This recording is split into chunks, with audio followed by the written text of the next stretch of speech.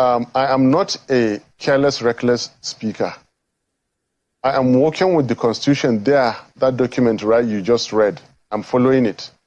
And I dare to tell you that swearing in Tinubu and Shetima is as good as swearing in the Nigerian army on 29th of May. If you swear in people that have not satisfied the requirement, you have, by so doing, ended democracy. The crisis I'm telling you now is that this, our democracy, is going to end by the way we are going. This democracy is going to end on the 29th of May, 2023. Please write it. Those are extreme, you know my those name. Are extreme thoughts. I am very, very happy to say it. You know my name. You introduced me. Yeah. Listen, don't stop. I will, because those are extreme thoughts. You know why? Because there are allowable language to be used on television, especially as it relates to our nation and the unity of this country. Put your question and let me answer you. Put your question. I know what I'm saying. If there is an official... If you breach the Constitution... But is it not left to the court to decide otherwise?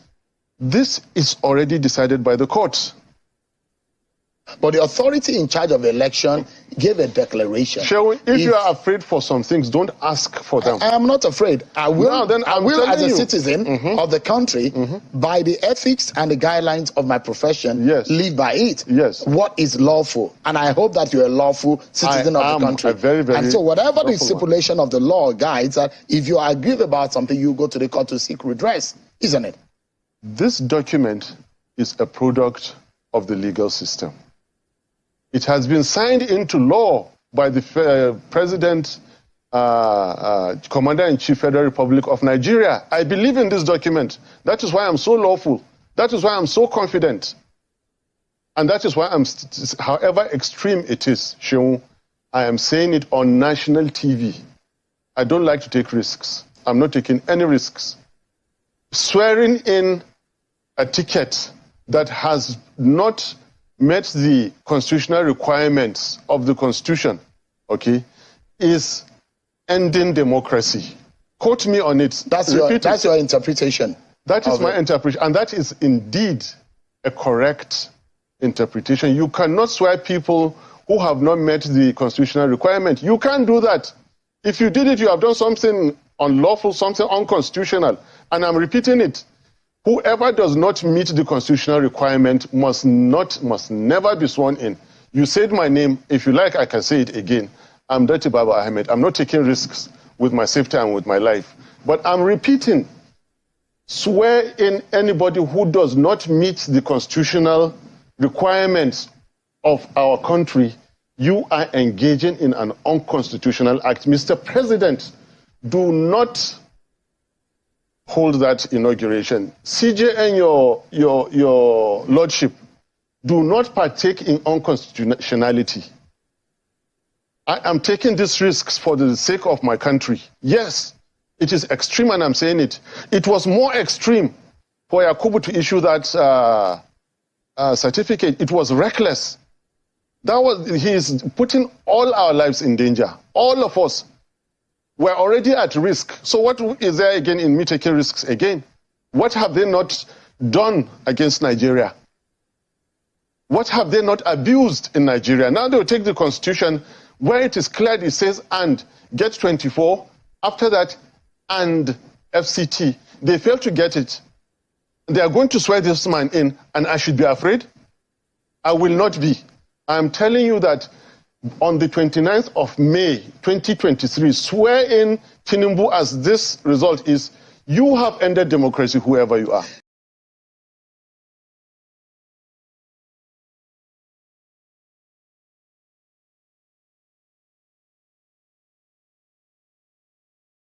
All right. Good morning, good afternoon, good evening to every one of you. I guess everybody can hear me. Thank you very much. I hope say this software now go misbehave today. How you guys doing, my people? It's good to be back here. Currently, we are live. We are how do I put this on? We're also live. There's 2 live currently going on now on Niger Watch. So help us to share this particular one, share this because this is live. The other one is a premiere. And let's talk about the things that's affecting you and I. Please press on the like button. Help us to share. Press. I can see a couple of people right there already on the comment section. Let me quickly acknowledge the people on the comment section and let's do this together. Thank you very much, my good people. I can see Promise Idubuze is already with us. Thanks for joining us. Happy Saturday to you. Happy weekend to every one of you right there. Sabovo Konga, thanks for joining us. Nikki Oko Ugu, thanks for joining us. Good evening to every one of you. Mofire, thank you very much for joining us. Miracle B, thanks for joining us. Mother of all, Mommy the Aspera, thank you very much, Mommy, for joining us. I can see Moses Cousin, thanks for joining us. Kate Igbenevo, I can see you. Thanks for joining us. Good evening to every one of you. Precious Asset Origins, thank you very much, my good people. Happy weekend to you all. Zillow, I can see you as well. Thanks for joining us. Ade Edobo, thank you. Good evening to you all. Fusa or 7 Gear, I can see you right there. Thank you very much for joining us. Obiajulu, thanks for joining us. Good evening to you all. Do your part, like and share, Merrick Imade, thank you very much for joining us. Good evening to you, Bill Igbinomba. Thank you very much for joining us. Priest Robert, I can see you right there. Father, evangelist, man of God, thank you very much, sir, for joining us. I appreciate it all. Angie Bright, thanks for joining us. Good evening to you. I want to be Ferdinand. Good evening to you, sir. Thanks for joining us. Kenneth J. Brown, thank you very much for joining us. Good evening to you. Good evening to every one of you right there. Jim Bamowo, I can see you. Good evening to you. Madam Bella Naomi, good evening to you, madam. Thanks for joining us. Amaka F4JB, thanks for joining us. Appreciate you. Thank you. Please do your part, like and share. Because 2 broadcasts is going on now, lots of people is on the other side on Nigeria Watch as well. But I believe that the other broadcast will be ending in the next 20 minutes. So they will join us here. I have Larry Obi. Thank you very much for joining us. Wadia Honors, thanks for joining us. Bless and Okafo. Good evening to every one of you, my good people. Samuel Okafo, I can see you as well. Good evening to you. Alabi Silvanos, thank you very much for joining us. Peace, Robert. Thank you. God bless every one of you. All right, we have more people. I have Movement of the People.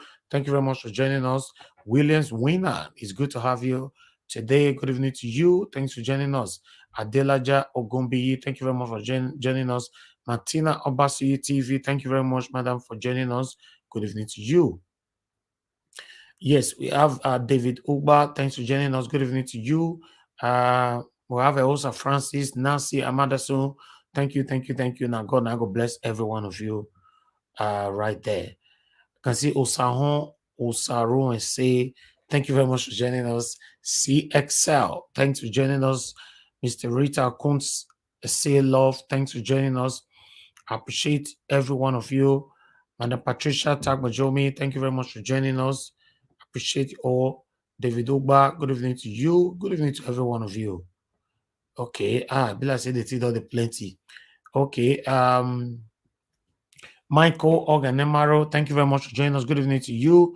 Osazel Morodion, thank you very much for joining us. June Ambaseki, thank you. Good evening, my good people. God bless you all. Happy weekend to every one of you. Evie Jack, I can see you. Oros Eyohai, thank you very much.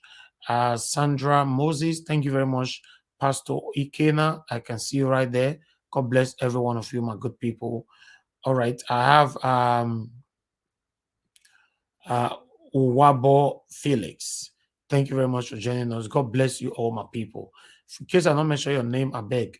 Understand it's not intentional. And now, as I take CM with this, my Google, that's why I take column. And we have Austin just joining us right now. Shinom So. Austin Shinom So. I hope I pronounced that your name well, Sha.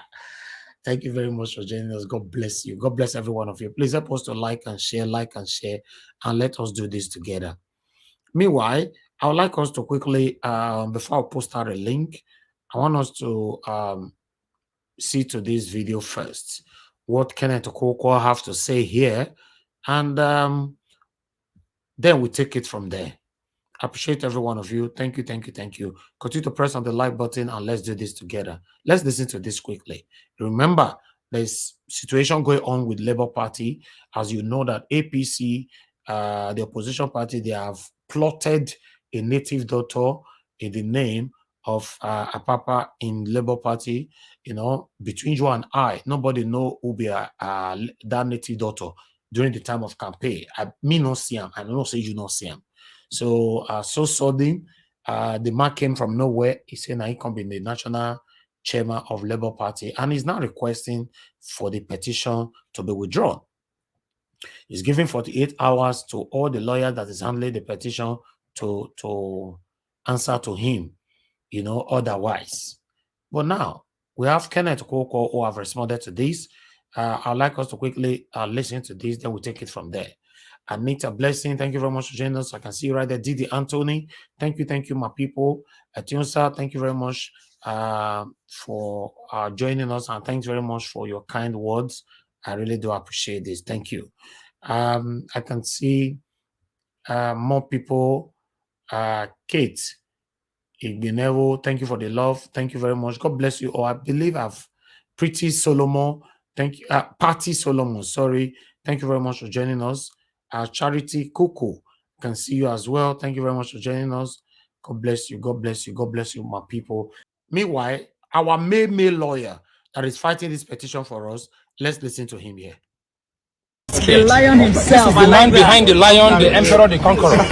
So guys, don't be scared. By the grace of God, please, let's say hi to them. As a matter of fact, you know, we have a very traditional profession. Yes. The oldest lawyer in the team is the leader of the team. Now, the oldest lawyer in our team now, in terms of the year of elevation to SAN, is Livuzo. So Livuzo is actually the leader of the team. Our Carlo is supporting him, and I'm also supporting him. So we're all working together, but in terms of who will take the ultimate decision. Guys, you can see how humble our leader is. So humble, so unassuming. Sir, we love you. Obedient across the whole world love you. And we are praying for you for utterance from above. Thank you very much, sir. Obedience, see you on Wednesday on the 17th. 17th, yeah. Thank you. So what happened in your son is going to happen. Amen. By the grace of God. Amen. We ask the Lord give you more wisdom. And we know people like you cannot be bribed. That's the good thing about it. So he's a contented man. Yes, we know you are a man who is a man who is out to ensure that, you know, Nigerians get what is rightfully theirs. Justice. So it is the justice we've been fighting for. And we believe with the likes of you and by Salivi, SLN, and the rest of the team, we hope and we pray that God gives you wisdom, and we want you to all know that the people are behind you. Because the voice of the people is the voice of God. Yes, exactly. Thank you very much. I'm from Borno, she's from Benue, Cross River, Delta, everywhere. Nigeria, we're all here. This is Nigeria. We're all here. Okay. All right, ladies and gentlemen, that is our senior lawyer, amongst others, that is handling the petition. That is the number one man right there. You know, he's already assuring Nigerians that don't worry. We all are going to smile at the end of the day. And surely, yes, I know that. You know, me, myself, there is something that I want us to talk about today. You can see our thumbnail right there. I must become a president of Nigeria. If not today, tomorrow will be. In fact, this particular one now does generate different kind of views, controversies. You know, since yesterday when Mr. Peter Obi talk, we are going to take it together, you know, but before that, I would like you to see the view of Arise, what they have to say about this. Then I will now go on the proper article, then I'll read it here so that everybody, because even you that is right here listening to me right now, you're also going to have your view over that statement. Unquote, I must become president of Nigeria, if not today, tomorrow. Okay. Let's listen to what Arise correspondent staff or whatever have to say now. Starting with this day, of course, the newspaper of record. Yes. Where the lead story today says, Peter Obi, I must become president of Nigeria. If not today, tomorrow. And the quote below the headline says, anyone who thinks I'm in transit is wasting his time. I'm not in a hurry to become the president. but I know it must happen. Did he actually say that? Well, he actually said it. It was at a book launch in Noka. I think the title of the book is Peter Obi, Many Voices, One Perspective. That was in in his home state of Anambra State. I think this is, there are two ways to look at this. Peter Obi is saying, I want to be the president. He has always said he's not desperate to be the president. But here he's been emphatic to say that if it is not today, I know that I must be president. But the flip side, through which people may want to look at it is he admitting that reality has done already and that a new president will be sworn in on May 29? Admitting what, Oga? What is he admitting? Admitting what? Anyway, let's move on, because as I was watching this video, I was not happy about it over the Arise analysis, but let's take it. Let's move on. A new president will be sworn in.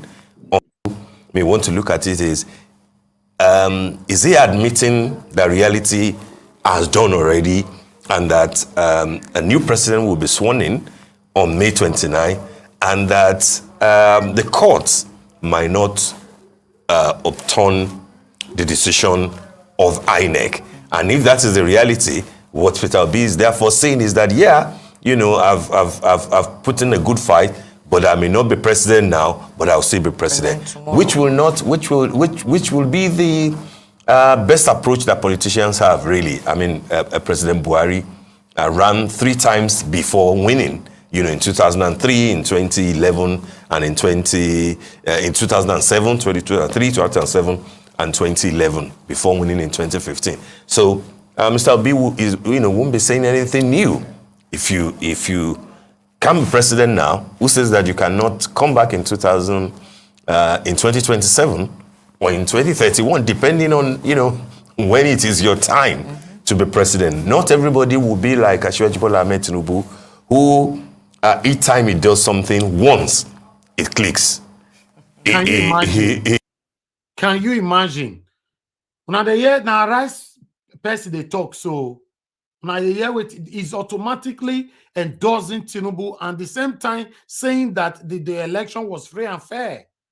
Say nobody will be like Bola Ahmed Tinubu. Each time he does something, it clicked. That means what the election clicked for Bola Ahmed Tinubu. Now you see the way these people, all of them, they expose themselves, right? Let's move on. Each time he does something, like Asiwaju Bola Ahmed Tinubu, who each time he does something once, it clicks. He ran to be senator in 1992. It worked. He became a senator. He ran to be governor in 1999. He became a governor. The only time he ran to be president is now president-elect and will be sworn in May 29. Not everybody will be like that. Together. One moment, my people. Please press on the like button and help us to share. Please also press on the $sign. Support us, what we do here. Fosa Selling Gear, thank you very much for the super chat earlier on. God bless you. I appreciate you always. Guys, we currently have 177 likes and we have about 500 or something people watching us. We are streaming from only one platform right now, but I'm going to be adding other platforms to it shortly. Please continue to press on the like button and let it, at least we should be having a minimum of 300, if we have to compare to the visibility that we have. Please press on the like button. We currently have 185. It's still counting. Continue to press on it. God bless you all. Let's take this together quickly and read this together. It's quite long though, but let's see what I can do. Okay, here you go. That is what we have here. This is this day, right? Okay. Peter Obi, okay, I must become a president and all that. Okay, let's move on. Anyone who think I'm in transit is wasting his time. I'm not in a hurry to become the president, but I know it must happen. All right? Okay, Labour Party candidates. In the February 25th presidential election, Mr. Peter Obi declared yesterday that he must become Nigeria president, notwithstanding the declaration of Bola Tinubu of the All Progressive Congress as president-elect by the Independent National Electoral Commission, INEC. after Tinubu was declared winner of the poll with 8 point something, blah, blah, blah. I don't really want to go there. Let me look for our principal's quotes. Okay, speaking during the unveiling of a book, Peter Obi, Many Voices, One Perspective. That is the name of the book. The book is called Peter Obi, Many Voices, One Perspective in Akwa, Anambra State. Obi expressed optimism about still becoming president and declared that he was not in a hurry to achieve the dream. The LP presidential candidate declared, unquote, anyone who thinks I'm on a transit is wasting his time. Let me tell you, I must be the president of this country.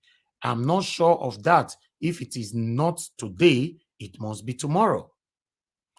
Then he continues, unquote, other people who want to be should come and tell us what they want to do and how to do it. This is my country. I don't have dual citizenship. If anyone thinks I'm going to run away from Nigeria, they are lying. I have 3 engagements in Anambra and Lagos yesterday. I will be speaking in Lagos tonight. We will not leave Nigeria. I'm not in a hurry to become the president, but I know it must happen. The former Anambra State governor said he was more concerned about the process that brings leaders to office and not who the leaders is. Obi added that he was not struggling to free Nigeria from bad leadership for the elite alone, but for every Nigerian. He added, unquote, for 3 years, I was in court in Anambra State to reclaim my mandate just to challenge the process. Many people tried to discuss me, but I said, even if the entire 4 years tenure elapsed for us to prove a point and correct the process, I will be fulfilled. He continued, my argument is that let's do what is right. I always tell everyone that I will not give people money to do the wrong thing. I've been the chairman of the committee, TED Fund Committee, and Professor Yakubu Mahmoud was my member. We know ourselves, but when he became INEC chairman, I've never met him. I told him, you are an umpire. Just do what is right. That was before the election. If you have the chance to do the right thing and you insist on perpetuating anarchy, then it will consume everybody one day. I insist what we must do the right thing. Okay, continue. I was at an event yesterday, Thursday, in Abuja, and it was for the World Food Organization. I listened to a report that stated that Nigeria will face intense hunger in years to come. It is Nigeria that will face hunger, not Peter Obi. Wow, I like this. I really like this. I talked about this yesterday, Abi. I don't know whether I remember I talked about similar thing like this yesterday. Say Peter Obi is doing us a favor. We are not doing him a favor. It means that whatever that happened in Nigeria today, Peter Obi can take his wife and children and walk away, and forever Peter Obi not go hungry again. I talked similar thing yesterday, just yesterday. Let me take this paragraph again. I listened to a report that stated that Nigeria will face intense hunger in years to come. It is Nigeria that will face hunger, not Peter Obi. Wow. Anyway, let me continue. The report listed Borno, Adamawa, Yobe as the states that will be worse hit. But those 3 states put together are 5 times larger in land mass than Israel that export food. But Nigeria cannot feed itself. Also speaking, the chairman of the occasion and traditional ruler of Onitsha, Obi Alfred Inameka Achebe, in his speech expressed hope that Obi will reclaim his presidential mandate. Achebe said, I was still a new traditional ruler many years ago when I was invited to a meeting where some monarchs were trying to settle a matter between the then Anambra Governor Chris Igige and Obi over governorship tussle. I was a new traditional ruler, So I was just listening to the conversations. Obi did not attend the meeting, but his representatives said Obi sent a message that he is more interested in knowing the truth and ensuring that the process is credible next time, that he was not willing to back down, even if it meant remaining in court, even after the tenure. Okay, although this is long, it's very, very long. I think I will stop it right there. Let's focus on that particular paragraph that is a lot of people are currently debating on. Meanwhile, I have two responses here from Nigerians who responded to how Arise interpreted it. Okay, one is here from Martin Girard. Said Obi is referring to the ongoing tribunal. It will surely end with Obi proving to be the winner of the February 25th election. Why the other one here, this one is from Faith Restoration Mandate. He said, put your media narrative right. Peter Obi is referring to the legal process. That's his best strategy for the regaining his mandate. It has happened before and it will happen again for him by God's grace. Why the last one here, I only picked three. From Henshila. He said, this presenter, Steve, should stop misleading Nigerians on Obi's matter. He speaks in a cunning and annoying manner. His campaigns against Peter Obi and support for Tinubu and his evil, whatever. We didn't get the full total statement there. But meanwhile, I don't know what you guys think about this. And also, when I know, say, the Senate, where they zone right now, whether we like it or not, Tinubu is already putting people in offices and all that, right? He's doing that. So it's now, by God's grace, with our efforts, the judiciary and all that, to pack all of them like sardine, throw away them from the position. But at the moment, we got to say it how it is. People are already occupying one or two positions. So let's start with the Senate. With the zoning of the Senate, now, according to the deliberation that is currently going on and dissatisfaction that is currently going on right now, it shows that 85% of the people in the Senate are Muslims. Which, for me, I'm not against any religion or tribes or whatever, but when you balance it when it comes to the matter of Nigeria, it's fine. But when you make it 85% or even 90%, that means you have a mission. And there's also that speculation that is currently going on right now, how they want to try to Islamize Nigeria. Remember, these have been going on for a while. But we don't know these people. We don't know their plans. You know, people who started by having a Muslim ticket, you don't know what they want or how they want to eradicate Christianity in totality in this country. Yes, you don't know. I don't know. But there's speculations going on, and with their actions, it looks like the truth or the reality is gradually coming out. For you to zone all the important position at this particular moment to important people, I don't know what is happening. But meanwhile, let's come here. Let's quickly listen to what this man have to say here, this priest. Fellow great Nigerian citizens, Nigeria is descending into darkness. The idea that a Muslim-dominated Senate will be passing a law to regulate Christianity, not all religions, so Christianity, under the pretext that Christian leaders are radicalizing our children, is an insult to the integrity of millions of Nigerians who know for a fact that the religion that has been radicalizing our youths, that has been turning our youths to murderers, that have turned these murderers in perpetrating unspeakable violence and brought death to us, is not Christianity. The idea that a Muslim dominated Senate will be passing a law to regulate Christianity is an insult on the democracy that brought them there in the first place. It's an insult on freedom of expression. It's an insult on freedom of speech. It's an insult on freedom of worship.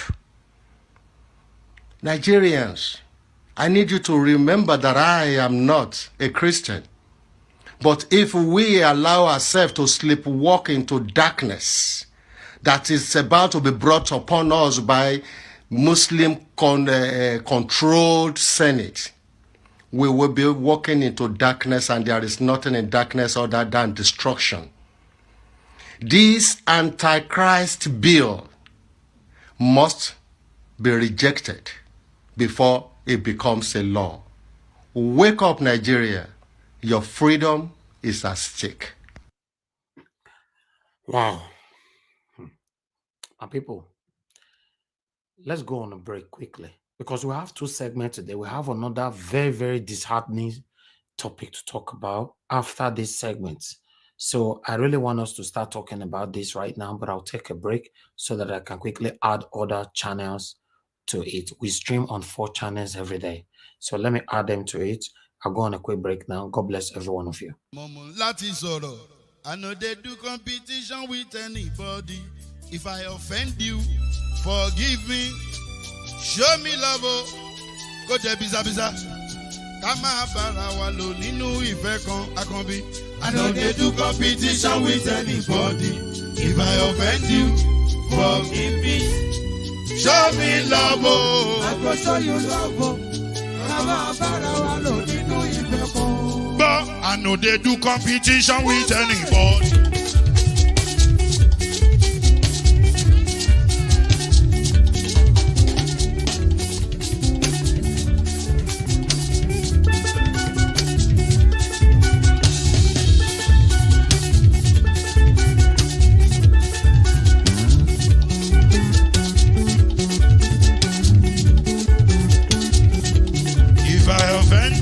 Forgive me, show me love, I go show you love. Kama bara wa lo ninu ife kan. I know they do competition with anybody. If I offend you, forgive me. Show me love, I go show you love. Kama bara wa lo ninu ife kan.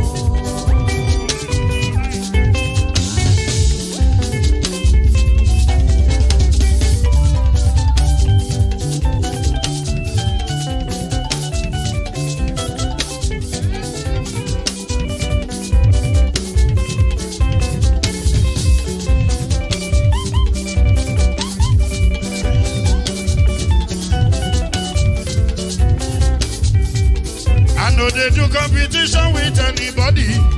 If I offend you, forgive me.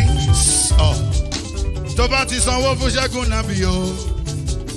Ẹ fẹ́ jókù. Alákọ̀bí. Ṣẹ́gun Nàbí. Alákọ̀bí. Sábà mẹ́la. Anybody. Anybody? Any bobo. Anybody? Mo ló ń folú, ó gbà mí bó ṣe rí mi láti finishi. Délé mo ló ń folú, ẹ jẹ́ ń sọ̀rọ̀. Délé o.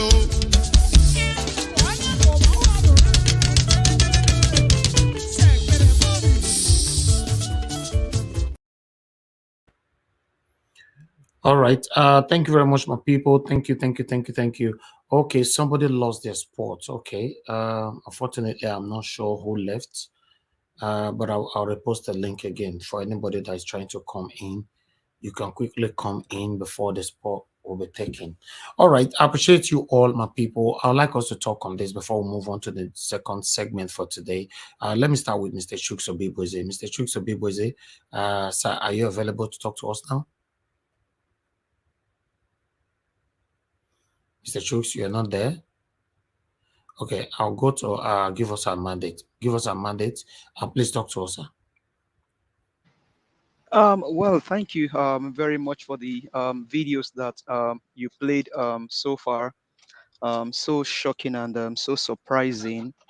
It's just surprising to see what is happening in our nation today, and people are keeping silent and keeping quiet. I mean, the last video should possibly get people, but people are trying to keep silent about the whole situation. But reality is beginning to dawn on us as a nation. I think I make it clear on this, even on this channel, that even the Muslim ticket in the first place will scare us as people. But and then about Peter Obi, what he said, wonderful submission there. We'll just further, we'll just continue to watch and see how this whole thing plays out in court. The right thing will be done, and he get his mandate back. I think for now, I'll just leave it there for the next person to go.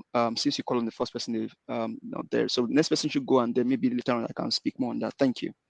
Thank you. Thank you very much. Okay, Mother Patricia, please talk to us. Thank you.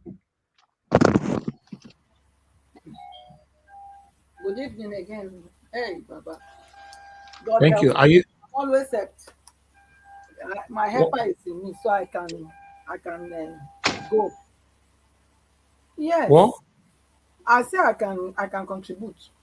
Okay. Okay. Go ahead, Mother. Thank you. By God's grace. Wow. You see, they say now fly when not the year word. Now they follow dead body enter grave. It's a shame, and it's a pity. At the same time, it's a slap on the face of many of us who has been pointing to this direction, that Nigerians should wake up, that they should do the needful. This fight about Islamizing Nigeria, it's not just starting. I don't know why these so-called senators of South and Southeast, I will even say, no, I will not mention Southwest, because why? Sorry about that, Mr. Elvis. Let's call a spade a spade. Okay? Because as we speak now, Nigeria is divided. We cannot lie to ourselves. We can't lie to ourselves. We can't continue to deceive ourselves. This fight about light and darkness, evil and good, Muslim and Christians, in that Nigeria has been ongoing.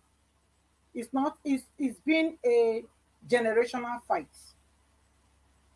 But ironically, which is where I am very, very disappointed,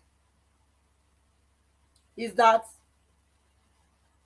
the same people that brought this thing, Christianity, to us, they betrayed us. They betrayed us because when in the amalgamation of Nigeria as a country, there was a lot of things that happened. A lot happened. The Muslims, the Northerners sworn at that time that if the power was to be given to the South, they will drive the South to the ocean. They will make everybody drown. And that is what we are seeing playing. And therefore, the colonial master was tied, hands were forced to give them the power. And that's how we've seen the suppression, oppression of killing of all our giant men in the South. Are you not surprised, Mr. Elvis, that we don't have great people in the South? What do you think happened to them? They eliminated them. Exactly. They killed all of them. These are the handwork of the Northerners, aided by the Fulani men, which they brought in to try to suppress us.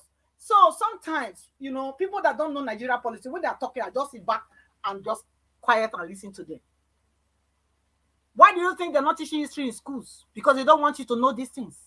But I am old enough to know. I was born in 1964. I wasn't a child. When the war started, I can remember what happened. And I know what happened. So what we are going through, what we are seeing, they have been signed. Look, when I see all these stupid Kayamo, stupid Wike, and Obaseki and all these Oshomole and the rest, Okowa and the rest, supporting these evil satanic people. They are blind leaders leading their people to the slaughter. That's what they are. And they are not fit for that position. It's a shame that a Muslim ticket came up. Even as many voices that cried against this thing, they still allow them. Now, so do you mean I should be tying my head in Nigeria? You rather kill me. It will never happen. That's why Obi must be the president of Nigeria. That is why. If we have to give our blood, I will. I am not going to take it. I am not going to take it. If it happens, I will come. Is it not? May we carry gun, Abi? We go carry the gun. We're gonna fight the fights. Listen, they better just be ready for what they are looking for. You cannot kill a dead man. I am dead already. You can't kill a dead man. So, all this they are doing, all the shenanigans they are doing, the judiciary, I still want to send you a last warning. Because if you think when you finish, you collect money, you enter your house, you sleep like normal, hey, it will not happen. It will not happen. It will not. It will not. Don't deceive yourself. We are praying for you and we continue to pray for you people that God will give you strength, protect you against this evil and wicked or reasonable men for you to give the right judgment. We know what they are planning. So please, do the right thing. Never be afraid. Look, I'm telling you that I am ready to give my life. Look, this is something going worldwide. I'm not just saying it, I mean it. I've been saying this since I was a child.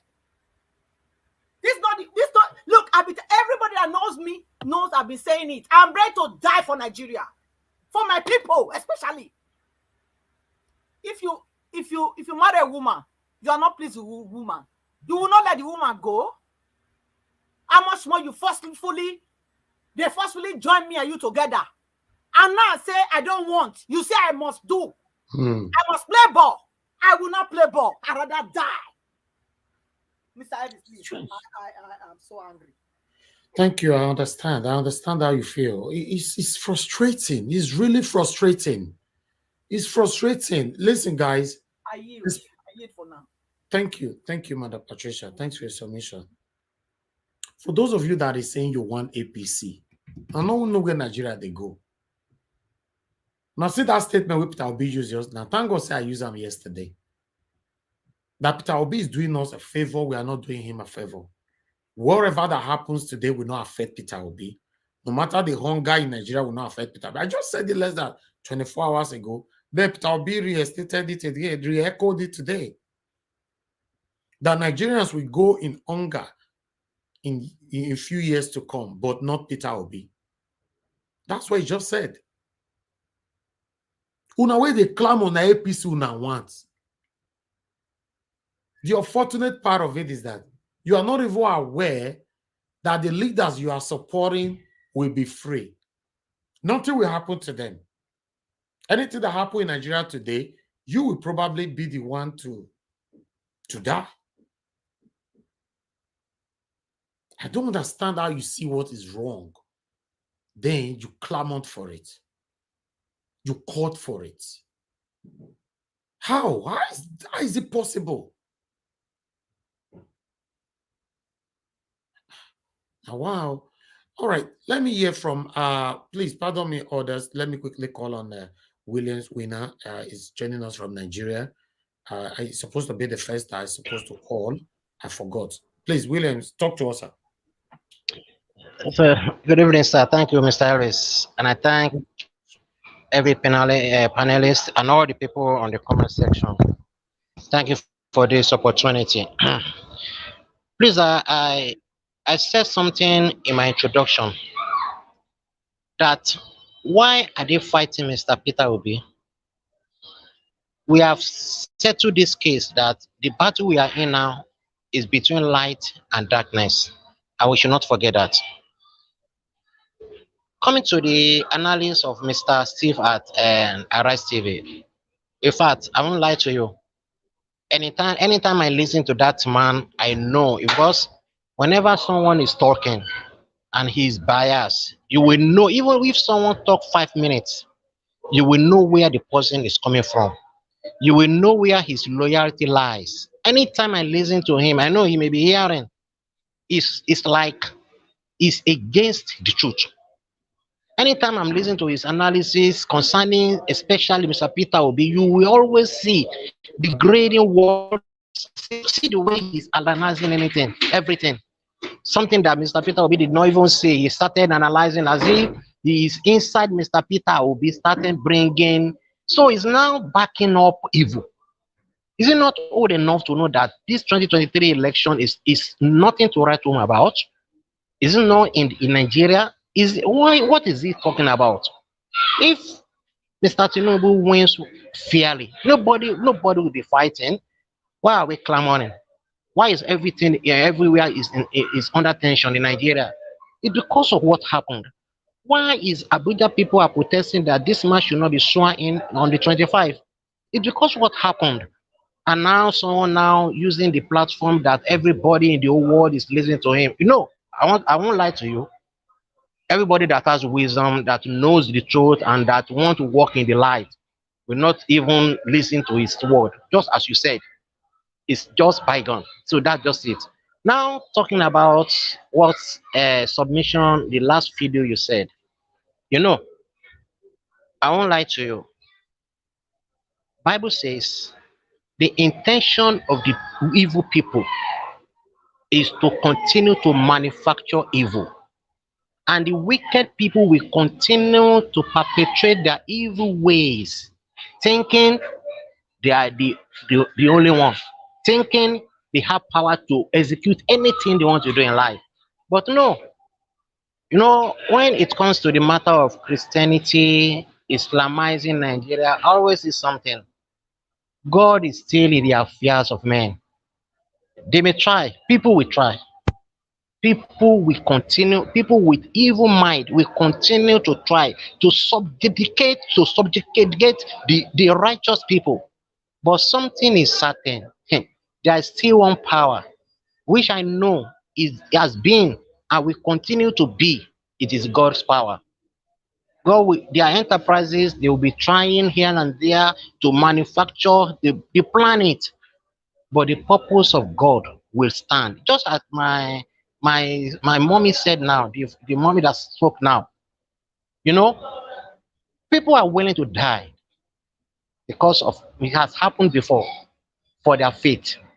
The wicked, we cannot say the fish will not swim. You can't hinder the bird not to fly. You can't hinder the wicked people not to continue to perpetrate their evil way. That is their way. That is what they know. Talking about the Muslim ticket, can you even be talking about it? They have a plan. All things that is happening now, they have a plan. It has been written before. It's a script they are playing now, but they always forget something. That there will be a day in one's life that everything they were planning, they were putting on motion. The power that will stop it, they too will not even know what will happen. Coming to Mr. Obi's statement, you know, it's like we easily forget and we can't easily look in depth about this man because he's simple, because he's gentle. When he spoke, at times he's speaking a parable, saying, I will not relent. I will be a president of Nigeria. If it is not today, it may be tomorrow. He is a man that have determined that I'm not giving up. And he has told us, that's why I say maybe we are forgetting. He has told us that it's not going to be a marathon. It's going to be a sprint. It's going to be a very long journey. These people, they have rooted. Can't think about it now. Years of frustrating people, years of perpetrating evil, years of making people to be under starvation, and now we want just to uproot them within 9 months. No, it's not going to be easy. But I know it's going to come to pass. Why are they fighting him? Why are they trying to pull him down? I listened to the press release of that Mr. Apapa. Have you, I know Mr. Elvis and every one of us here, did any one of us see this man during the campaign? When we campaign for the whole city of the whole state in Nigeria, even additional going to the, did you even see him at all? And now someone now comes to say, I'm now the chairman, and all the lawyers come and give him the of going on. It's now the man on the steering. He started, it's just a laughing matter. They were a joker, they were a clown. And I want you to know it's not going to be easy. My own submission is that we should keep on saying the truth. They are listening to us. I always say that. We should keep on saying the truth. It's not going to be easy. But I know the truth is the only weapon that will defeat the lie they were doing. They will bring out many propaganda. You can see what has happened about 2-3 weeks ago or months ago concerning our principal. But is he standing? Is he going here and there? How many of them, the presidential people that say they won, are free as he is free? I saw yesterday during a submission where he went to Baby Pagasan. You can see just a minute they gave to him. Everywhere was electrocuted. Everywhere was electrifying. For him, anywhere he went to, people are making him presidential already. So that is my submission, that we should not give in. There are going to be more, I'm telling you, and he's ready. He is a man that is worthy of following, is worthy of, you just keep on praying for him. And every one of us, we should not lose hope. Last about 3 days ago, when we are talking about, and when one of our brother came to the show, started talking that it's not appreciative, it's not, I say, people, this our principal knows what he's doing. We should not, and I really thank God after everything, we now realize that it needs more of our prayer. He too is passing many pressure. If we can complain, he can be complaining about the pressure we are passing through. We are not Peter Obio. If we can be complaining, what about him? The whole country is always looking for him. Everything is about Peter Obi. Everything is about Mr. Peter Obi. Everything is about Mr. Peter Obi. It's mean there's something there. There's something they were not having. They were trying to pull him down. But when he said, I will not relent. And we should take note of something. At times, when things have been happening in one's life repeatedly, we normally take it as a norm. That is how it should be. But there's something about this man. He always changed the trajectory of everything. Take for everything they have been saying. There's always the first time for everything. That is how we should be looking at it. This man, just everything happening around him, just within a 6-9 months, the political situation changed. Someone wrote that for years that Atiku have been losing election, he never appeared in the court. But this time around, because of Mr. Peter Obi, he appeared last maybe about in court. Why? Mr. Peter Obi is changing the trajectory of everything, and we should depend that something is going to happen. Something that we were saying we are going to be amazed and say, what is it? Can this happen in this country? Yes, there is the first time for everything. So that's where I want to stop. And I believe in we should not give up. We should keep on fighting for this nation, Nigeria. Thank you. That's a plan for this nation. Thank you very much, sir. God bless you, Williams, for your submission. God bless you. I really do appreciate you. You see, our people, it's not what you can see. Oh, it's deeper than what you can see. It's deeper than what you can see. The only reason you see that we're on every day, the only reason you see that I can't sleep, you can't sleep, nobody can sleep, the only reason you see that many of us are worried over the future of our country is because Peter Obi is an Igbo man. You know, say whenever I talk most of the things where they talk for here, some of them are not a quick get time, right? Just the statement I made yesterday, Peter Obi already talking about it today. Most of the things I've talked about from the beginning, I said INEC cannot be trusted, right? Yes. So I'm telling you guys again today, write today's date down. Everything that you and I is facing today, the prayers we are praying, the effort we are putting in, the reason why we are facing these difficulties to make this happen, it's all because Mr. Peter Obi is an Igbo man. Nothing else. Nothing else. I pray to God Almighty to hear our cry this time. Sorry, Yes, ma'am. I'm not interrupting you. Mr. Peter Obi is an Igbo man.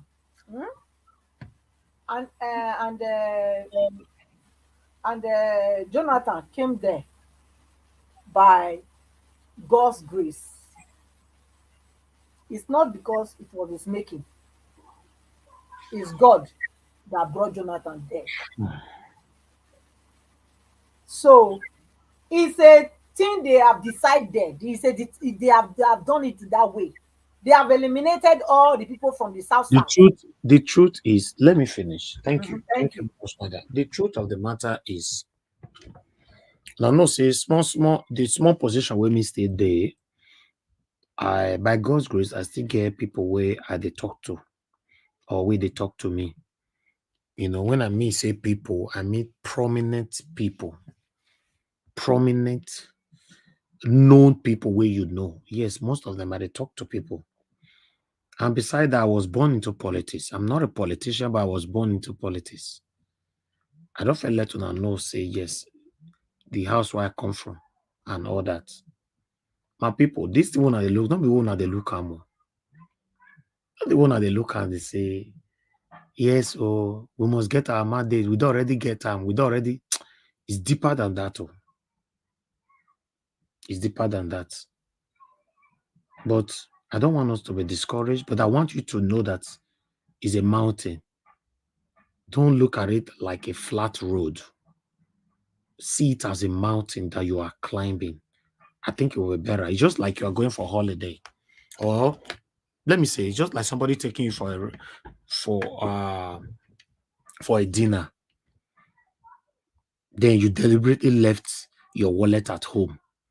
Deliberately, or not because you forget, deliberately, because you believe it, because the person tell you, say, how far now? Guy, might take you out, more go eat. You leave your wallet because a person say you want to take you out. In most cases, you'll be disappointed. There's what we call contingencies. Plan ahead. Put things in place in case any eventuality, any disappointment, you'll be able to rescue yourself out of it. It's deeper than what we can see. That's the best I can say for now. It's deeper than that. But what I will use to finish that before I call on the next person is that it is either now or never. It's not up to you to digest that. Yes. Okay, Elvis, if they don't do it by now, the whole thing is, like you've just rightly said, is pointing to different directions. Some of us will, like you rightly said, we have some few people who speak to our ears. Only not everything you can vote, verbally in the public domain like this. But there's one thing I want to tell you. If they make that mistake with Peter Obi, now, I'll tell you, the east of Nigeria is gone. Let's watch. Let's continue. Thank you very much. I know your fear. I know you are disturbed. For the good of Nigeria. It's not for your own self. Yes, I cannot lie to you. I am. I'm a human being. In fact, I'm extremely disturbed. It's not the way people are looking at this. Let me just mention some few things, Mr. Evisa. You know what we are facing now? We are facing two people that is now revoking the daunt upon Nigeria. And that is the man we call Shetima, who Turubu has taken as a vice, and El-Rufai. These are the people tormenting Nigeria right now. They work on the whole thing. They have their homework done, but they've forgotten when the Fulani fight came before. All right, sir.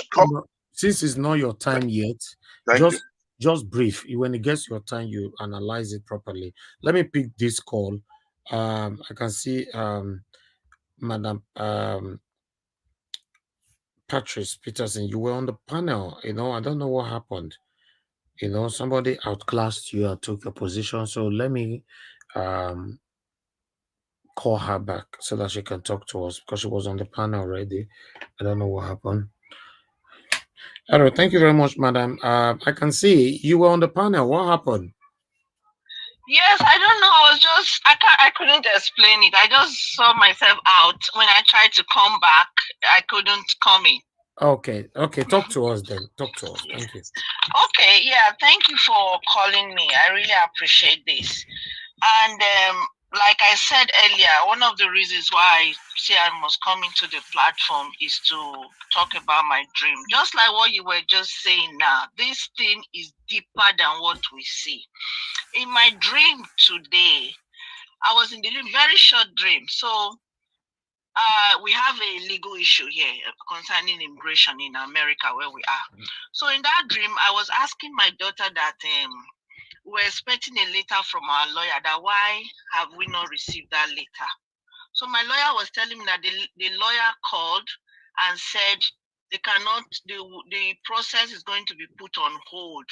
And I said, why? Why would the process be put on hold? He said, because of Elon Musk. Elon Musk called that they cannot go through that process because he's so interested in a mineral in Nigeria. I said, what has got Nigeria to do with what we are doing here? He said, that's just what the lawyer said, that they cannot go through that process because of Elon Musk. Okay, which mineral are they even talking about? He said, because they discovered lithium. There's a mineral called lithium in Nigeria that is for the electric car battery production. So I now jumped up from my bed and I said, no, this cannot be. And I said, I was now praying that every weapon that this man wants to use to halt this process we are going through must stop. Then I woke up. So that got me thinking, and I said, let me research a little about this mineral.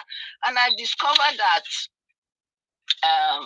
1 minute, I discovered that China is fully in Nigeria, partly because of this mineral.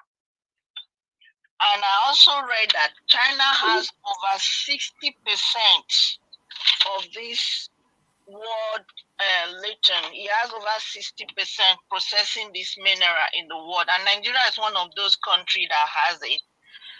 Kaduna State, they have a lot of them in commercial quantity in Kaduna State. They have them in Borno State. And that's why the Boko Haram, this bandit is there. Kogi, Nasarawa, Kogi, Kwara, Ekiti, even Cross River. So, and China was given, they gave a Chinese company in I think 2021. The company is called MXMS, is China Mixing Mineral Separation Nigeria Limited, to build a processing plant for that company that will be manufacturing these batteries for electric vehicles on January 2021.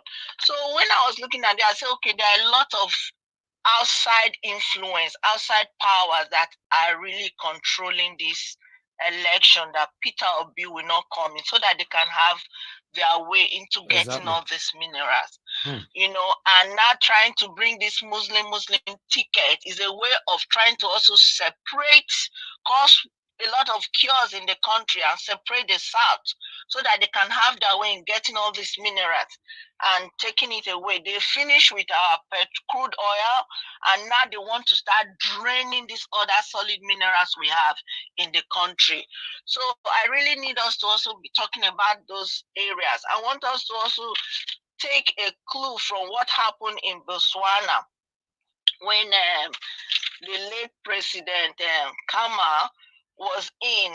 You know, when he came, all the solid minerals, when the expatriate, the British people were taking, they had an agreement. Anything taken from this country will have 70% of it. That was what they used to develop. So this thing is not that we're going to eat our solid minerals, but the leader has to negotiate with all these foreign people that are coming in. But because they don't want that kind of negotiation, they want to steal this product. So they don't want any good leader to come. They want to be taking it free of charge.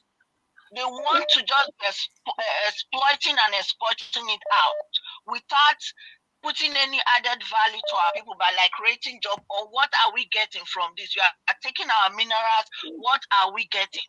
The northerners and all these politicians cannot even negotiate such thing. If they do, every other thing will be going to their pocket, not to the development of our country. Thank you. So I want us to look into that area, please. Thank you. Thank you for Thank this you for information. calling me back. Yeah. God bless you, madam. You're welcome. Mr.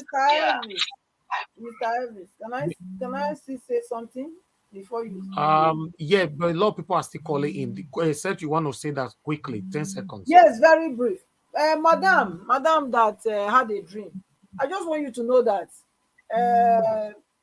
this thing has been going on, and many people know. I know, and the things that you talked about, even the gold. There are many gold and platinum found in North. They are claiming it is belong to individuals. It's not belonging to the state or the Nigerian government. It's only what they find in the South that belongs to Nigeria. Everything they find in the North belongs to a particular person. Okay, see this topic, I think I'm supposed to be talking, Abi or Guy Elvis. Who is talking? Madam Busy Brain. Yeah, I'm a bit frustrated. You know, this is a topic that I want everybody to understand that Nigeria is not fighting. Nigerians are not fighting against Nigerians. There is an international dimension to all this. And when we bring religion or tribe, we are dividing ourselves. Let me tell you, the North are so impoverished compared to what the South. At least we can see more Southerners on the internet, on cyberspace. Exactly. Do you see any Northerner? Do they have it? The most they have is maybe a transistor radio. They have kept those people impoverished. They don't want them to know their rights. They don't want them educated. Why do you think that Peter Gregory Obi the Rock is always emphasizing on the North? Because once the North is liberated from the pit of ignorance, then they will come into their full inheritance, and they'll be able to play rightfully for those Northerners that are literate.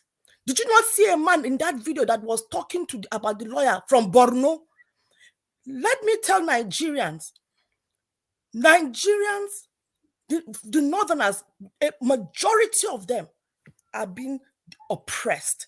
They are living in abject poverty. They are the ones that are the poverty down there. You will be amazed. And because it is a feudal society, They give reverence to those who are enslaving them and impoverishing them. That is why they need to be educated. Peter Obi, in all his campaign, he stresses it, and they hate it. When he came out and was talking about it after the elections was taken away from him, this useless. I mean, I came across a tweet by this guy's daughter. What's his name? The one that is also claiming to be running for the presidency from Adamawa, insulting my president. That how dare he's looking down on the North. What nonsense! The truth needs to be said. They've impoverished and raped the people. All these minerals that you are calling about, are you not seeing how many people, all these places that you are seeing that this insurgents?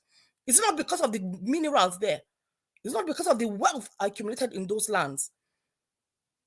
Do they know? Are there not no Muslims in the Borno, in the Kaduna that they are killing, in Plateau that they are killing? Are there no people? Are there no Muslims there? It is down to their own need. The elite, the elite few. When you talk about the mineral in the south, don't you have leaders who are also in the federal capital? Don't you have them? Are they fighting for you? Are they fighting for you? Then you come and say the north. It is the elite. The average northerner is suffering like you and me. The average southerner is suffering like you and me. Madam Busybreed, let me just say what I mean. I'm not attacking the north. What I'm attacking is the fact that when you find when the northerners, the elite in northerners, the people in power, okay, find minerals. We need to qualify. We need to qualify. Yes. Yeah, but Mother Patricia, this is the right. This is the first time you are saying it in the proper way. You said the people in power, the elite. But before you were saying the northerners. Yes, I'm against that right from time. Me too. I'm very against that. Be specific. Yes, sorry about that. I meant when I mean the northerners, I was saying about the oppressors of the Nigerians. Okay? Whether you are from the north, you are from the south, you are from the west, or from the east, as long as you are among the oppressed, okay, which means I'm speaking to you. When the so-called elites that are in power discover, when they say they found minerals in the south, yeah, it is a Nigerian thing. It belongs to Nigeria as a country. But when it is found in the north, it is owned by individuals. That's what I'm saying. And then so the pushback should come from all of us, and equally the elites from the south, to say, look, you've pledged our own. When it was oil from the south, it was Nigeria. Why is it now? We are Nigeria. We benefit from anything that is in Nigeria. Let me tell you, go to Plateau State. Plateau State was before oil came. That was where tin, and that time tin was the in thing. That was the mineral. Do you know how the topography of that state is right now? Do you see the mines, how they've destroyed that land? But nobody's talking from the plateau. Nobody's talking. We are Nigerians. At the end of the day. So is it not for us now to stand up and speak out? What is, if we claim, if you want us to be Nigerians, then the salt that is found in Nasarawa is for Nigeria. Then the oil that is found in the south, in Delta, Port Harcourt, is Nigeria. Then the lithium that is found in Borno and wherever is for Nigerians. That is the reason why they want to divide us. That is the reason why they are bringing Madam, sorry, let me just quickly give you. The lithium is more unjust than any other part of Nigeria, if you don't know. And that is where I'm from. That's why they're killing everybody. And it is a predominantly Christian land. But I'm not going to come here and tell you. I will tell you firsthand what people in Plateau State have experienced for the hands of the Hausa Fulani. But I am never going to stand here and tell you that the Hausa Fulani should. I'll never vilify them, because it is not them. It is the elite few. It is the elite amongst them. And it is not just the elite. Even within all tribes that call themselves elite, they are part of it. What I'm saying, the common man on the street, me and you, we need to bound together, whatever our religion. That man came up. To be honest, when Oga Elvis put him on the screen, I was thinking, is this Babalawo's relation? Because he was looking like Babalawo, holding a horn to his ear. He came to give us the news about how they want to turn Christian Nigeria into a Muslim nation. It is something that we've been hearing for a long time, but I want us to be conscious that it is a narrative they are using to divide us, to divide and conquer. They tried using the religion. But you can see that a lot of Nigerians are rising up. I mean, they tried using ethnic group, but we've got people that are pushing back on that. And religion is a very sore topic. A very sore topic, is a very, very sensitive topic that you will find that in a family, in a household, there are Christians and Muslims. And that is very, very dangerous.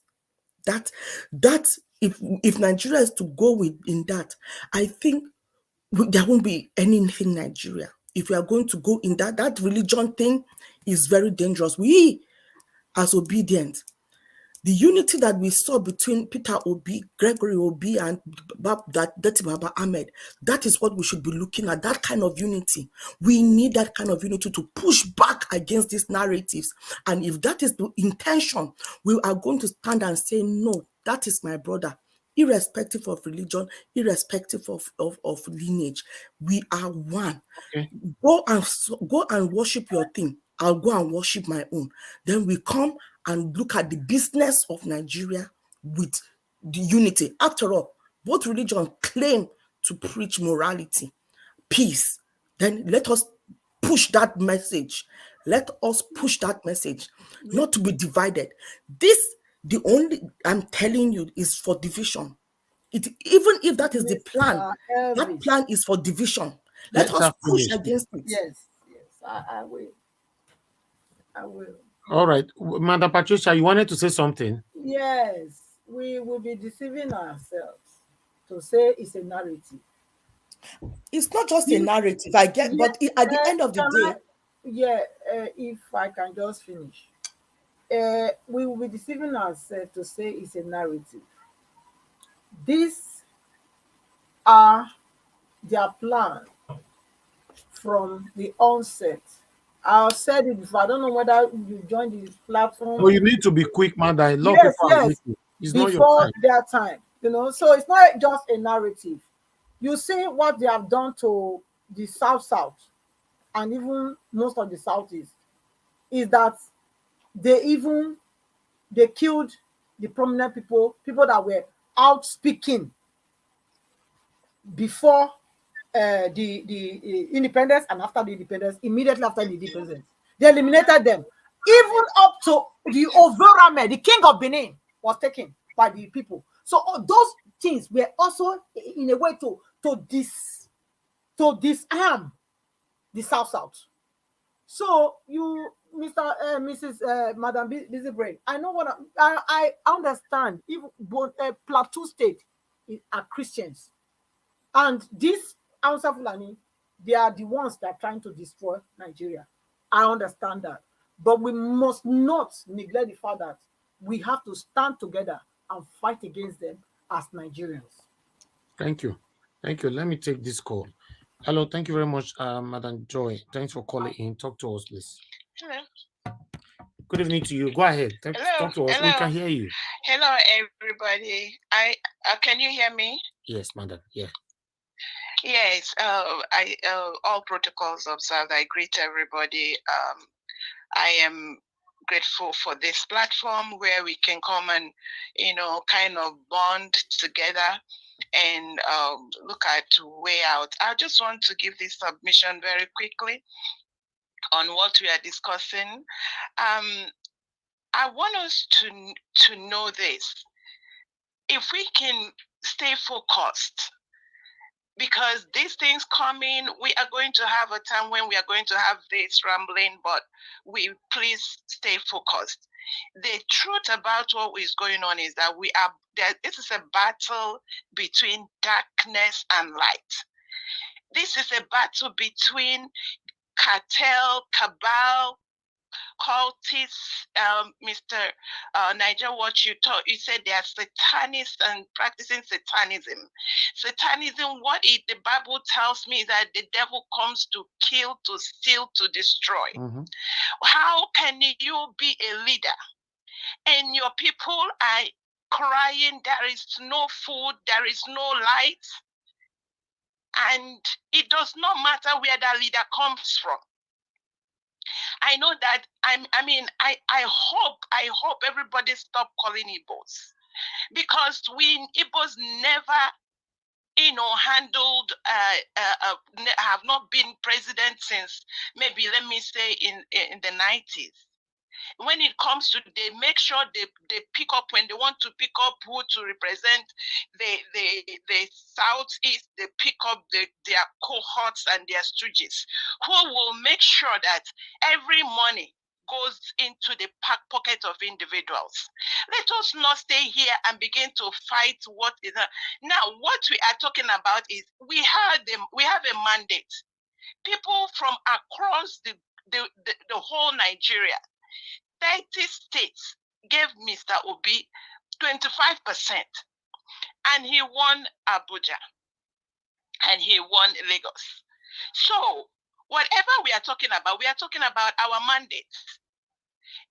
One of the things I want to say very quickly, I understand we are talking about how the Islamizing Nigeria, that is the easiest way to really crush Nigeria. They are not bringing Islamization because they want to religionize, but that is the weapon. They have used so many weapons to crush Nigeria. Once they introduce this, it does look, all of the people that are talking, that are eating with both sides of their mouth. It is a very easy religion that has the power to subdue people and to crush people and give them a name that they are something, and it allows them to be crushed. That's all. It's not like, how can anybody do, all of them that are clamoring and saying they are Islam? Where does Islam tell you to take all the money and not let them point to me? Which part of, I'm not a Muslim, I don't know a lot about it. So that is a weapon they are using. It's not that they are anything. They are not even. They are not anywhere near. They are using it to get their agenda, which is cultism, how to crush Nigeria and eat all the money. So let us please stay focused on our mandate. Peter Obi is the man that Nigerians have supported and said, let us get out of this darkness and find light. And I think Thank you. I stop here. Thank you all. Thank you, Madam Joy. Thank you. God bless you. Thank you. All right, my people, I want to let you guys understand, I saw a comment earlier on somebody saying that, oh, we shouldn't discourage anybody. Listen, you need to face the reality now. There's nothing like discouraging anybody here. If we have to talk about discouraging somebody, even myself, I'm supposed to be discouraged. I've been doing this now since April 2022. Every single day I'm here. But when you see the fact, you have to talk about it. These satanic people, you don't know what these guys are planning. And they are doing all this just because our principal is an Igbo man. Nothing else. These satanic people are vowed that Igbo man will never be a president in Nigeria. Except this is the time God have promised to change it or break the yoke. If not, if I tell you right now, say all the judges are already under pressure, You will not believe me, right? I don't want to go there because the case is in court. Like I said, we did talk for back, but I can't bring everything here. Right? Somebody commented earlier on, one of the things I already have in my mind. I don't know, maybe that one still they get us where they talk to her. Are you aware that most prominent people, many people from Obedient are already traveling out of Nigeria? Are you aware? You're not aware, right? In case you don't know, after 29, by God's grace, maybe Peter Obi will be sworn. He will be the president of Federal Republic of Nigeria. But whatever that happens, I want you to know that the only person that will still be here with us in this country will be only Peter Obi. He's the only one. The stand of Mr. Peter Obi at this particular time is not, he doesn't care if anybody want to arrest him or whatever that will happen. The man mean well for us. That's why I was saying that we are not doing him a favor. Peter Obi is doing the favor in return. Yes. He's the one doing us a favor. We are not the one doing him a favor. These people is deeper than what you can see, my people. Nigeria is captured. Don't push me to go there. I don't want to go there. But I'm still very, very hopeful. Because you know why I'm hopeful? It's not because you and I is coming here every day. The only reason why I'm hopeful is that I know nothing lasts forever. There is an end date to anything in life. So that is giving me a strong hope that, okay, maybe this is the time. Even though it doesn't look like that, but this is it. There's an end date to everything. That's why I am still very, very, very hopeful. Listen, my people. Somebody also commented saying that we are trying to be politically correct. No, it's not about being politically correct. If you want to talk about the Northerners, say the Northern elders, the Northern leaders. That will make lots of sense because a lot of people are suffering in the North. Are you going to blame the child that have not eaten since morning now, a Northerner that lives in the North, for the problem we are facing today? No, we should say it how it is. Don't say the Northerners. I don't like that word, the Northerners. No. Sir, if I may ask, can you play, please, I'm asking if it's not okay for you, say it's not okay. Can you play the interview with Shetiman 10 months ago? With who? Who interviewed him? With this Yoruba journalist. Okay, if we can play it now. If you have the link, forward it to me or I'll do the research. No problem. Wait, I think we will frustrate the Igbos when we win. Shetima. That was 10 months ago. We will frustrate the Igbos. Okay. If we win, Shetima interview. And the Igbos include me and you. Madam, just wait. Just wait. I want him to play this thing for everybody to hear it. It's very important. Hold on, sir. Hold on. I'm not playing it now. I'll look for it. I'll bring it here. But one thing we should talk about is still the same thing I'm talking about, that if we focus on the Northern leaders, Chetima is part of them. But when whatever we say the Northerners is wrong. Any angles you want to look at it is wrong. Because the people we suffer past for Nigeria today are the Northerners. Mr. Elvis, I've already said I put that. Not you. I'm not talking to you, madam. People are responding to people on the comment section. Everybody is saying that we should be politically correct. How can I be politically correct? I should generalize a statement. No, please. Say it how it is. I will not allow you to come here and say all Edo people, for example, the Southerners. No. You have to be specific. Say Oshomole, Obaseki. Mention their names. Yes, I would like that. Please, I don't use my platform to generalize. I don't like it. Because as far as I'm concerned, the suffering that is going on in Nigeria right now, statistically, 65% of it, or 70%, if I'm not mistaken, is coming from the north. These people, they are not aware. They weaponize them with poverty, suffering, illiteracy, for them not to ever know what is happening around them. Then indoctrinate. But it's voluntary.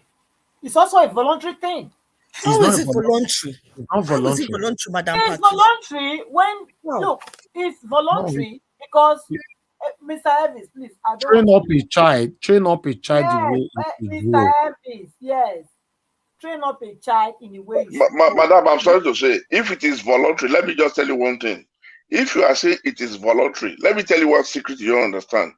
As far as those northern children are not freed from their captivity within their leader there, yeah, in the south, they will never let us break away and have peace. Because the more we are moving forward, if the gap is getting, they are afraid. So they are trying everybody reducing the other race. So that the gap will not be too much for them. Mother Patricia, you are saying it's voluntary because you have an option today. You have a better life. You have an option. It's just like you stated earlier on that nobody can force you not to be a Christian anymore. You have the option. These people, since they were born, this is how they weaponize them to believe on one particular thing. Okay. But they are suffering. They are being indoctrinated. If you say it is voluntary, then it is voluntary for all Nigerians. What we are going through right now is voluntary. Do you know, one thing I want to say is that, do you know that prior to the Muslim coming in to Nigeria, these people were not Muslims? Are you aware of that? I don't, to be honest, Madam Patricia, if you they want... They were not Muslims. They were not Muslims. They have their tradition. The role the Northerners played in this election for Peter Obi was overwhelming. But we cannot, there's nowhere, I know. Madam, listen. Let me tell you this, a very short history where you are going to. When the Fulani came into Nigeria, they started from Sokoto. Yes. They killed their emir. Wait. Madam Patricia, you wait now. Wait. They killed the emir there. They installed their own. And they now left and they do the same thing in Kaduna. Yes. They started doing intermarriage with these people to frustrate them. And whenever they go, anywhere they have a mosque, they will impose their emir there. And before the real Northerners, the house has been Kuno. They've dominated them with all the emirs. You realize that nearly the whole emirs in the north today, they are the Fulani emirs, appointed Fulani emirs. Now, the same thing. They now came to Benin 3 years ago to come and do the same thing. So when they now came to Benin, listen now, I want to tell you the business history, how they start. So when they now came to Benin, they said they want to appoint an emir in Benin that would not take from them. And that means anywhere they have that emir installed, automatically means they are not the head of that land. Exactly. Kwara, for example. They become the head of that land. No matter who is there, no matter the traditional leader. You didn't finish that history. Benin refused it. Benin rejected it. Yes, home and abroad. But you didn't finish that part. You kept quiet on that. No, because I was trying to be very brief, sir. I'm sorry, but I was trying to be very brief. You should have finished because many people are listening to us. There is no emir in Edo State. We have just one king. Oba of Benin is the only king in Edo State. There is no emir. They tried it and they failed, and they were driven away. They were given time to leave. Let me finish with Madam Patricia. Hold on, sir. And this platform played a major role to pursue them away from when they tried it. Exactly. You don't need to say your own. You've done more than enough for the whole Nigeria, nearly all tribes, because you are tribe limit. These people don't try to. No boundary. So we know of that. Right. You know, like this Muslim they are saying now. When these Fulani started spreading Muslim weight now in Nigeria. You know, it was only the Benin warriors that stopped them in Auchi. That is white tomorrow. The Muslims something stopped in Auchi. Well, the conversation right now, sir, we are going deeper now. Too far. Yeah. We are going too far, exactly. What we are saying now is that we shouldn't be using the word Northerners. Because my stand is that statistically, the people that is suffering most in Nigeria are still the Northerners. Then these people have been weaponized with poverty, with illiteracy, and so many other things. That is why it's also in the Bible, train your child the way it should go, right? These people were born and they indoctrinated them with what they want them to be. And that is what they are doing. But upon all that, they are suffering. So northern elders are the one that indoctrinated these people satanically. So now Peter Obi, by God's grace, if he end up being the president of the Federal Republic of Nigeria, he will be the Messiah to rescue these people. If not, Nigeria will get worse. And for example, don't want it. Some of the people that is clamoring today now APC I want, and they live in Nigeria. This is why you see I cannot stone anybody. Because some of them, just like Adewale called yesterday, somebody asked me now that I should stone Adewale, for example. I will not stone him. Why? Because that is demonstrating his level of his own mentality. Now, we ain't no rich be that. Until you carry someone like Adewale, for example, come here for UK, he see life in a different perspective. And you not get to see life in a general view. Then you see, say, automatically his mentality will begin to change. I understand, don't get me wrong. We have some people in abroad still that the mentality refuses to change. But statistically, majority of Nigerians are acting according to how they weaponize this old mentality, frustration, suffering, excruciating situation in them. So please, guys, yes, I know Northern elders are the biggest problem in Nigeria, but say it how it is. Don't say Northerners. Northerners is too generalizing, and I'm totally against it. Northern elders, Northern elites, yeah, that's fine. That makes a lot of sense. Everybody know where you're coming from. I will not sit here, for example, for people to say Edo people or South, or I will not like that, because at the end of the day, mention their names. Even when we say Northern leaders, Northern elites, it's not also all of them. But it's better. Just say that. Yes. It's not all. But at least you have already created a path for people to know what you are trying to say, rather than Northerners. For educating and correcting us on how to speak. What? I said thank you for educating and correcting us on how to speak and address. No, I'm not trying to control people, but I'm trying to. No, but how to be objective. Exactly. Because yes, not to generalize, because yes. If you look like Madam Busy Brace said, yes, many Northerners are suffering just like the way Southerners are suffering. So we cannot say Northerners. We have to. If you look at our platform, for example, yes, we have the Northerners here, we have the Southerners here, we have the Southeasterners here, we have the South here, we have everybody here on this platform. So when you are talking, generalize all of them, that means the person on the panel, for example, the Southeasterner on the panel is also part of it. If you are talking in that region, if you are talking in the Northern region, that means if we have a Northerner on the panel, automatically he's part of it. If you are talking about the South region, then if you generalize like that means me myself that is speaking right now, I am part of it. So when you say Northern elites or leaders, or rather elders, anyhow you call those ones, we will understand. Then we'll begin to call their name, say Oshomole. They mention their name one by one. We will not know who you are talking about. Thank you very much, my people. I would like to quickly move to the next person here to talk to us, because a lot of people are waiting. Oga Felix, are you there with us? Are you ready to speak now? I don't wait, tire now. I see me, I fell listening. Okay, thank you very much. I beg, talk to us. I greet everybody. I know I'm going to move out from the table, the matter on the table now. I just want to talk about Peter Obi saying that if he's not in hurry to become a president of Nigeria, if he's not a president, he can be president of tomorrow. In respect of the video you played yesterday, that they say the worst mistake they make is that telling Peter Obi to go to court. They don't know that court is a comfort zone. To my own understanding, Obi make use of that word because I'm talking to all the obedient, all meaningful Nigeria out there worldwide. Obi make mention of that, make use of that statement because even though peradventure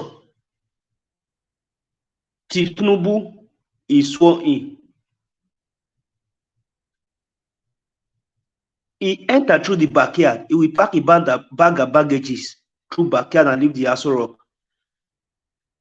That he believe in the judicial system. That no matter how they are going to try their possible means to adjourn the whole case, that we are going to reclaim our mandate back. That is what our principal mean with that word.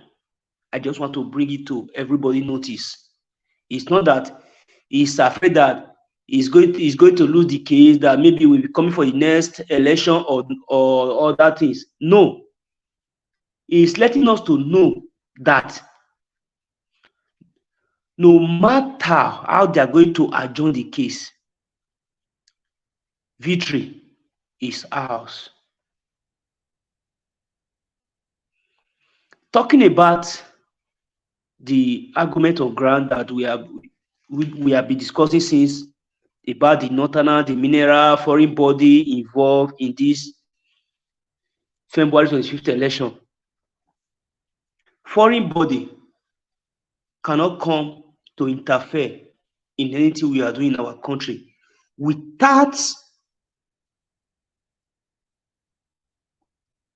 one or two people from the country letting them to know that this is what is going on. There is an adage they normally say in my language, Bini, Ofenorowa or Haminoroe Emirowa, which implies it means the rat wey dey house. Now you go tell the one wey dey outside, say there is something in the house, come and chop. We don't need to blame any external body. People we need to blame are these satanic political dealers. My sister that spoke earlier, that political all these leaders, they are not leaders. We have to call a spade a spade. They are dealers. A leader is a person that leads his followers in the rightful way. Not these people who have dealt with us, dealt with our generation, steal our resources.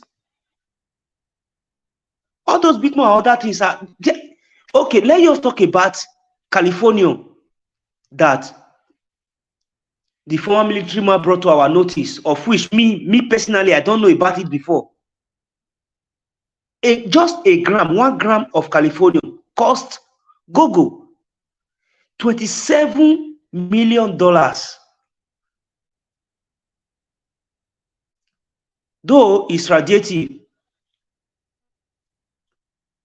but we have to come together. All these things that my papa and the rest of they are doing, they are just trying to, because they have tried all their possible means to make sure they distract us, to divide us, to separate us, so that there will be kata among all the meaningful Nigerians. All the things they have tried, we debunk them. That is why they are coming out with different shenanigans like Islamizing Nigeria and other things. They just want to throw a word out there so that we'll be busy with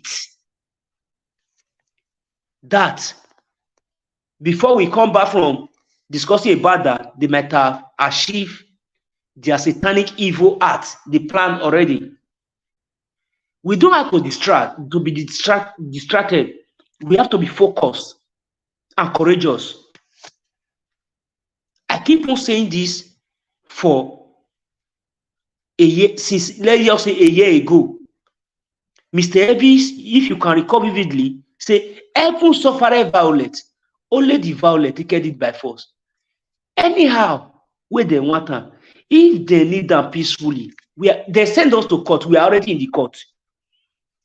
They don't have the right to tell us to withdraw the case. Who is a papa? Who is a papa? So I don't know if the word might be offensive. I'm sorry to make use of this word. I can call him Okri, which is he goat, native daughter, that doesn't know he left from right. Posterity will catch up with all of them. Karma is real.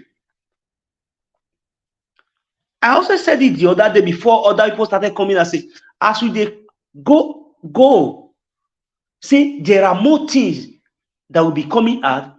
All these satanic dealers will be fighting themselves.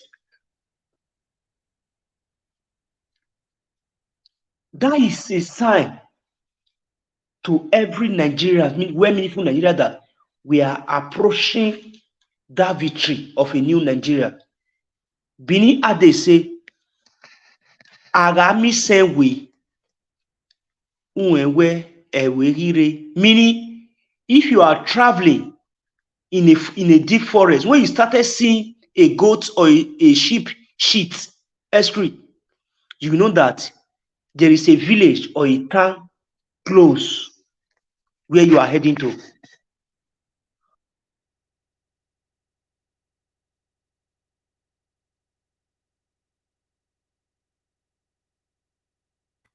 Thank you, Oga Felix. Mr. Felix, are you done? I'm true. That is also I just want to bring to our notice. I don't want to be more than my minutes. Thank you. God bless you, my brother. Thank you. Thanks for your submission. Thank you. All right. Let me call on the next person quickly. But before that, let me appreciate Mr. Anthony Ola. Thank you very much for the super chat and for your wonderful text attached to it as well. Thank you. Thank you. May God bless you. Please, guys, press on the like button and help us to share. Currently, we have over 700 watching us. We have 321 likes. We can take that to 400. Please press on it, help us, and also press on the dollars and encourage what we do here. Thank you very much, my people. I appreciate you all. Let me call and the next person that we have here right now to talk to us is Madam Helen. Madam Helen, thank you very much for joining us today. Good evening to you. Are you available to talk to us right now? Yes, Mr. Elvis, I am. Thank you. Thank you very much. Please talk to us. Good evening, everybody. Good evening once again. Mr. Elvis, there is something while everybody was trying to get their opinion in that keeps occurring to me. We have a problem. And that problem is that some set of people, like you rightly put it, the dealers, the northern dealers and the southern dealers, I'll just divide them into two. What they are trying to do is to cause distraction. If we can speak to the minds of the northerners, the impoverished northerners, to become aware of what these actors are doing, that they are keeping us in this position to keep using us, to keep using religion to divide us, to keep using all manner of information that they've concocted to keep us in a perpetual, keep us in a place where we can't act. If we can't speak to the minds of those people, speak to the minds of the, Southerners, the youth in the South, the youth in the North, and let them know that if we allow these people to come in, Nigeria is gone. And we should not, if we, the youth of Nigeria, apart from the obedience, can see through these actors and take up our own weapon. Our own weapon is strictly by saying, no, we won't let it happen. Instead of supporting these satanic people, let us come together in unison and speak against this wickedness, because it's been going on for too long. It's been going on for too long. A lot of people have died because of this wickedness. Why will we, sit back and watch people loot and rape and wreck and plunder a nation that God single-handedly blessed in Africa for a purpose?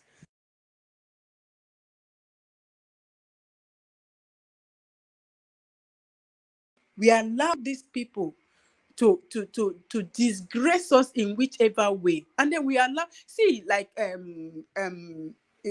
somebody said, it's not you cannot blame the the foreigners who are coming in.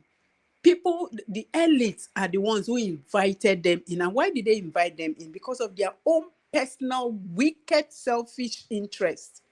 Come and take, give us peanuts. That's the most annoying part. You can imagine when this man was talking about California. How much of it do you think elites are taking back as a kickback? Nothing. They may not even know how much it's worth. Their own is just give us the little. Let us keep, lording it over our people. Let us keep being the big one who fly in private jets, who keep our children in comfortable places where they can, come back and lord it over these ones. We need to speak. We need to keep, making emphasis. Let, our youths come out of wherever they pushed us into. And know that it's not religion. It's not the Christian is not your problem. The Muslim is not our problem. This elite is our problem. We need to start fighting back. We need to start fighting back. We need to wake up. We need to wake up. It breaks my heart when I see a young man, a young woman, who is struggling, who is hustling, who is trying to survive, come out and say, I've already bought a Shebi. A Shebi for what? Is that where your life starts and ends? A Shebi? For the swearing in of somebody who is keeping you in that place where the only thing you think of is how to make a Shebi and get people to buy it possibly for 5,000, 10,000 and make your peanut from it, while their children are driving power bikes. And then if they go and have accidents, it's still that's your money that they will use and keep them in the best hospitals. And then if you, peradventure, something happens to you, what happens? You find out that, as that thing happens to you, you can't go to any hospital. I was reading about a young man recently who had an accident. He was not treated. His friends carried him from the first hospital to the next, and eventually, very intelligent, he went to Abuja for his book launch. That boy died because no hospital had the facility to treat him. And you're interested in selling your Ashebi because you want to be foolish. Enough is enough. We need to start speaking to the minds of our youth. Whichever way we are going to do it, let's do it. The Northerner is not my problem. The Southerner is not my problem. The Muslim is not my problem. The Christian is not my problem. It is the elite. They've kept us in this position for too long. They've been lying to us for so long and making us believe that, the Igbo man is the problem. The Igbo man is not the problem. I am from Akwa Ibom, but I'm married to an Igbo man. My husband is such a wonderful person. His family is a wonderful family. They treat me like queen. You understand? My husband makes sure that anything that I want, I have. So why are we allowing a set of people lie to us? Why are we allowing a set of people make us believe that the Igbo man who came out with everything that he's got to take us to that place? We are allowing people lie to us and make us believe that he is the problem. He is not the problem. Like he has said, if hunger starts, he's not going to be affected. It's still the same me and them that will be affected. Mr. Elvis and a lot of you that are in diaspora, you're not going to be affected. It is still me and possibly your relations who are back here in Nigeria that will be affected. So we need to push back. We need to push back. That's why I am happy that God brought a platform like yours at a time like this. When Esther said, perhaps, when Mordecai spoke to Esther, he said, perhaps God brought you to this place for a time as this to act. Because if you don't act, if anything happens to the people, it's still going to affect you one way or the other. Either it will affect you emotionally because you sit in that palace and watch your people being killed. There's no way you won't feel it. So perhaps this is the reason God brought you at a time like this. So let's speak. Let's push back. Let's get these people to know, like he has said. I don't think because he's saying because he wants to come in 2027 to contest election again, like the Arise man was analyzing. That's not what I think he's saying. What I think he's saying is it does not matter how long it takes. He's going to go and he's going to pursue and at the end get his mandate. He said, I must be president. Why? Because he has seen all the evidence that he was voted for. Nigerians came en masse and made him president. And these people want to openly, broad daylight, rob us of this. And why are they succeeding? Because outside they have outside actors, because of the selfishness, because of what they think they can benefit, they can get from Nigeria. Let God get up and judge these outside actors and free us from this their wickedness. That's what I want to say, Mr. Elvis. Thank you so very much. I'm too angry right now. Thank you very much, Madam Eileen. He shouldn't be angry. I understand how everybody's feeling right now. Let me take this call quickly. Mr. Uche, thanks for calling in. Good evening to you. Please talk to us. Hello, thank you. Just 1 minute, please. I want to chip in something. Please, my brother, Niger Watch, you have done, everybody have done his or her best in this platform, please. I want to chip in something. Let us put God in front now. We have done everything you can do. Even if you cut off your head, what will be, will be. Forget about all these things you are hearing, all these rumors you are hearing. Now on the stage, is the stage of God to take control. Between now and 29, you see what will happen. I'm telling you, I'm not a prophet. I'm not religious. I'm not a bigot of any kind. But I'm telling you, this is the time. He said, if you put him if you put him in front of your problems, he is all that matters now. P2B has done his best. There's a woman said that she's ready to die for Nigeria. I heard him talking about 15 minutes ago. She had already died for Nigeria. All of you here have died for Nigeria. Don't wait for literal death. What else can you do for Nigeria? What else? You are doing fine. God bless all of you. I'm with you. We are praying for you. This is the time to follow God. Human is human. We are flesh. I'm dropping. Thank you. God bless all of you. Bye. Thank you, sir. Thank you. Okay, that's Mr. Uche. He said we should follow God at this moment. All right. Thank you very much, my people. I would like to move on to the next person. Let me call on, according to the panel, the next person now is God's Power. God's Power, after God's Power will be Mr. Edwin. God's Power, are you there with us? Please talk to us, sir. Good evening to you, my brother. Yeah, good evening, sir. Thank you. We can hear you. Good evening, everybody.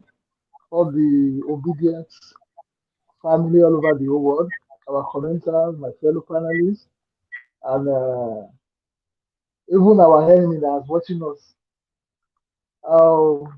Mr. Emis, I want to say thank you so much for the sacrifice that you put in. And like we always pray for you, that may God continue to uphold you with his right hand. May you never lose focus at the inch of getting to our victory. God bless you for that. First of all, I want to say,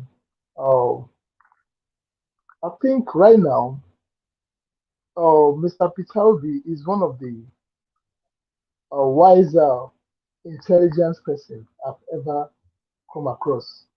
Me being a Nigerian, is somebody that have a name in Nigeria that I've ever seen.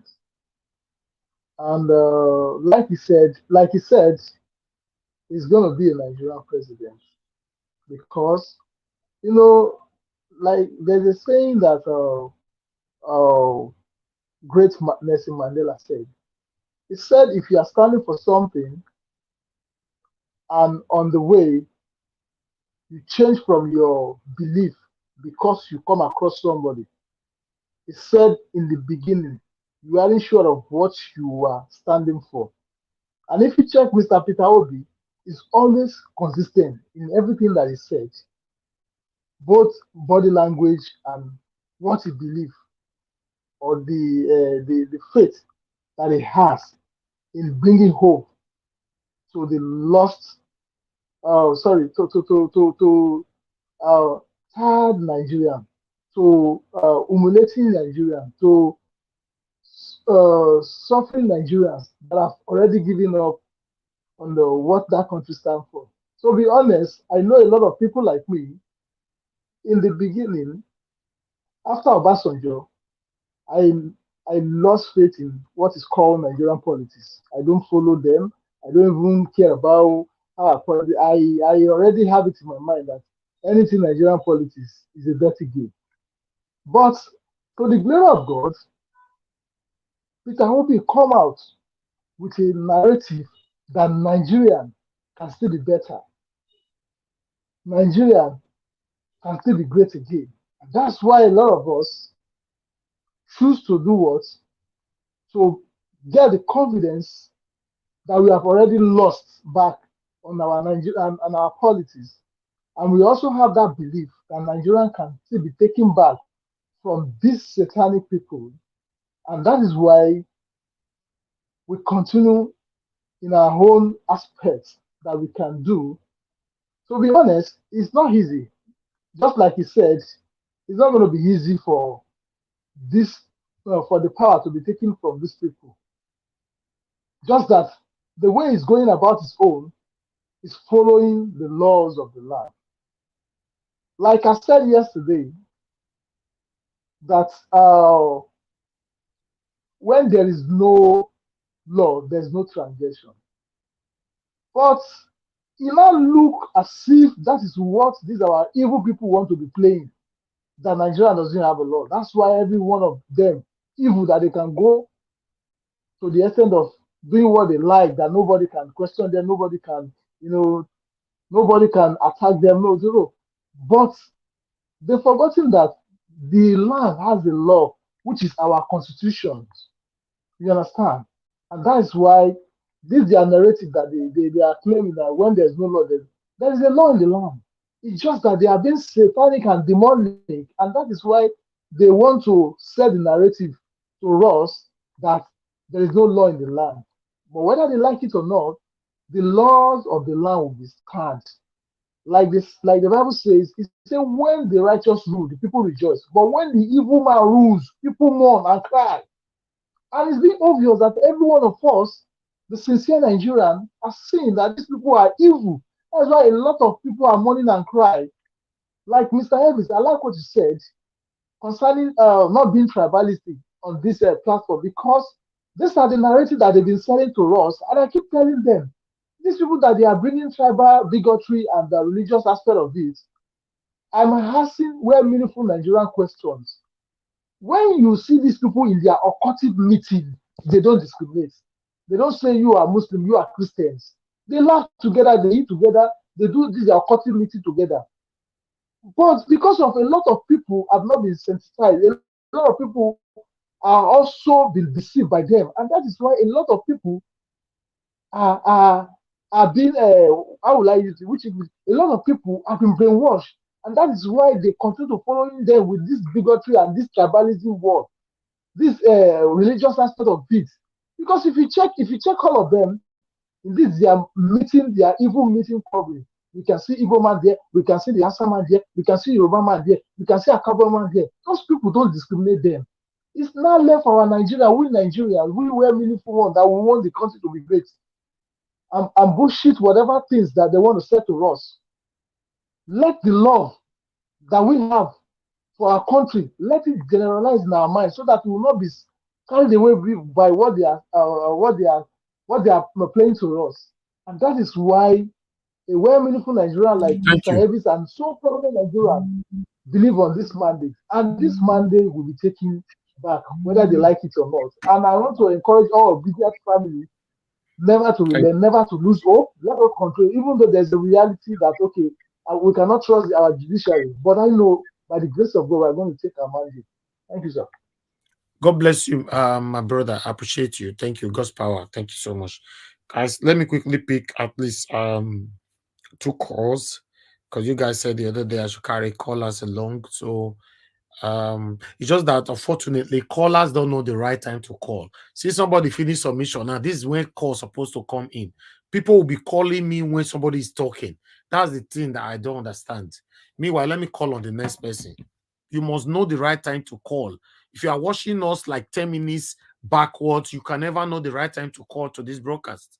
I can't stop someone from their submission just because I want to pick your call. You know, Mr. Edwin, please talk to us. Good evening to you. Thank you very much, Najawad, fellow panelists, comment section, listeners. I say good evening to all of you. Happy weekend. I start with where Mr. Edvis gave us some projections, which is the 85% of senators said to be Muslims, religion people. I'm sorry, with what we are seeing and with what is going on, I want some people to understand that this is the bedrock of Mohammed Buhari. This is his handwork. This is what he has been known for and what he has been agitating for. He tried to make open grazing, this, that, all of them failed. So now he wants to try to use the religious way again. This thing for me is not a surprising thing because most of these things has been happening. Before they registered Nigeria into Islamic something, OIC, Organization of Islamic Conference, they never told us. That was Buhari, Babangida then. There's a lot of things that has happened. They said those who are just coming up. And now I want to quickly correct add to what my sister said, so I will correct some few history, so I don't carry it negatively in our mind. That is Madam Patricia, when she was saying we kill the South and the other part killed their elders, the Northerners did not kill their elders. I want to correct one thing there. It was not so. It was the Northerners that killed their elders. The Westerners killed some of their elders. The real problem of what triggered part of that, one of the things that triggered that war was Zik traveled out of Nigeria to London so suddenly. And that is where the Northerners have said the Igbos are trickish. That they were the one that informed Zik to travel out because of that thing that was to take place. So I'm just passing a message to Madam now. It's one of the basic things that triggered that war, coupled with some other few things.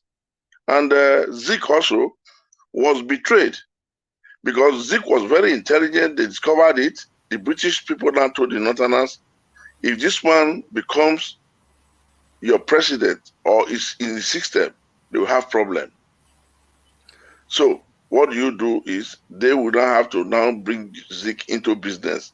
So they now gave Zik some loans to open the Africa Continental Bank, which is ACB. From there, they now betray Zik by knocking to him that he has come to betray Nigerians to organize loan in Britain to come and open that Africa Continental Bank.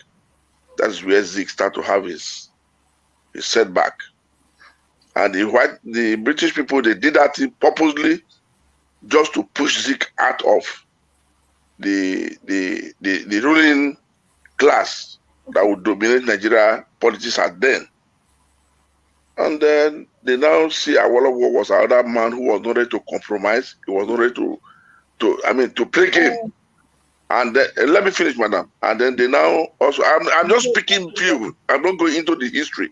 They just pick few. They now, because of that, that was why they now use I remember his name, this Yoruba man, to betray Awolowo, and that was what sent Awolowo to jail on his own. So these were the two Nigeria political firestone that we were having when we were taking our independence from the British people. And these two people, the British people make sure they put them in disarray by betraying Zik and by making sure Awolowo went to jail. So that's I just give you the surface. I did not go in details. No, what I'm trying to madam, wait, please. Yes, ma'am. I don't want to take all your time. just this few one that you try to correct now, can I just say something so that I don't get too long?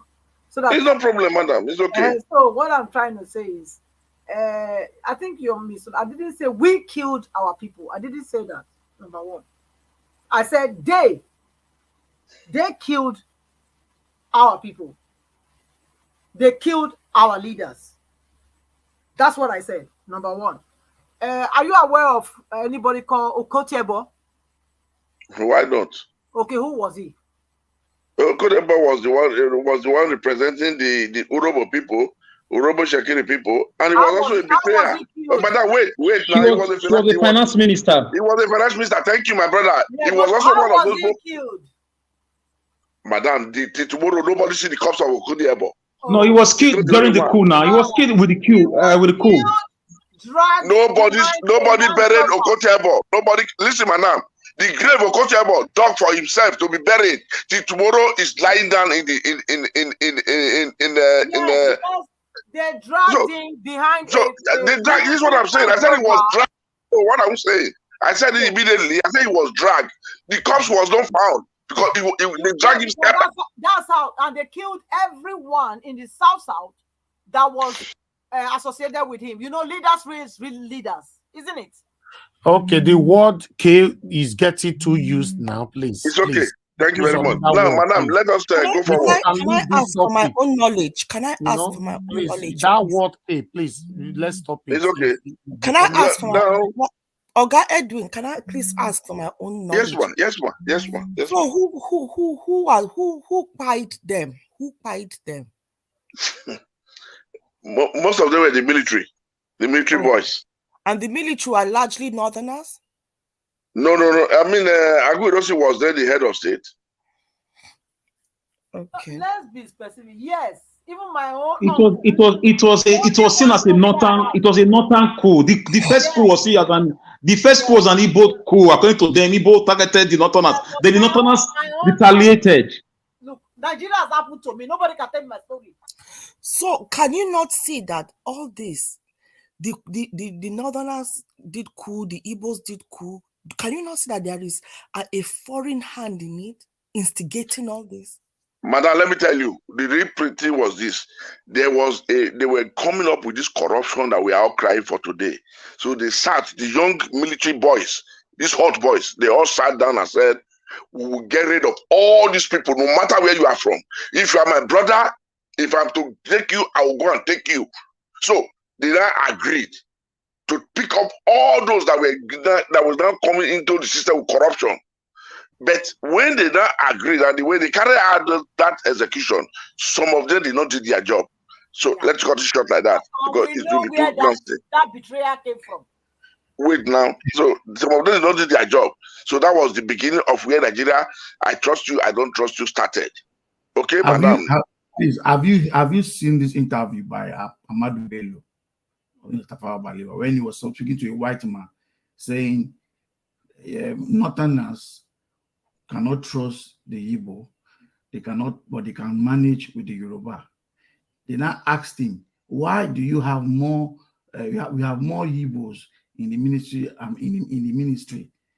Then he now said that they have pushed their boys to go more into the military, and then any other big top office, they will put an Hausa person there. And then if they want to put anywhere, they don't have an Hausa person that can control that place, they will put an expatriate. I don't know. I've been looking for that video. I wanted to play that video for us here. Sir, please let me quickly come in here, sir. Now listen to me shortly. This is what really happened. Immediately that thing happened, the civil war then broke out. And after that civil war, the Northerners were mostly in the helm of command. And it was like a kind of a secret agreement that no Igbo man will go beyond the rank of a major. Okay?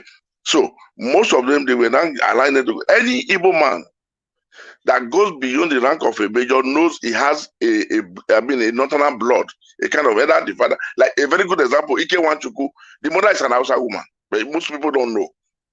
So they were all like that. It was only a bit Wikiwe that grew up. And a bit Wikiwe more or less grow in the north. Okay? Now, let's go back home. Immediately they now, divided that thing. When Obasanjo now came in 1999, Obasanjo now destroyed that thing and said, let the military, if you read the military promotion ranking, it was during the time of Obasanjo in 1999, that was when you started to see Igbo man that was now a colonel, a pure Igbo man that became a colonel, a major general. It was Obasanjo that restored those things. I said, it's long enough, we should put those things out of the military cycle. So that was what happened. And then, before this time, the Nigeria Air Tactical Command headquarters was in Enugu, which is the Navy, the Air Force.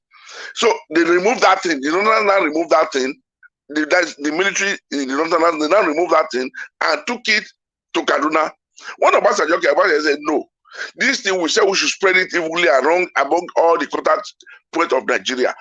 This thing was long removed when I left power, and this thing has to go back to Enugu. That is why they returned Nigeria Air Force Tactical Command back to Enugu. You understand my point now? Why naval headquarters was to remain in Lagos? Why the infantry and military command unit now remains in Kaduna? So there's a lot of things. But this is my time to talk. You are closing my mouth. Let me go straight to my point. Please, next time we'll discuss about Nigeria. Now, the problem that we are all seeing today, let me start from when Peter Obi said, if not today, it might be tomorrow. And somebody is now trying to analyze it differently from what we, the obedient, know. Obi was not saying after 5 years election. He was always saying, if they swear Tinubu in today, tomorrow I might come back again. If they are on the 29, I'm not the president. After that 29, with the court case, I'll come back and pick my presidency. So let nobody give the obedient different explanation and their own selfish interest that will suit their own purposes because of the way they've designed it. It's not possible. These are all rubbish. And there's a lot of fire problem that's going. An American senator yesterday confirmed that the America has agreed that they should call for the referendum of the Biafra. And 3 days ago, European Union invited the so-called man in Finland to come so they apply and they start the process of the referendum of a Biafra as a nation. So there's a lot of problem now that is pointing to different direction. Because this is now the kind of something is also damaging Nigeria seriously. The unity of Nigeria to coexist, the way Buhari played the game is completely out of normalcy. It's not helping anybody. But that does not stop the winner, the principle of the people, the obedient movement, the labor, the good Nigerians, the good meaning Nigerians that want Nigeria to resurrect and be itself again. That does not stop anybody from denying us our chance. But there's a lot of things happening with this Peter Obi's problem. Now, Apapa, you this afternoon, with all human impetus, you had the audacity to say you are giving order to DSS or whatever to arrest who? To arrest your father and your mother in the grave? To arrest your father and your mother in the grave? You said they should pick up Peter Obi. If he comes out again to say it's what?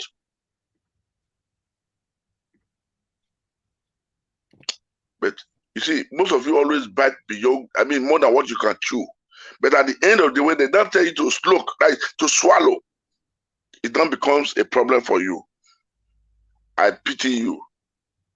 And now, the so-called Tinubu, sir. Now the fight is not only for Peter Obi again now. Amazon now has come out yesterday to give details of what INEC did. Amazon is the sole reserve owner of the software storage. They've come out now, give details of what happened. No glitches, no hacking. I wonder what you are going to say. I wonder what you are going to tell Nigerians and tell the judges. You cannot delay this thing to take up this mandate. Do you know why? When, as an intelligent man, if you are really intelligent, you know, God is talking to you by signs and wonders. Today you are sick, tomorrow they rush you out, tomorrow you come back, next tomorrow they rush you out. They are refreshing you.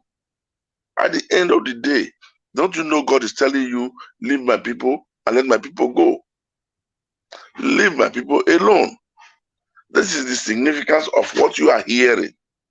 This is the significance of what is happening to you. Okay. Don't force yourself on Nigerians. That will be the short irony. And I want to hit in now.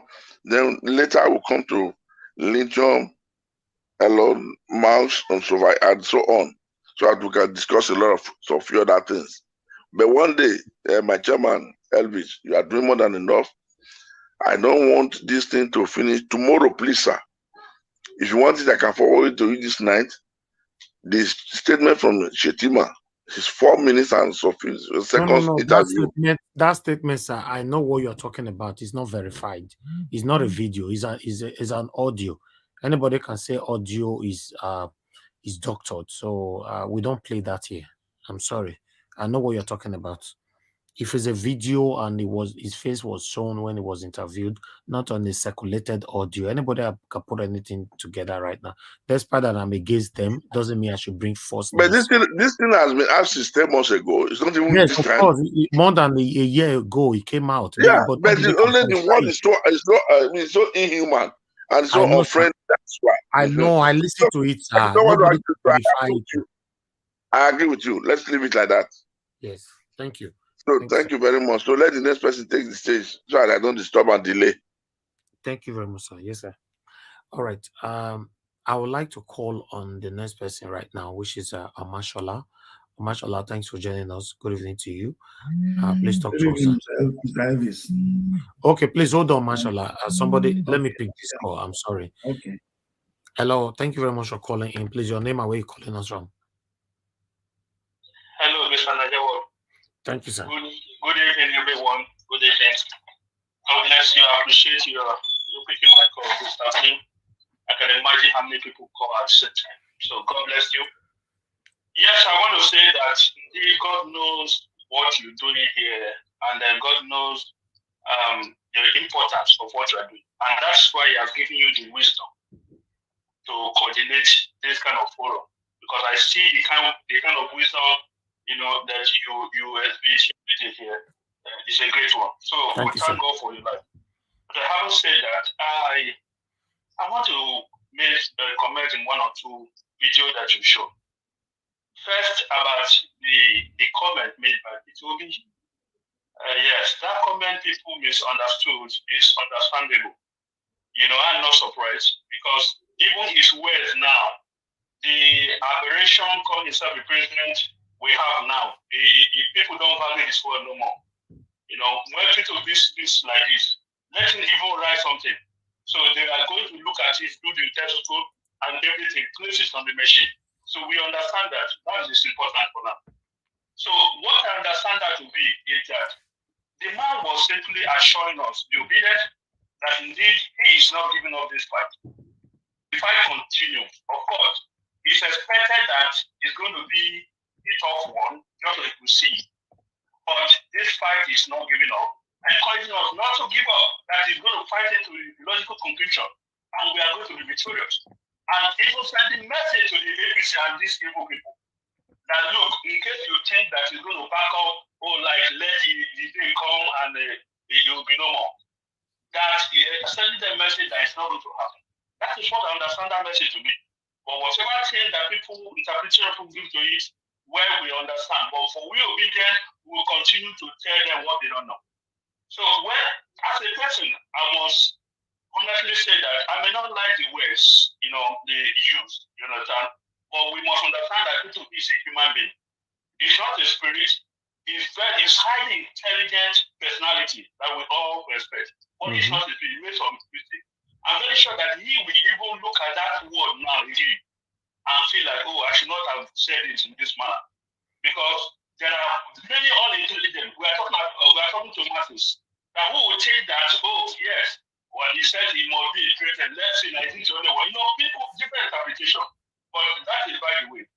Talking about our Papa and his cohort. Okay, first of all, let me look at, that man that tried to analyze what will be said in Arise. I want you to look back, just watch his video and look at his analysis. You will never like him. So it's not all Arise workers of personality there that are obedient. You must know. There are people who are planted, who are solely for APC and Tinubu. It's one you big up like that. You need to look at his analysis from the beginning. He has never been honest. He has never been for Nigeria. He's for Tinubu. So that apart. Thank you. Our Papa is a nobody. Thank you. Our Papa is a nobody. So our Papa, native doctor, like you call him, and I know it's only the bias, only people who are trying to be funny will tell you that they don't know that this person is planted by the APC or Tinubu. Only the bias. So it's showing now, it's very obvious. Thank you. That this man is planted. Yeah. So that's what I want to say. Thank you, sir. Many more for our time. I might have to Thank you. back next time. Thank you. I appreciate you. God bless everyone. Bye. Thank you, sir. Yes, sir. All right. Mashallah, thanks for your understanding. Please talk to us, sir. Yeah, I agree the house, I agree the panel. Concerning Obi's statement, like 3 days ago, I've been expecting him to say something positive, which he has said. Your inauguration is 29th of May.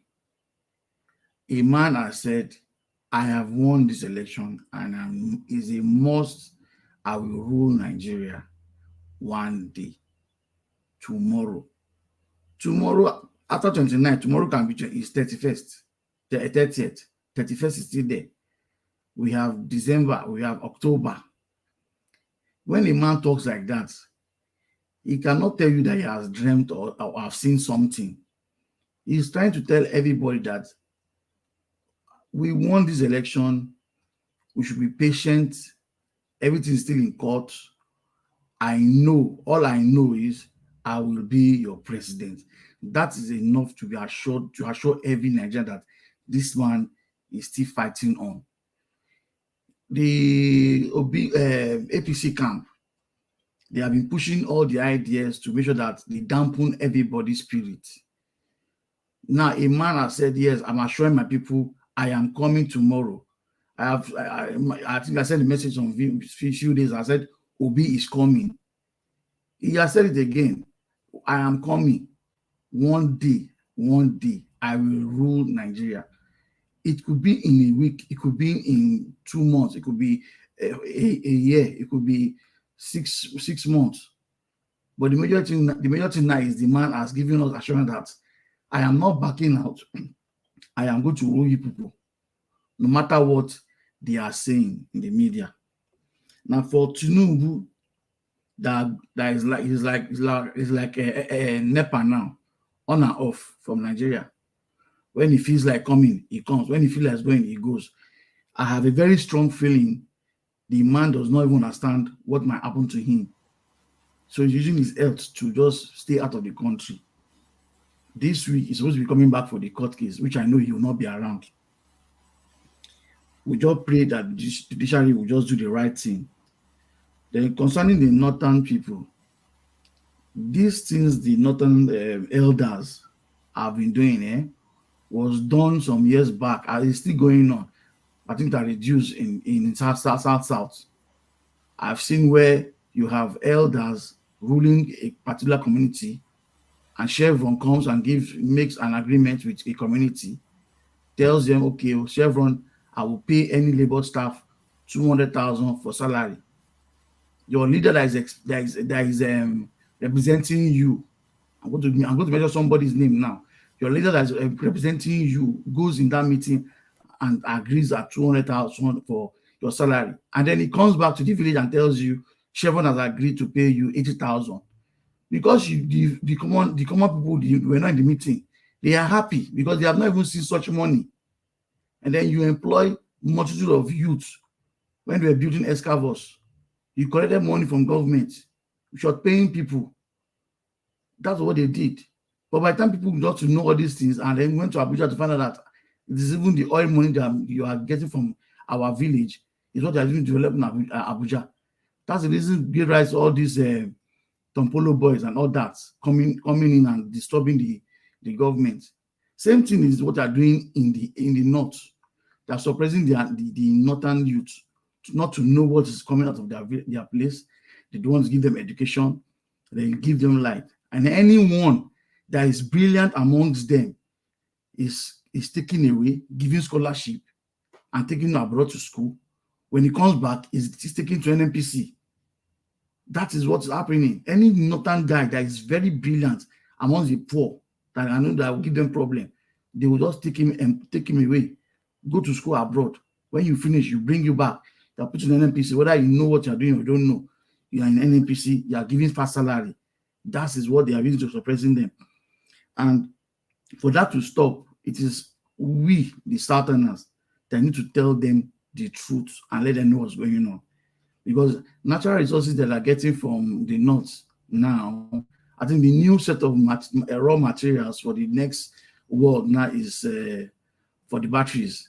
One of the minister for minerals last year, they tried bribing him to sign a deal, which he refused. Because he refused now, I think maybe they back down. Now, if they can get a corrupt leader in government, they can do their bid. The white man, the truth is, we are in the white nation. We are here where human beings live. Things work well. Your things are there. A white man does not want a black man to be better than him. The better we say the truth to ourselves. No matter, unless we fight, because they know Nigerians like talking. We talk too much. We enjoy talking. If they give Nigerian a panel to talk from now to next week, we will talk. We will have topic. But enter the street and start causing trouble and making things happen. If assuming now the street is on fire, today won't be saying they won't be saying what they are saying. Judiciary won't be talking about 3 months court case. Because we are very quiet. You keep deceiving people. Because people are quiet, it does not mean they are fools. The more we talk, the more nothing will be done. That's my own submission. Thank you, mashallah. God bless you, sir.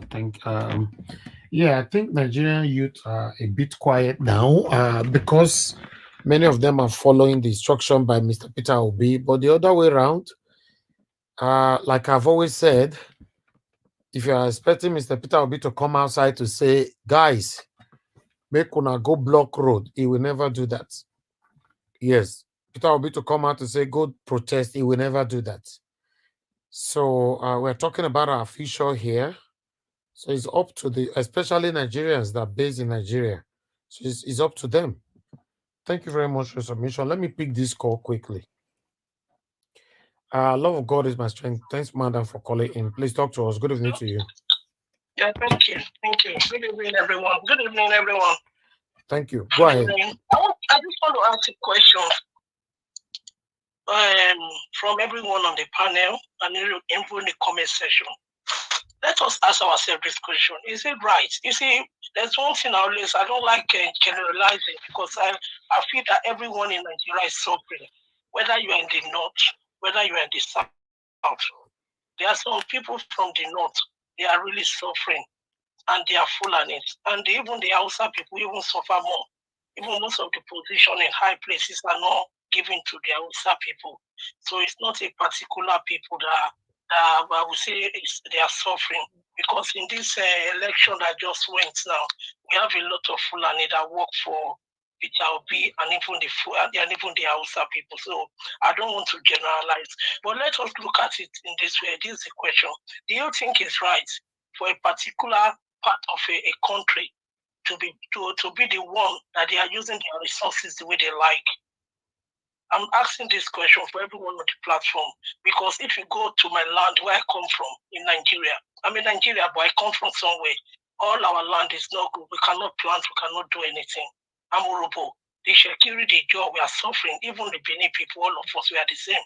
So is it right when someone will now come up and say the oil in the gold in Zamfara belongs to the Zamfara people? So who are the fools? So let's ask our question. Let's not divert. Let us say the truth. It's unfair on us because if any resources that is coming from the ground, as they said in the constitution, should be for the federal government. So why is Zamfara good for Zamfara, and our oil from the ground and the water is for Nigeria government? Is a question, and I'm asking everyone on this platform to say it's not fair, it's not right. So let me speak about Peter Obi one that they said. He said tomorrow or when he's going to, he will be Nigeria president. Peter Obi is talking in parable. Peter Obi knows that he is going to be in office. He knows that. He's just talking in parable, and anybody that cannot understand parable will not know. Obi will not just say, well, yes, I'm going to be president now. He's just using parable to say whether tomorrow can be 29, tomorrow can be next month, tomorrow can be June. There's still people going around saying that Tinubu should not be sworn in, and we know God hand is in this. Because I'm saying it and I'll say it again. What will happen in Nigeria? Eyes have not seen it and ears have not heard it before. Because things happen once. Things can be happening for a very long time, but one time people will say, and even the God that created this will say, enough is enough. And God has answered out. Light has come and darkness cannot stand anymore in Nigeria. Where there's light, no matter who you are, you can be dirty, you can be anything, you can be wicked. Light will shine and it will expose everything they are doing. Thank you. Thank you. Love of God is my strength. God bless you, madam. Okay, thank you, callers. Let me go back to my panel list again. All right, guys, please help us to press on the like button, help us to share. We currently have 374 likes. Please, can we take that to 400? Press on the like button right now. Let's take that to 400. We can. Before I'll call on the next person, I want that to be 400. To be honest, I'm going to put a hold on this. Make it 400 so that before we move on, because our voices needs to go far. Every one of us coming here every day. The reason why we are here, because we want our voices to be heard. So press on the like so that YouTube can recommend this video for others later on when we are done. We currently have 383 right now. So 385. Press like. Press some more. Press on the like. Thank you very much, my people. I appreciate every one of you. Okay, I'll call on Mr. Alex. Thanks for joining us. Please talk to us. Yeah, thank you, Mr. Najawas. Thank you for the work, and I greet my fellow panelists. Those on the comment section, I greet you people and viewers worldwide. Thank you. Yes, it's good to be here on this revelation intervention. For me, I've noticed that majority of the people that seems to know the solution to Nigeria problem, they all live abroad. That's a paradoxical assertion I cannot unravel. Most people who know the solution to Nigerian problem, they all live abroad. Ask yourself, when they were in Nigeria, did the solution vanish from their head? And when Nigerians come out to protest, you see some of them living in the same abroad, telling their people to go inside the house, to stay indoors, don't go out. They will still call into live programs to accuse Nigerians who are living in Nigeria. All they know how to do is to talk, no action. You that knows the action, why not you come around and lead the way? Ukrainians went from all over the world. They went back to Ukraine to talk and to fight. They went back to Ukraine. They are seeing Ukraine from America, from Canada, from UK, from Europe. They went in millions to defend their fatherland. They didn't make phone calls. They didn't call into live programs. Some of them were handling the media too. They did well, but a lot of them went home to fight. So there is this hypocrisy I find out among most of the Nigerian diasporans. They are very good in solution profiling when they are not on ground. And when these politicians come to abroad, they are the ones that take them around shopping, take them around the happening places, the nightclubs, the strip club, everything. We know all these things. Now you come, you accuse people who are standing before the devil himself, the wicked politicians that we have. You tell them there is no action. And you saw during the answers how they came out in their millions. You saw it from your abroad comfort zone. You saw it. Not everybody, you saw it. Many of them were killed in thousands. Their bodies were disposed into lagoons and lakes in Lagos. You saw how they came out during the elections. You saw how they came out united against the crackdown of the Nigerian politics. So it baffles me how most people talk sometimes. So you that knows the solution, come, help us. We need help from everybody. We all need to come together. Nigeria is doing its own. It's doing the greatest part of it, sensitizing people. Information is the key. Information can be more dangerous than, missiles. So I just want us to know that people are not just talking. People are doing the right thing. Yeah, according to Nigeria Watch, Peter Obi will never tell anybody to protest. But Peter Obi is doing what ought to be done. So if the Nigerian youth take to the streets now, the same people will still ask, who sent you? Why are you in Aso Rock? Why did you invade Aso Rock? Who sent you? Was the case not in court? I don't understand Nigerians, how they talk. If you do this, they will say it's that. If you do that, they will say it's this. You are law-abiding and they tell you, why are you not outside in the streets? Let Nigerian youth get themselves snapped together again and come out as they did during the election and during the answers. You will see our brothers and sisters, most of them who live abroad will tell you, who sent a message? You have to be organized. You have to be obedient. You have to be law-abiding. This is not how to get the change we want. It's very funny. Fighting for Nigerians is a big problem. Sometimes they turn around and use it against you. That's my own observation most times. I'm not lashing at anybody, but I'm just responding evenly. For Peter Obi's comment when he said that he will be a president today or tomorrow. We know he's our chosen president. Even the blind can see it. It's obvious.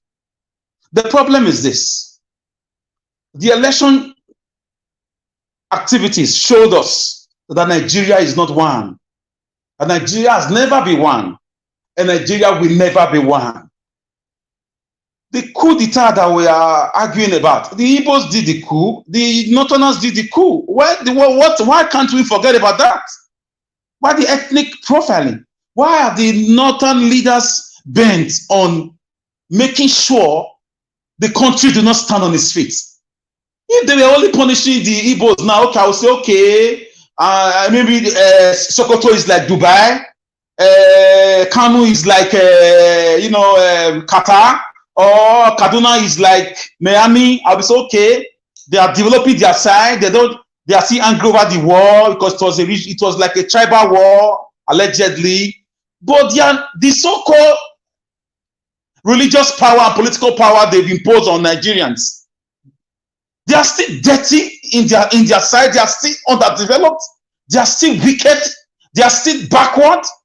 They are still, barbaric. They are still living like cosmopolitan, homo erectus, not even homo sapiens. They live. Have you been to the north? You'll be wondering where are all the money gotten from the rich oil Niger Delta is going to.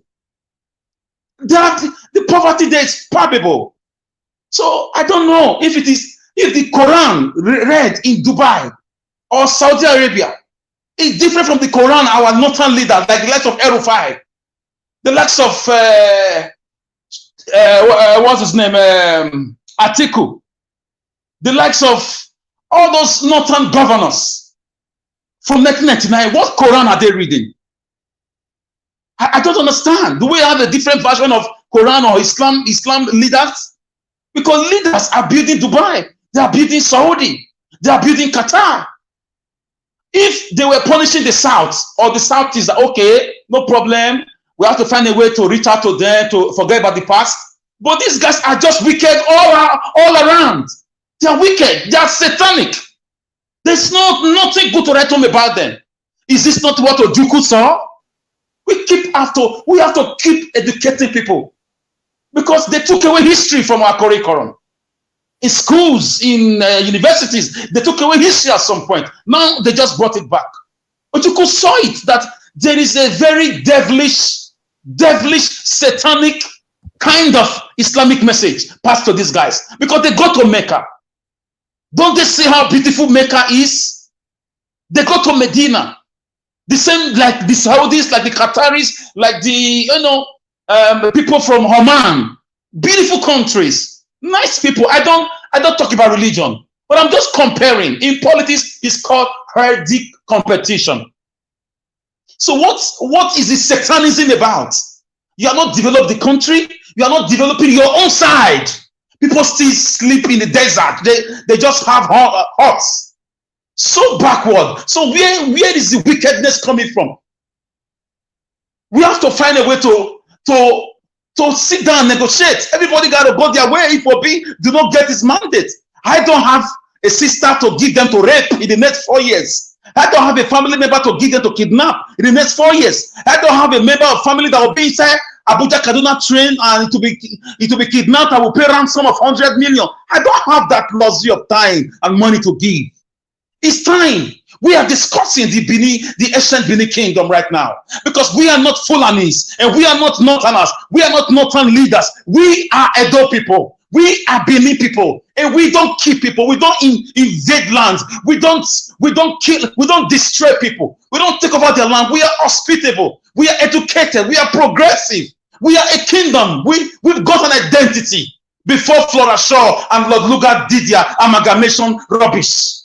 It's time to sit down and call a spade because Shetima and Tinubu are not coming to smile with you. They are coming to continue the Buhari legacy of killing, of kidnapping, of destruction, of looting, of lack of electricity. I don't get it. The Muslim tickets. Muslims built Dubai. Muslims built Qatar. Muslims built, Islamic countries that are doing well. What Muslim religion are they practicing in the northern side of my country? The northern leaders, the shameless northern leaders. To have 10 million out of school children, is that Islam? Is it the same in Dubai? Is it the same in Saudi? If we didn't have Qatar as a reference or Dubai as a reference, they would have been deceiving us too. Dubai has exposed them that you can still be a Muslim and still help your people. They pay their citizens $50,000 if they are getting married. Gaddafi did it in Libya, for God's sake, a Muslim country. So what kind of Islam is Erufai and his likes? Aisha Buhari and the fake or the real Buhari allegedly practicing. Is it the satanic Islamic? Is there anything like satanic Islamic? I don't get it. Because they come with religion. Let's face them now with religion. Let's give them facts and references about religion. So your own Muslim religion in Nigeria, in northern Nigeria with northern leaders, is to watch people suffer, watch them live in electric darkness, watch them not attend education, watch them not have medical care, watch them not have security, watch them live dirty and live rough, sleep rough. I don't get it. It's like the biblical mene take care you fancy. I mean, their days need to be numbered. The Nigerian state is not a country. It's not a country. Hell no. We can't accept it. We can't accept it. I will never allow my own Oba Benin land to be invaded again. Not under our watch. We will never produce a governor that run to Abuja to take orders from killers. No. This is not the country that Amadu Bello and the likes of Awolowo, Nnamdi Azikiwe, this is not the country they fought for. This is not the country Antonio Enaro of blessed memory moved the motion for independence for. This is not the country. Somebody got to correct me. Are we sleeping? Somebody had to wake us up from this dream. Are we dreaming? Was this the nation Abat Macaulay fought for from the British enclave? This is not the nation Kwame Nkrumah visited at some point, or Nyeri of Tanzania spoke about, a country where we have progress and peace and development. It's so divided. The president, as we speak, is from that same side, the Northern Elders clique. The Senate president is from the Northern Elders clique, the Fulani tribe. The IG of police is from the same Fulani tribe. So how do you tell us we are one? We are not one. The election is the last straw to break the camel's back, to let us know we are fooling ourselves to believe there is one Nigeria. There is no one Nigeria. If there was one Nigeria, Obi would have been applauded. He would have been declared immediately as the president-elect. Obi is the last torchlight to shed light into the mystical mystery of the Nigerian northern oligarchy, the northern wicked leaders. The earlier you realize it, the better for there is no Nigeria. Nigeria exists in the mind of the poor people, unfortunately.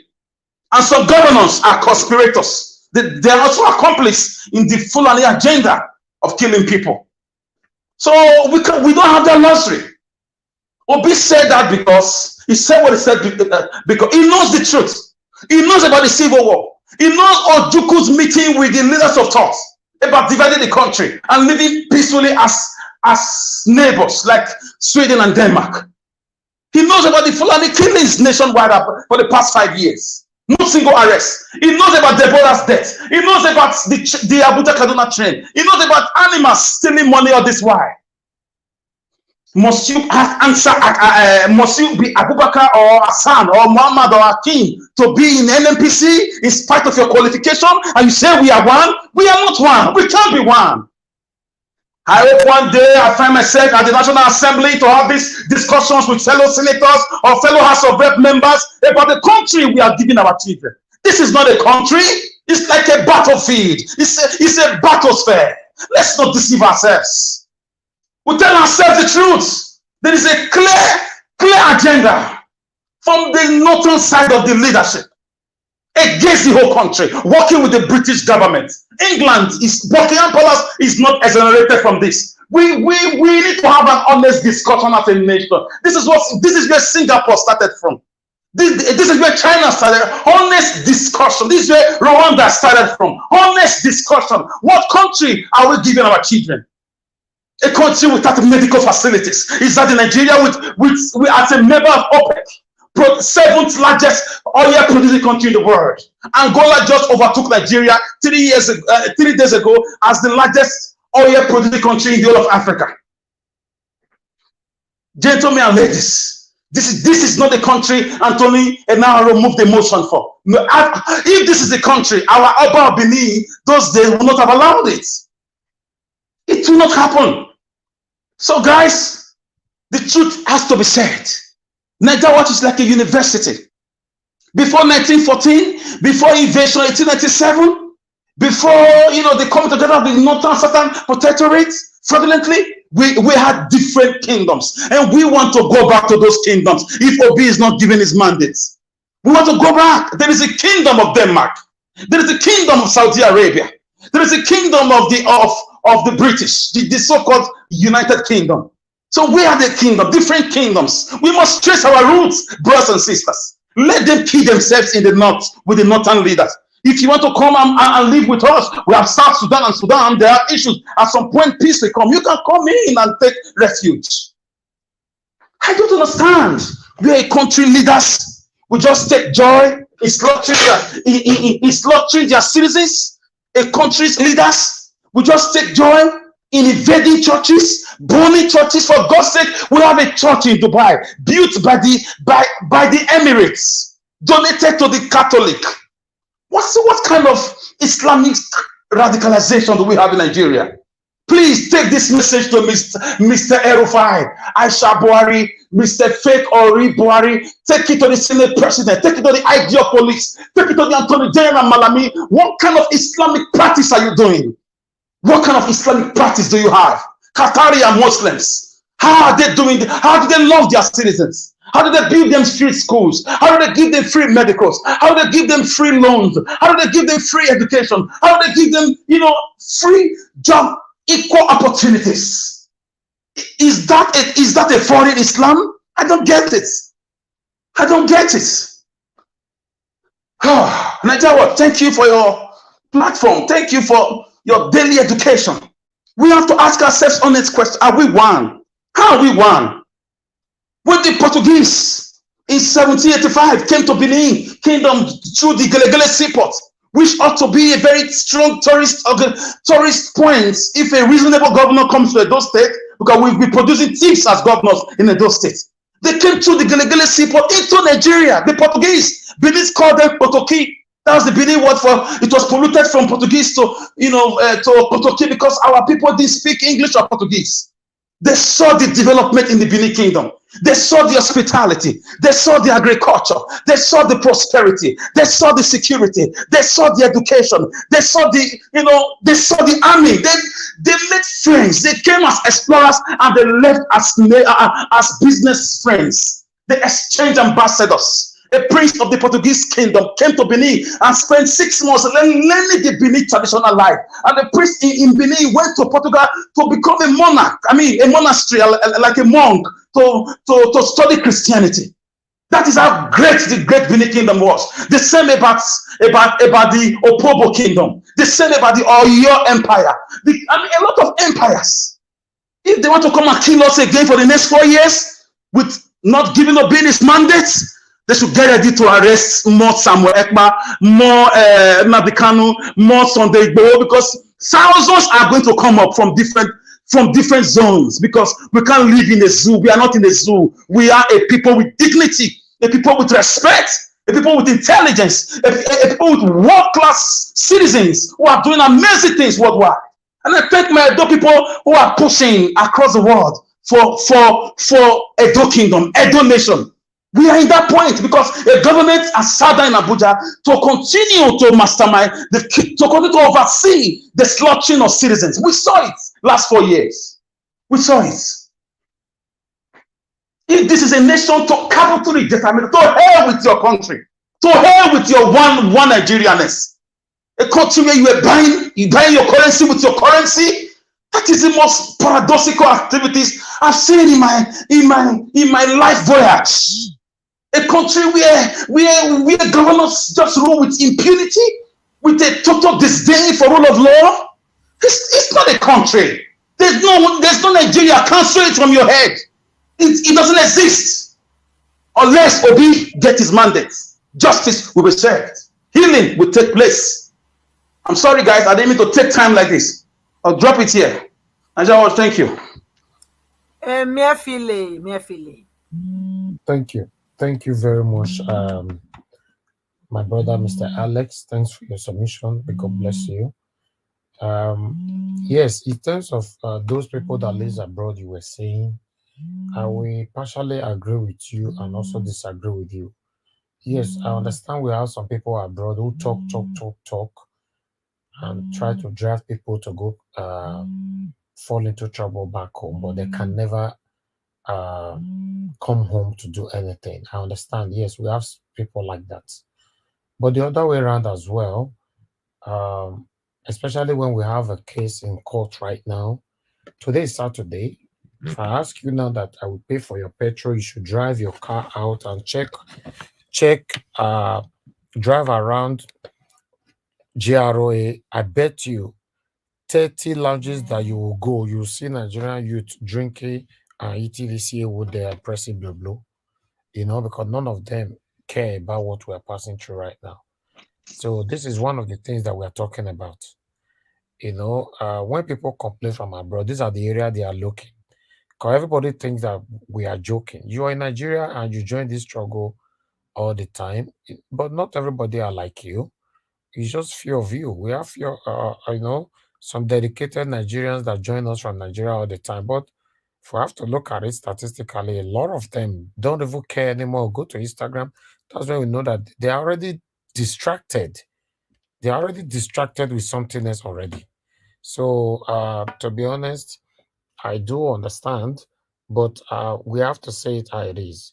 Most Nigerians, as we speak right now, they have moved on. How can you move on when your house is on fire? How does that even make sense? You moved on.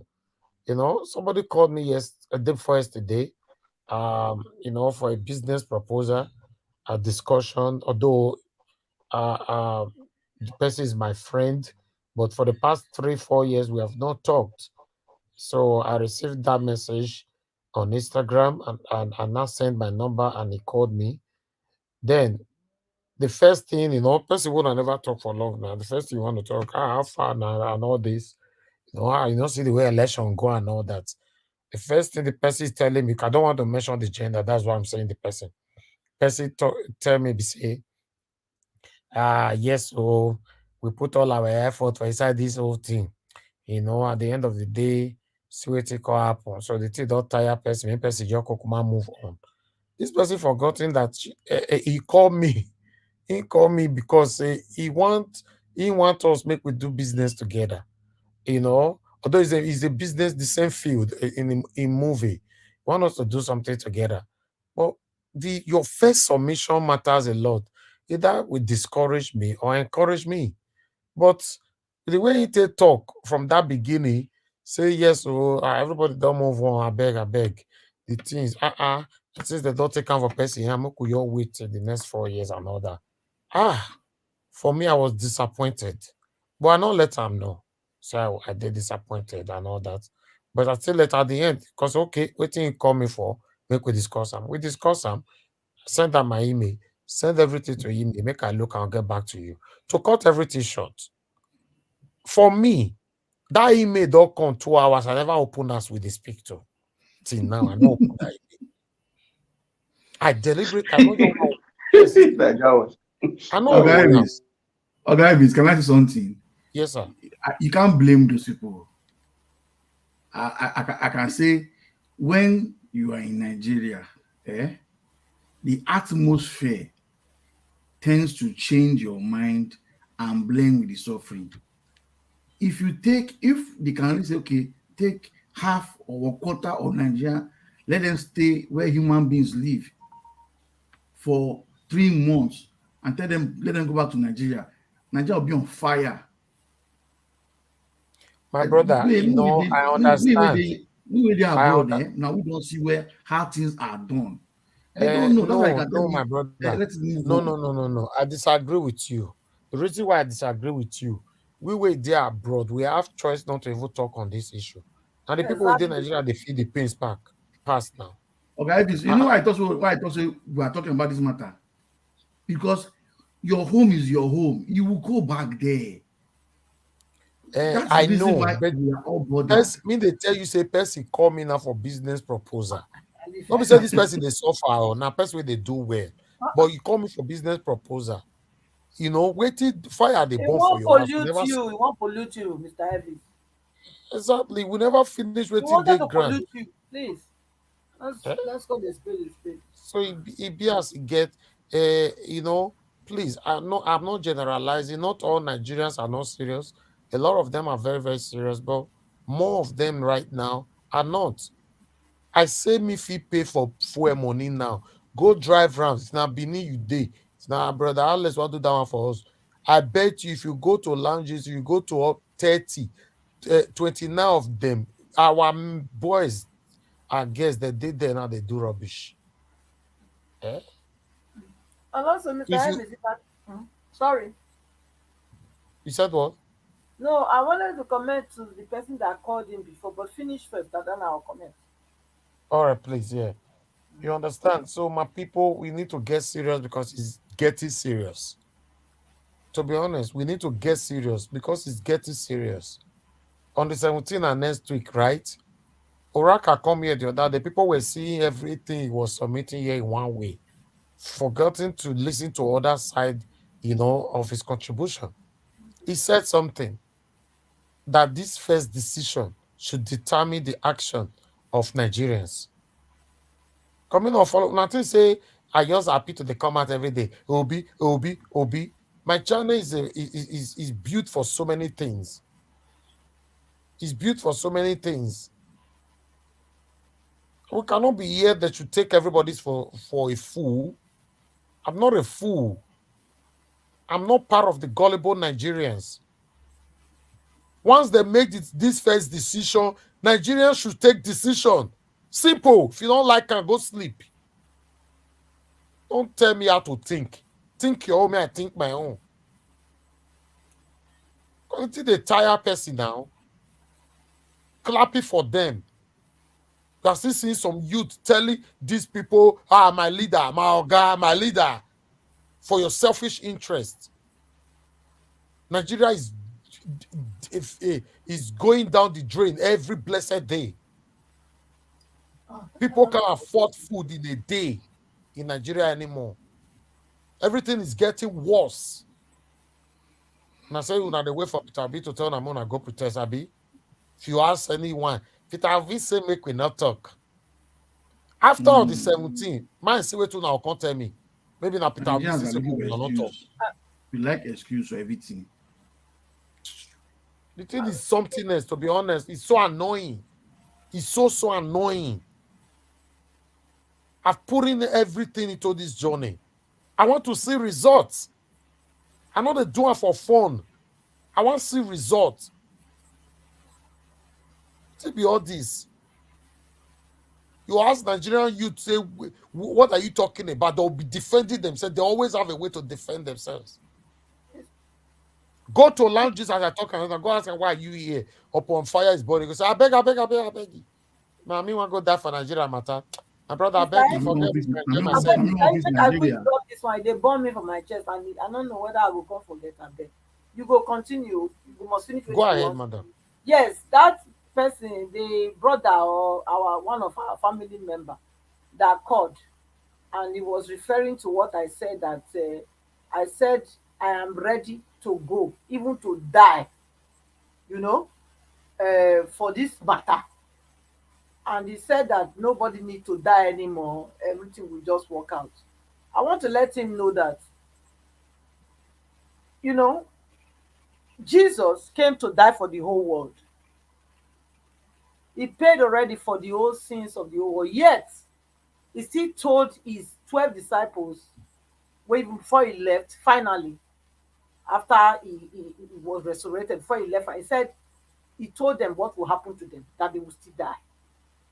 So, if God came down to do the final work, yet he still told those ones that they will still die in regard of fighting against good against evil. So what do you think is also happening now? Right. Listen, Nigeria don't come to a place where we say, not be everything go just mellow down, everything go just work out. Now we'll take solve this thing. Make una know. Anybody where they make una they play. Una they play. I play una day. Anyone will come tell me say, make we just relax. Everything will go fine. Nobody needs to die anymore. You're not ready. You're not ready. You never ready. You they play. I play you day. Because if you think that this will go leave you like that. Me, as I day here, I say you cannot kill a dead person anymore. I'm ready to go. Many things start first. Let me pick some calls. Thank you, madam. Thank you. Hello, good evening to you. Your name and where you're calling us from. Hello, good evening, thank you, Dozier from London.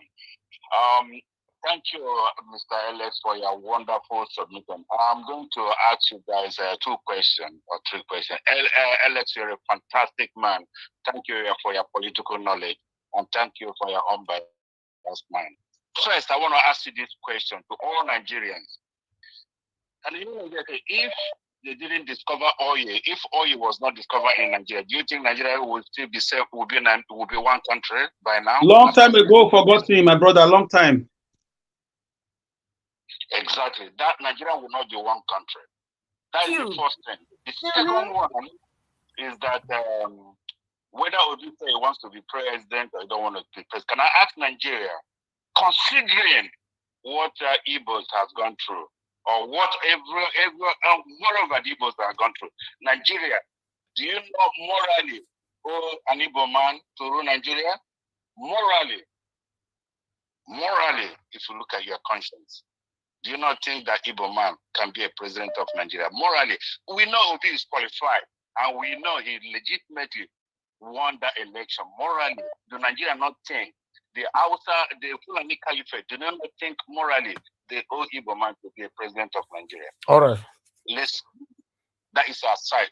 The third one is that, let me tell you now, the fundamental political situation in Nigeria have changed, and it will never go back again. The point is this, that the Fulani Caliphate has been exposed. And the reason why they have been exposed, that if you tell you guys talk about the war, the civil war, the Biafran lost war. The reason Biafran lost war, because Ojukwu make mistake.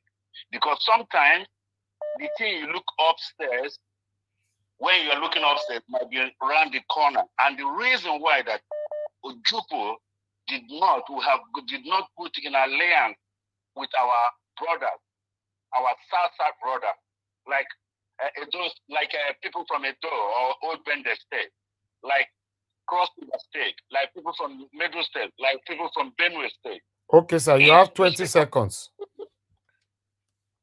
Sorry, if these people have supported Igbo, the Igbo would have not lost that election. But what I'm saying to you now, because we have got this new alliance, the Fulani will never again control Nigeria. Trust me, whether obedient or whether obedient is there or not. The majority now, the people that used to call minority now have become the majority, and they will never control that resource. Thank you, sir. Thank you. Thank you for calling in. God bless you, sir. Thank you. All right. Mr. Chris, thanks for calling in. Good evening to you, sir. Hello, good evening. Thank you, sir. Go ahead, good sir. Evening, Mr. Nanjaro. We can hear you. Hear me? Yes. Go ahead, sir. Okay. My name is Chris. I'm calling from Dublin. Good evening to everybody in the panel. Nanjaro, yeah, I've listened to everybody's submission and also your submission. But I think concerning the situation in the country, I think it's not just completely okay to blame it only on the elders in the north. We still have to blame the people in the north, no matter how we look at it. Just like your analogy, when you said that if you drive around Benin, you see a lot of the youth, they are drinking, they are enjoying themselves, they don't simply care. The same thing applies to the common people in the north. They are suffering, they are in disease, they are in poverty, but yet they are not revolting against their leaders. So the leaders and the people in the north, they are all complacent in this problem. Because if it comes to the time to riot, the time to go against other religion in the north, you know, the common people, the so-called common people, they can stand against those people. But when it is time to riot against their leaders, they keep quiet. Like during the NSAS, I'm very sure if the common people in the north, if they have done the same thing that the common people in the south did, I'm sure NSAS would have succeeded. There are many, many things like that. Imagine the riots in Sabongeri of those days. They use these same common people to commit all these atrocities. Like they used to say, the quality of the leadership you have is as good as the people themselves. Okay, look at what the people in the south did to ensure that Peter Obi came to power. Yeah, I know the north, the common people in the north, they tried their best, but we must have to agree that the majority of them, the vast majority of them, is still in support of their satanic leaders. So there's no way, it's the same on Balaika code that tie all of them together.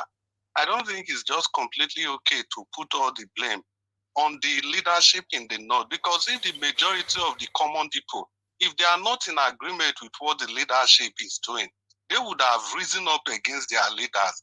Is it me from the south that's going to rise up against the bad leadership in the north? It is still the common people. The common people, they have to rise, they have to speak up. If somebody is poor, there is disease, it doesn't mean that you lose your sense of reasoning. Isn't all these same people? Jonathan built 300 schools for Alimanjiris. What did they do at the end of the day? What did they do with the school? So how do they expect to be liberated exactly? Not until they themselves, they rise up against above this ethnic and religious whatever, they are going to just remain the way they are. So the summary of this is that, yes, we can say the leadership, but the people have not done enough. They've not rejected the leaders themselves. Why can't they be the ones starting all these agitations against their leaders? Why must it always be from the south? Is it not the same reason why people are not tagging the Igbos? Because anything Peter Obi now, people just call it the Igbos, the Igbos, the Igbos. Because this is one of the hatred they have against the Igbos. Because the Igbos are always speaking up against bad governance. They speak up against bad governance in every ramification. So they see them as being, they don't obey constituted authority, they don't listen to people, they don't do this, they are proud, they are this, they are that. But that's exactly what the common man in the North is not doing. So the people in the North, they need to speak more. So it's not just enough to say it's the leader, is the leader, is the leader. Like we keep saying, you've made that analogy now that if you go to Benin, you see youths, they are drinking, they don't care about what's going on. So we cannot put that on the leadership. It's the same thing applies to the guys in the North. Yeah, but so I use the word, I says you see some of the youths. I didn't say all the youth. I give credit to some youth as well in Edo. So that's my stand. If you are saying the people, I want you to say some of the people are also part of the problem. That will make a lot of sense. Yeah, exactly, Mr. Evis. But we must understand that the number of people in the North that are in support of these bad governance going on in the country are more than the number of people that are against it. But then you will still, or then you can use the word majority. At least you are not generalizing. Exactly. Use majority, I agree with yes. you completely. Majority, the vast majority of the people there, they are in tune. They are happy with what is going on. They are just happy with it because other riot, the other spontaneous riot, the leaders don't talk to them. They just wake up and they say, oh, these people, they spontaneously start rioting against other tribes. They should do the same thing against their leaders. And let's see where the southern people will pick it from. And I'm sure if every youth in the country, if we agree to do the same thing, I'm sure these leaders, they will be history. All of them will be history. All of them, they will be history. But it's just that the vast majority of the people, they are still in bed with these leaders. So that's just why we are where we are. Because you can't tell me, how can you, it for 8 years, you have one set of people, I'm not even talking about the houses now, the vast majority of all the key positions are coming not just from the North, but from one group, the Fulanis. And you have other people in the North, they are just looking at the Fulanis there. The Fulani is raping them and doing everything they want to do. How can you tell me, for example, in Kaduna State, they go to a village, send everybody packing, and rename that village a Fulani village? How can you tell me the people in the North, they are sitting down there, they are not doing anything? In the North, no other tribe can become an emir. You have to be a Fulani person. And those guys are not picking up. So who is going to speak up for them? So they have to take more responsibility. They have to take more responsibility. It's not for them to just sit down and say it's their leader. No, they are in bed. They have accepted this status quo. That's why things are just like that. If they can speak up more, I'm sure so many things will change. That's just my submission. Thank you very much, Mr. Chris. God bless you, sir. Thank you. All right. Let me Madam Deborah, you'll be calling, and I've tried calling you. You don't pick whenever I call you back. So we need to move on now. I'm calling you back again, Madam Deborah, if you're listening to me. See, she don't pick when you call her back.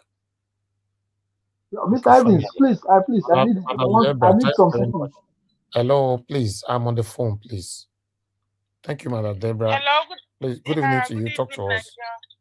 Nigeria Watch, and good evening to all the panelists. I just wanted to make a contribution Go ahead, to madam. the broadcast. What I just wanted to contribute this evening is the fact that we should just focus, if we can try and just focus on the main problem that we're facing, which is the problem of leadership in Nigeria. And I believe that except we get the leadership right, every other thing is just not going to work. Even the division, the religion issues, and all of that, if you have to trace it back, it's all part of lack of leadership. If we have the wrong leaders in place, either in the north or in the south, it's going to be the same problem. Even our leaders in the south, they go there for their selfish interests. A good example is the comment that Pastor Adeboye made. One would expect that a man of his carnival would be on the side of the people, at least to speak for the people, but obviously it's not. So until we get the leadership right, especially at the presidential level, then gradually it will come down to the governorship, and if we're able to elect credible leaders, that's the only time that things will change. Thank you. So if we begin to look at it from a religious perspective, this is the elites. They are just there for their selfish interests, and they are the ones creating this division. It's not the ordinary people. The ordinary people are not the ones doing it, but it's the leaders. They know they benefit from this division. They know that if people are united, then they can be able to fight against the government. So they are just dividing us in order to be able to rule. So that's my own contribution to today's broadcast. Thank you so much for what you're doing. God bless you, madam. Thank you very much. All right. Okay. Let me come back to the panel again. All right. I'm supposed to have another segment now, but I'm going to scrap that out because it looked like this topic, is very interesting. A lot of people want to talk on it, but that will not stop me from diverting a little bit just to give awareness to some of you. Okay. Amashola, you want to say something? Or no, who's talking? me, Mr. Elvis. God's power. Go ahead. Go ahead. You wanted to say something? Yes. Yes. A quick one. Like in agreement with what you said concerning some of the Nigerians back home that they are not really encouraging. I totally agree with you. Do you know why I say that? For instance, like I disagree with people when they always said it is the fine prayer works is the prayer that are still keeping Nigerians. You know why I disagree? It's like Nigeria, especially the youth, they are too relaxed in the essence, like, and we will just leave it like that, at least not before years. But they've forgotten that 4 years, not before days, not be 8 years. And when you now start looking at those things, you'll be asking yourself that inside that 4 years, the kind of hardship that you go through. So when somebody said it is fine, prayer works. But to me, I think Nigeria are very used to like, maybe we just let them be, kill ourselves. You understand? And these are the same people that they will be calling people in diaspora. Oh God, I beg, assist me, get out is rough, please now. They'll start begging you, ask you people that you are on ground that are supposed to come out and try to do your own part. Because to be honest, the major people that are putting this thing on their head are most people I'm not saying people back home are not doing it, but if you check it very well, now people where they diaspora carry this thing mostly for head. People that at least they are having a good life, a bit. But people back home, as you said, if you call most people, they will tell you, say, Nigeria move on. In fact, most of them are even waiting on the 29 for swearing. Like this one that we are advocating, talking for a mandate. I can say 70% of Nigerian youth don't give up, say, then go swearing for this guy on the 29th. So you begin to ask yourself that, don't you think that is our future that we are agitating, we are talking about for? Then coming to what is it called? Coming to this Why do you think that of the thing, you'll be surprised. So I was talking to my in-laws today. You know what he told me? He said one of the some things where they best up for Obi, assuming that Showore for don't say make. He said Obi supposed to have immediately as this thing happen. Obi supposed to have tell them that okay. The issue of him go and be apologizing to those, those old people, those people that doesn't want Nigeria to be better. That if it's Showore, in fact, everywhere will have been sparking up now. That's one of the issues that is having with Showore. He said even Showore is his friend, but they started getting it wrong when Showore started tackling Obi. That is not Obi that Showore is supposed to be tackling. He's supposed to be tackling the government. He said because Peter Obi, the way they see him is very cool, too cool. That in fact, the way Nigeria has. A lot of Nigeria, some of the obedient are started tackling Obi that things supposed to be done because these people not be easy hide and they take collect power from a very wicked person. When you said this thing, I started remembering what me and him discussed today. Thank you. Thank you very much. Thank you. Mr. Najai Wash, can I quickly respond to that? Mr. Elvis. Hold on. persons are calling me at the same time. Hold on, I don't know. That's Gingerbread Man and One Love. Okay, Gingerbread Man, you want to say something? Go ahead, talk to us. Yeah, thank you very much. I was meant to Good actually evening. call. Good evening. I greet you. Or you're doing a good job. God bless all of you. And our labor shall never be in vain. I was meant to call in, but then I saw that there was a space, so I quickly came in order to just say one or two things. For some reason, when Mr. Alex was speaking, some part of me, felt, it was part of his speech was gaslighting people in diaspora. You see, the way I see this struggle is it's just like the human body. You have legs, you have hands, you have eyes. So you have a body with different parts, and every part have a role to play. The way I see, this struggle, diasporans are not in Nigeria, but if you consider the lifestyle that we live here, everybody is working. It's a system whereby you don't work, you be on the streets. But people still make out time. Sometimes people work contributing from work, multitasking in order to, put a voice out, in order to achieve a common goal. And when you say people that are in diaspora, sometimes they were in Nigeria, how come these ideas, I said most people. I didn't say everybody, my brother. I'm with you. I'm just trying to clarify something. Yes, and also I'm not against the utterance. We are just. I agree. It's like a debate. I agree with you. I'm just trying to redirect the thought process. So like me, when I was in Nigeria, there's so many things that I did not know about good governance until I left the shores of Nigeria. Then I saw how things, are supposed to be done, the responsibility of the government. And that is why I choose to, speak out in order for the Nigerians back home to be sensitized so that we can replicate what we find here in our leaders back home. With regards to, so I don't think I think everybody is doing a good job. We're trying our best. Not to say that there are people who are not taking it serious. Just like you, Mr. Alex, you're back in Nigeria, but everyone knows that you are committed to rebirthing a new Nigeria. But you cannot say that for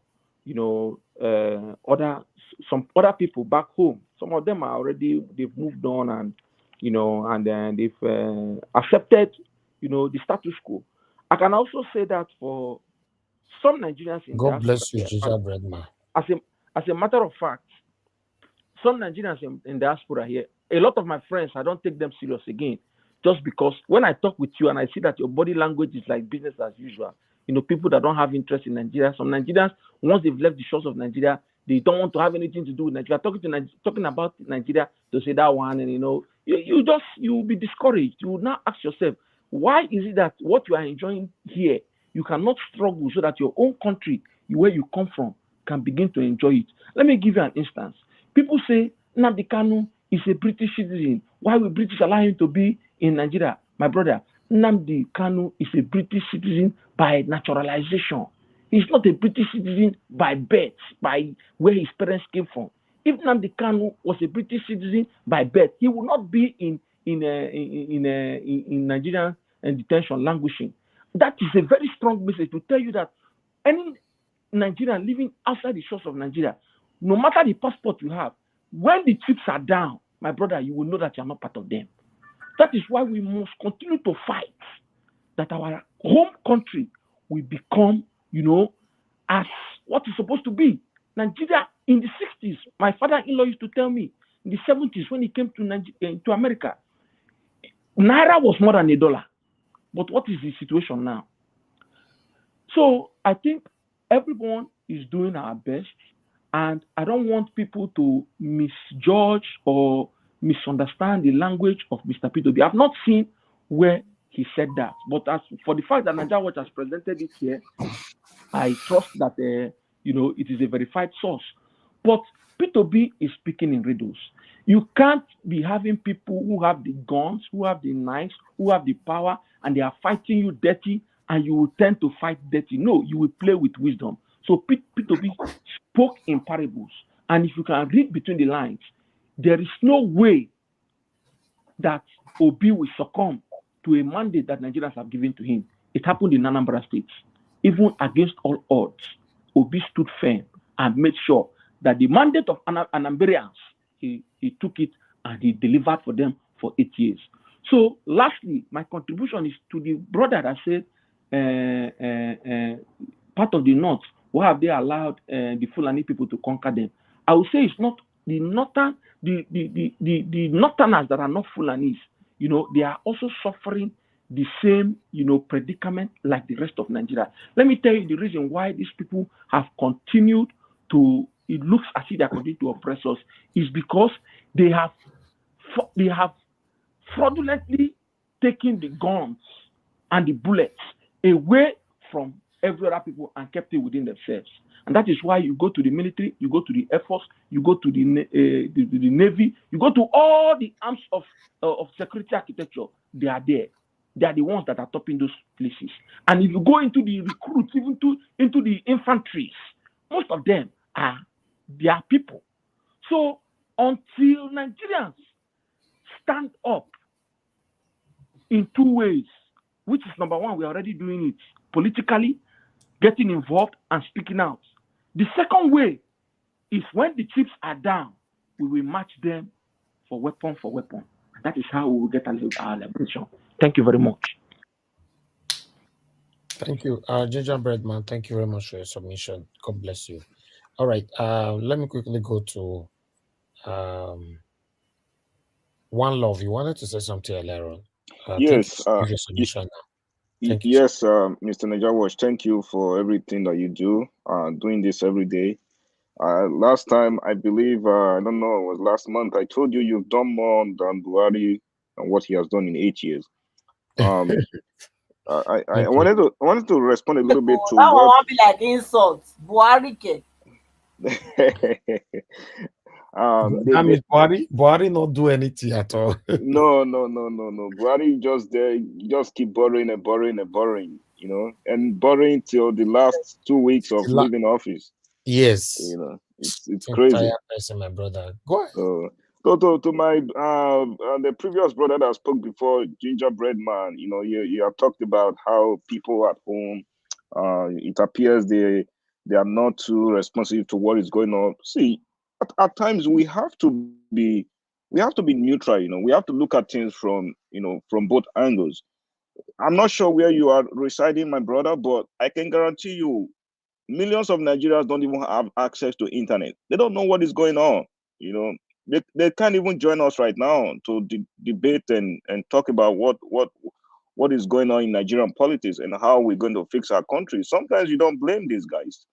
And most of the reason why they don't have the knowledge, they don't know what to do, is because of what the leaders, the politicians have placed them into. They don't want anyone to be educated. They don't want you to have access to what is going on. Just take an example of what is going on with the president-elect. Nobody is telling us what is going on with him. They don't want us to know.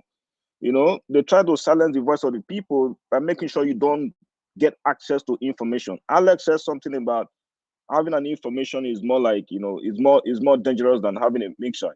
And it's true. If you have access to information, you pretty much know what is going on, and you'll be able to stand up to these people. Like the other guy, Gingerbread Man, said something about he never really knew what was going on until he left Nigeria. It was after he left that he could figure out how government should be run. Most people in Nigeria don't have access to these things. So during the elections, people went out to vote.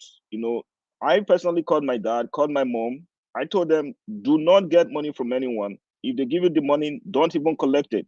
If they're going to give 50,000, 100,000, throw it at them, I will give you the money instead, because I wanted them to vote for someone who was talking sense. Obi was the only person that was talking sense when I listened to him. Now, they know they cannot come to us in diaspora and tell us to vote for them, because we want to see fact. We want to see evidence of what you've done, and we want to see that you are talking you are talking from your brain, not talking from I'm going to give you 2 packets of Indomie. I'm going to give you 2 packets of salt. They know they cannot convince us like by doing that. That's the reason why they keep fighting medias like Niger Watch, to stop them from educating people in Nigeria, to stop them from educating people who would have access to information. So, in a nutshell, I just wanted to say, when we look at people that are in Nigeria, people are residing in Nigeria, they are doing their best. These are the people that are actually facing the wrath of these wicked politicians every single day. These are the people that are facing the bad roads, facing the lack of adequate health care and water. So the politicians try to make sure they silence them by not letting them get access to information. They went out there to vote. They did their best. So our own part right now is to try to make sure we support them as much as we can, by coming out to this media to talk, to make them understand how things are supposed to be, not what they are living right now. That is just what I wanted to say to that. And for Peter Obi, look, sometimes when he makes statements, I try to, understand it, but at the same time, I begin to realize that Obi speaks in parable at times because you don't want to give out too much information to your enemy.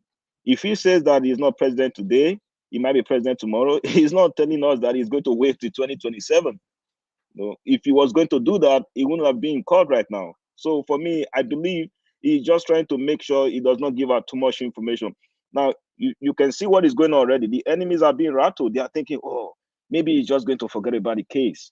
Maybe, he's already telling his supporters, don't worry, we'll wait till 2027. But that's not, for me, I believe 100% that is not what he's trying to say. He's trying to tell you that, look, somebody can be sworn in on May 29th, but the person can be kicked out the next day. So I don't think he's giving up on us. He's not giving up on anybody. We just have to be focused and make sure we get our money back. I'm waiting for May 17th, which is next week. For me, I know we'll be able to get something done. Thank you, Mr. Najawash. Mr. Elvis. Mr. Elvis. Thank you, one love. God bless Mr. you, sir. Elvis, can Yes, you give me 1 minute to just say something very, very important? Somebody is waiting, but go ahead quickly. No, okay, thank you very much. What I want to say is that it was in my line of thought when I was speaking earlier on. Is concerning that media man who reported that Peter Obi's story. The truth of the matter is that, and now I'm going to speak in a kind of way that people would think that I am tribalistic. I'm not tribalistic, but majority of the mainstream media in Nigeria the anchorers are mostly Yorubas. And I see, a sense of tribalism when it comes to, doing their professional job. They tend to forget their professional job and allow tribalism to, overshadow them. And that is why when you see the reporting of events that concerns Labour Party, even when themselves know that Labour Party actually won this election, they are not transparent. They tend to speak in such a way that they are aligning with the APC, which is a fellow tribalist. So that is my submission with in regards to this journalist who do not call a spade a spade. Thank you. Thank you very much, my brother. All right. Alex Dopikin, thank you very much for your time. Good evening to you, sir. Please talk to us. Good evening. Can you hear me? Yes, we can, yeah. Yeah, okay. Good evening, everyone. Elvis, it's been a while. I've been on the panel. Elvis, we're not I've hearing been having you. some. Yeah, we You're can. not hearing me? Yeah, we are hearing you. Okay. All right. Yeah. Because I've been having some network problems. And you can guess why it's so obvious. I'm presently in our dear country. I'm on holidays in Nigeria. I've been having this kind of problems. Um, it's I'm experiencing Nigeria now in a way that I've not done before. Before the election and then after. It's like maybe that way it was planned that I will have to experience it this way. You see, what I really want to emphasize on this evening is a kind of appeal to every one of us, because sometimes it I know it's not that easy for everyone. Nobody on this panel doesn't have uh, the thought of Nigeria at heart. You, in particular, Mr. Elvis, since I've been following you, I know that it's a passion. I know you do this with your last blood. You know, you give everything you have, day and night, as well as so many members of this panel. Those on the chat, those who call in, a lot of people mean well for Nigeria. But I times it seems we kind of get impatient with ourselves. We should try to control this line. You know, I rather be let me say I rather not be right, but to do the right thing. You know, my opinion might not be the right one, but you try to respect it, and I'll do the same. That's the way we can get along. You know, we should fight we have at hand. The fight we have at hand is not an easy one. We are fighting or being fought from different angles. I wrote something on the chat when I made the super chat, that how many of us really think amongst us that these wicked and shameless and devilish politicians will give just this fight up? How many of us are thinking this way? When we do that, then we are very, very naive. These guys will not just give up. They won't give up like that. So why should we? You know, I know sometimes we have a lot going against us. You know, we have a lot of wind that is blowing against us, but we should be persistent. We should be kind of resilient, because at the end, that's the only way we can come out of this victorious. Just imagine what is going on presently with the Labour Party. Just imagine these people that have been planted. You know, look at the extent they've gone to. Does that not tell you that we are on the right track? Does that not tell you that we are already a pain in their neck? So why should we now begin to find faults from ourselves? We are doing the right thing. We are doing the right thing. We don't have to blame each other in any way. All we have to do is to encourage one another to fight this battle together. Because at the time we don't do that, we will allow the enemy to have advantage on us. We should please try. Egos aside, whatever it is, let us listen to one another. Let us work together to see that Nigeria becomes a place that, you know, I had an experience today. I won't say what part of Nigeria I'm in presently. I had an experience as I was being driven the car. I just sat on the passenger side. We were going through potholes, and I was having a video call with my family back home in Germany.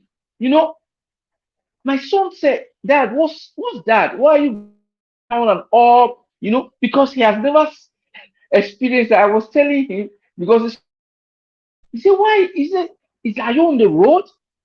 I was just laughing. You know, uh, this is how it is. A lot of these things are so strange to these people, but in my country, it's just a normal thing. That is why most people, they've already accepted the fact.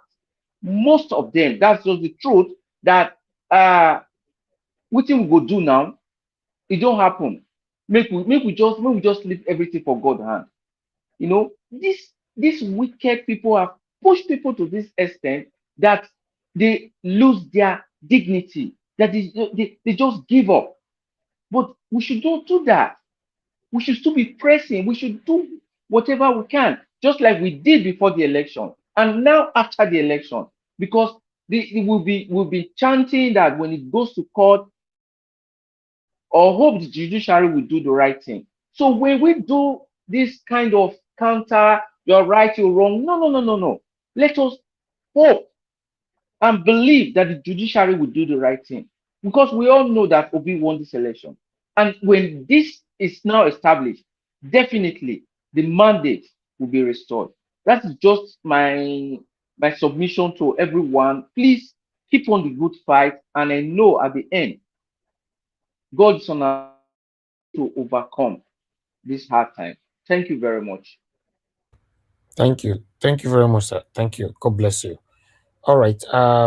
You know, I would like us to quickly talk on this short story, but before that, I would like the panel to wish rest in peace to our legend. Saint B is gone. These are one of the people that, yes, when it comes to the Nollywood industry, you know, he cannot be left out. So he's a legend. So he passed on. Although I'm just hearing it like 2 hours ago, but yes, I thought I should bring this in. People should please put it right there on the comment section, and if you are giving your submission later on, please also use 1 second to give him the last respect. Thank you. God bless you all. All right. Okay. Let me divert a little bit to this video here.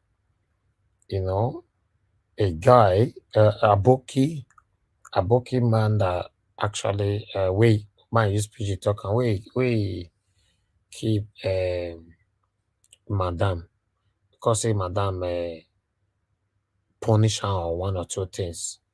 You know, according to the story here, let me put it here so that everybody understand what I'm talking about. 1 minute, guys.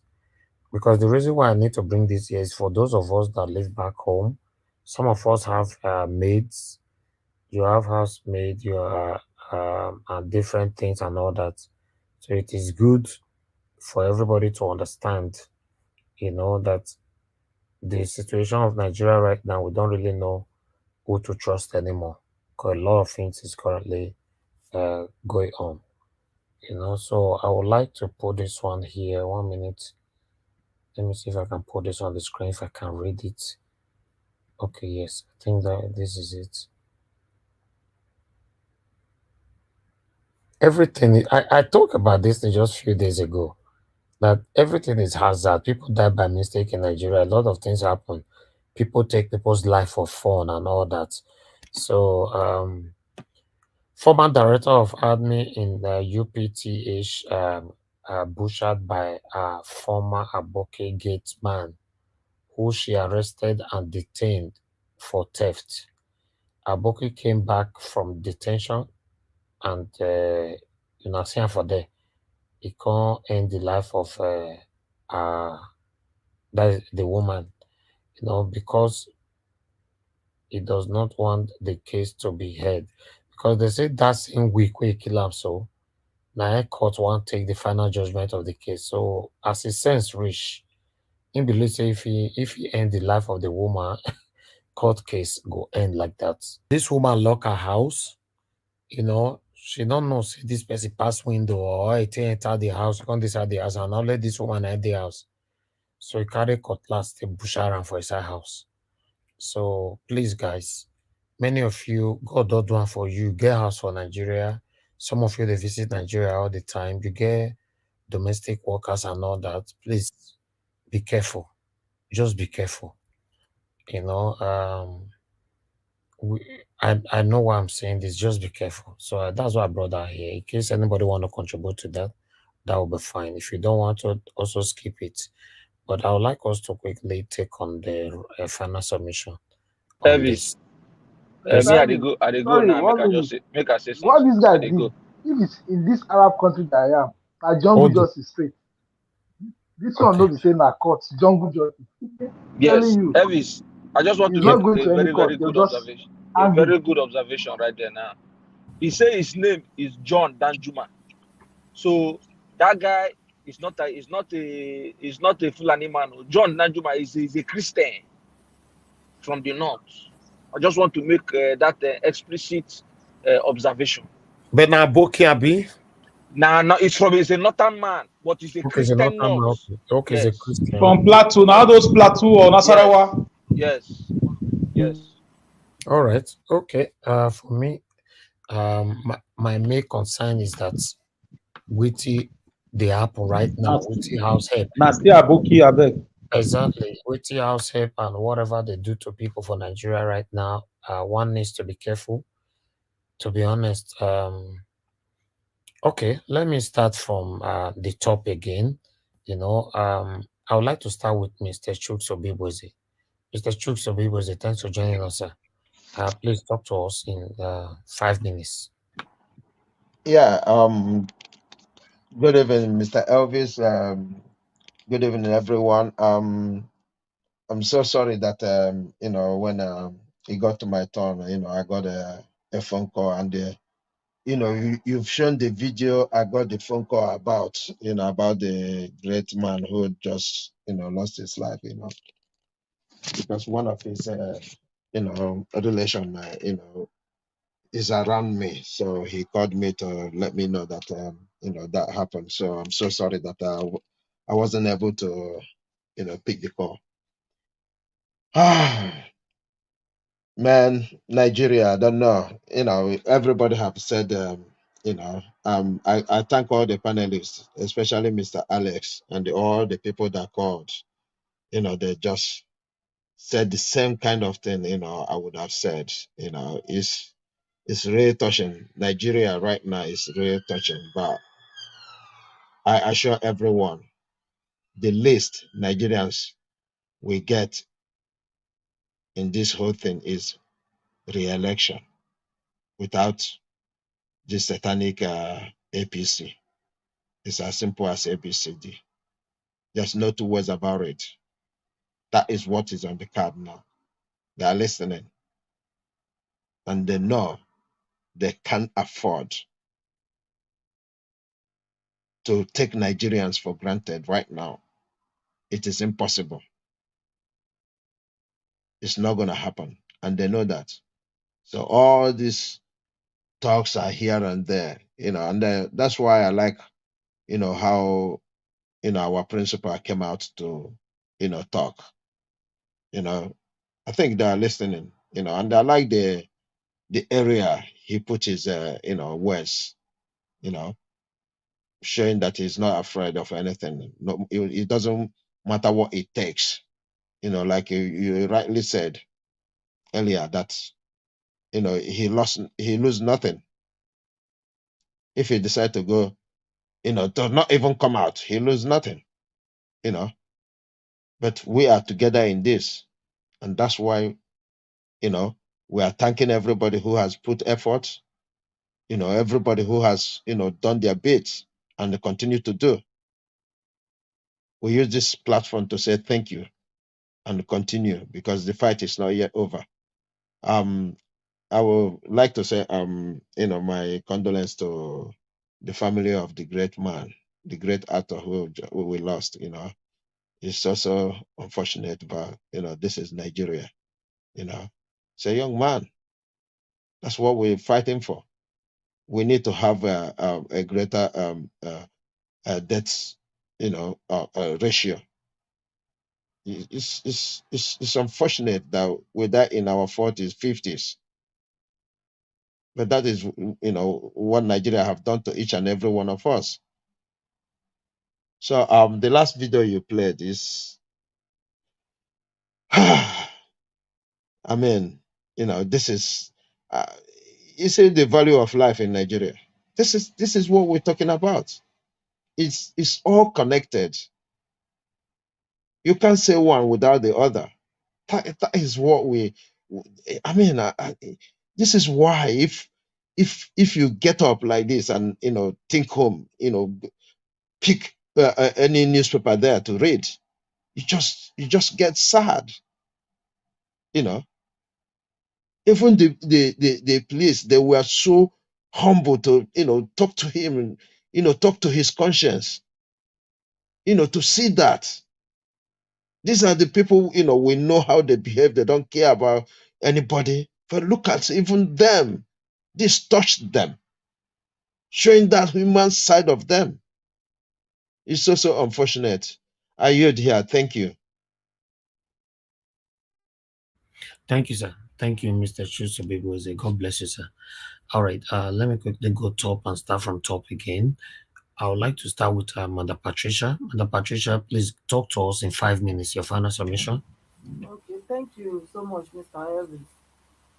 And yes, I will go with the same thought pattern with Mr. Schutz by saying that our principal, nobody should underrate what he has said as weakness. You know, they should not see it as as though he's giving up. He speaks with a riddle. You know, he knows what he's saying. When somebody say today, tomorrow, it doesn't mean that he's saying that he's going to be waiting for it forever. So that's Arise guy coming out from that angle. I think they are all being paid by their paid master to try to convince the gullible and try to misinterpret what our principal has said. So I for one, when I saw Madam, that, Madam, yes, sorry, just 1 second. You see, the when it goes to Mr. P2B, Arise, they will bring somebody who lost their mind. Look, even what P2B did now, instead of these people to be throwing Apapa and others for us to discuss, let them discuss this one.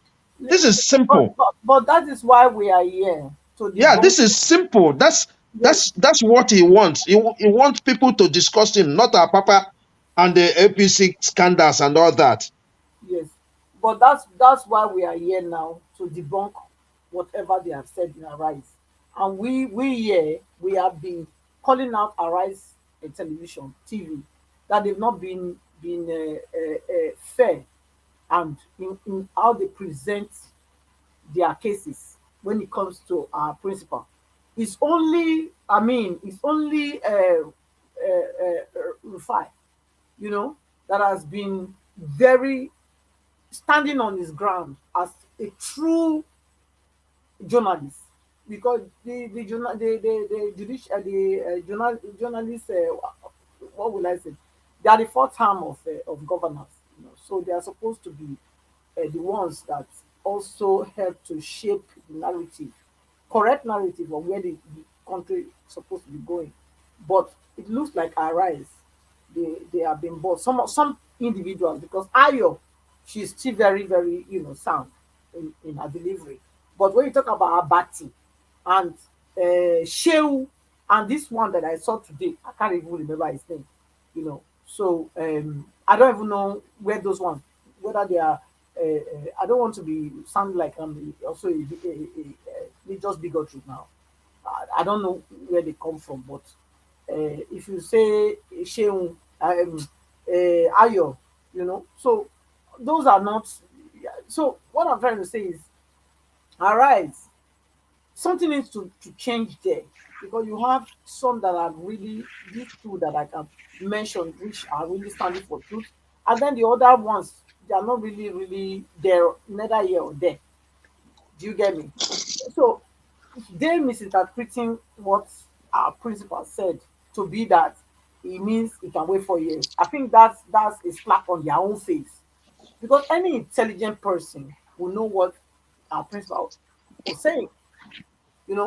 He's not even saying, even the misinterpretation that I'm even hearing now, saying even if Tinubu is sworn in, he's not even looking at that Tinubu. Tinubu will not be sworn in, for Christ's sake. He will not be sworn in. Today, tomorrow means is either they give it now or they postpone the whole thing till he comes there. It's not me. It's not seeing Tinubu on that seat, and I'm not seeing Tinubu on that seat, whether anybody likes it or not, because Tinubu did not legally and constitutionally won the mandate that Nigerians gave to the person that will rule them. So, because of that, he will never be the president of Nigeria. It doesn't matter how hard they try. Our Papa and the rest of them can do as much as they want to do with what they think they can do.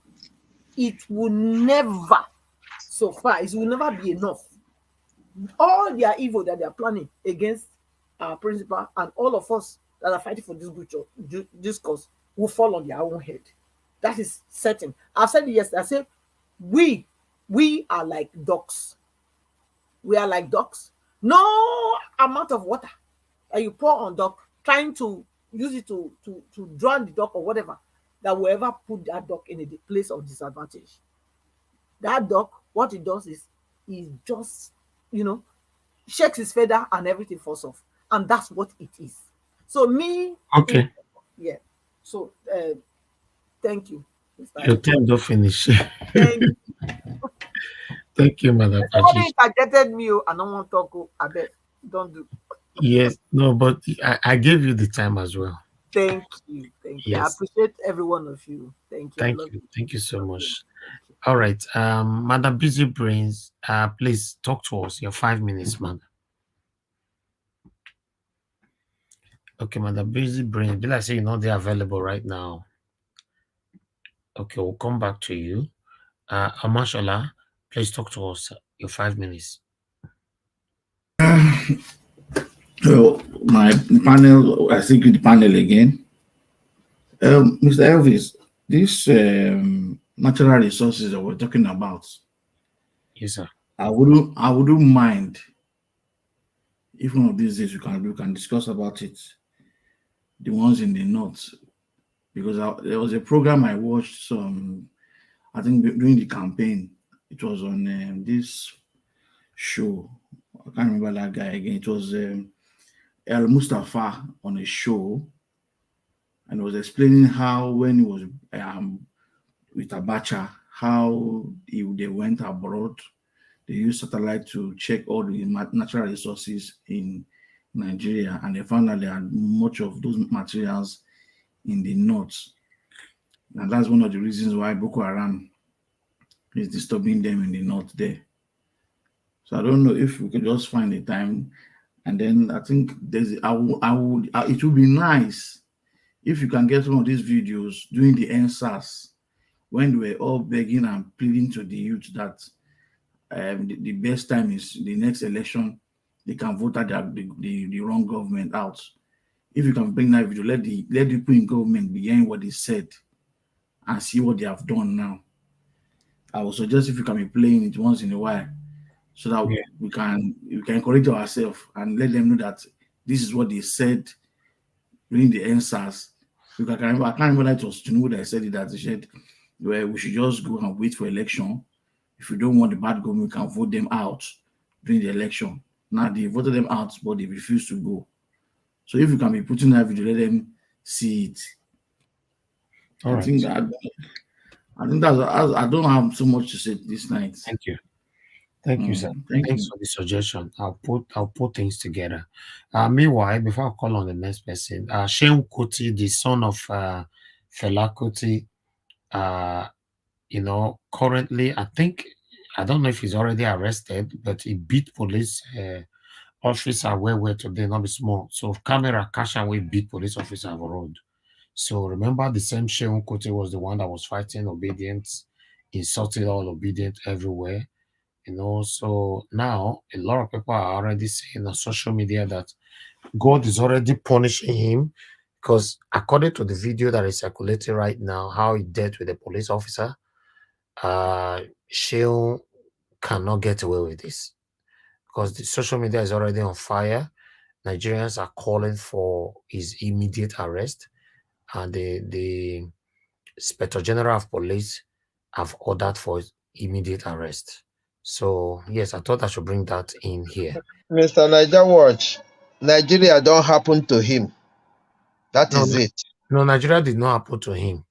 Now Nigeria happened to him. The person where he was fighting obedience. He doesn't want Nigeria to be better. Nigeria did not happen to her. In fact, I even tackled him one time when he was saying rubbish. Yes, it's the same thing. All of us are saying the same thing, because if Nigeria is in good condition, he will not even have time to fight police. Imagine. No. I disagree with you on that, sir. He doesn't want Nigeria to be better. And he fought a police officer. He fought all obedient and insulted Peter Obi every single day. So I believe it's karma that is dealing with him right now. It's not Nigeria that happened to him. Innocent Nigerians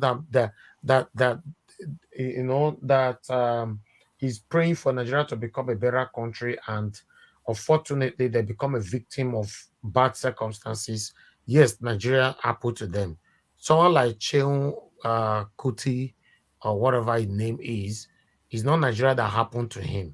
He's him that happened to Nigeria. He happened to Nigeria. And he's not the first son of Fela. Femi Kuti is the first son of Fela. So this one coming as this thing. This one is all MC Oluomo. You need to see the video I beat the police officer. The police officer did not even raise his hand at all.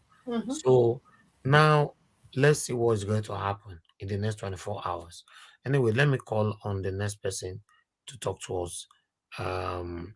God's power, please talk to us, sir. 5 minutes. God's power, are you there? Yes, sir. Yes, please sir. Talk to us. 5 minutes. I don't know the topic we are deliberating. We're not talking about topic. We are closing, not topic. Just say talk to Nigerian people, anything at all. We are closing. Okay. For Saint Hobby, this icon, this I would just want to say, may his soul rest in perfect peace. Okay, Saint Hobby. Sometimes when I see the way our entertainment artists or Nollywood artists, the way they fell ill or they fell sick, sometimes I begin to ask myself, does it mean that they don't have a burden, like should I use word like maybe a reservoir for them in case of this their illness or their what is it called? Their union is not that strong, because you will notice that somebody has been in entertainment for long, then whenever illness happen to them, the body, I don't know whether the body are assisting in some, but all the same too, I don't think this kind of things can happen in a development country whereby an artist or an actress we fall ill, and to the extent that they will struggle with it until maybe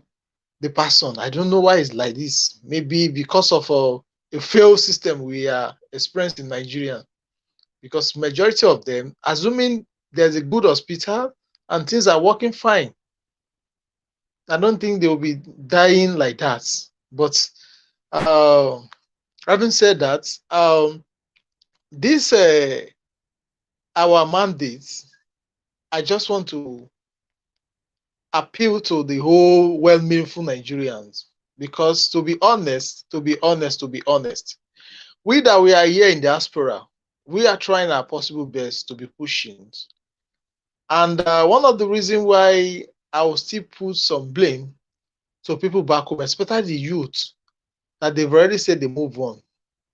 At least as we are pushing here, even though we are not advising any person to go on a violence, I think let there be that concern that what people are agitating about this great nation for in diaspora, if the thing started, turning to be good, they will be the first person to benefit it.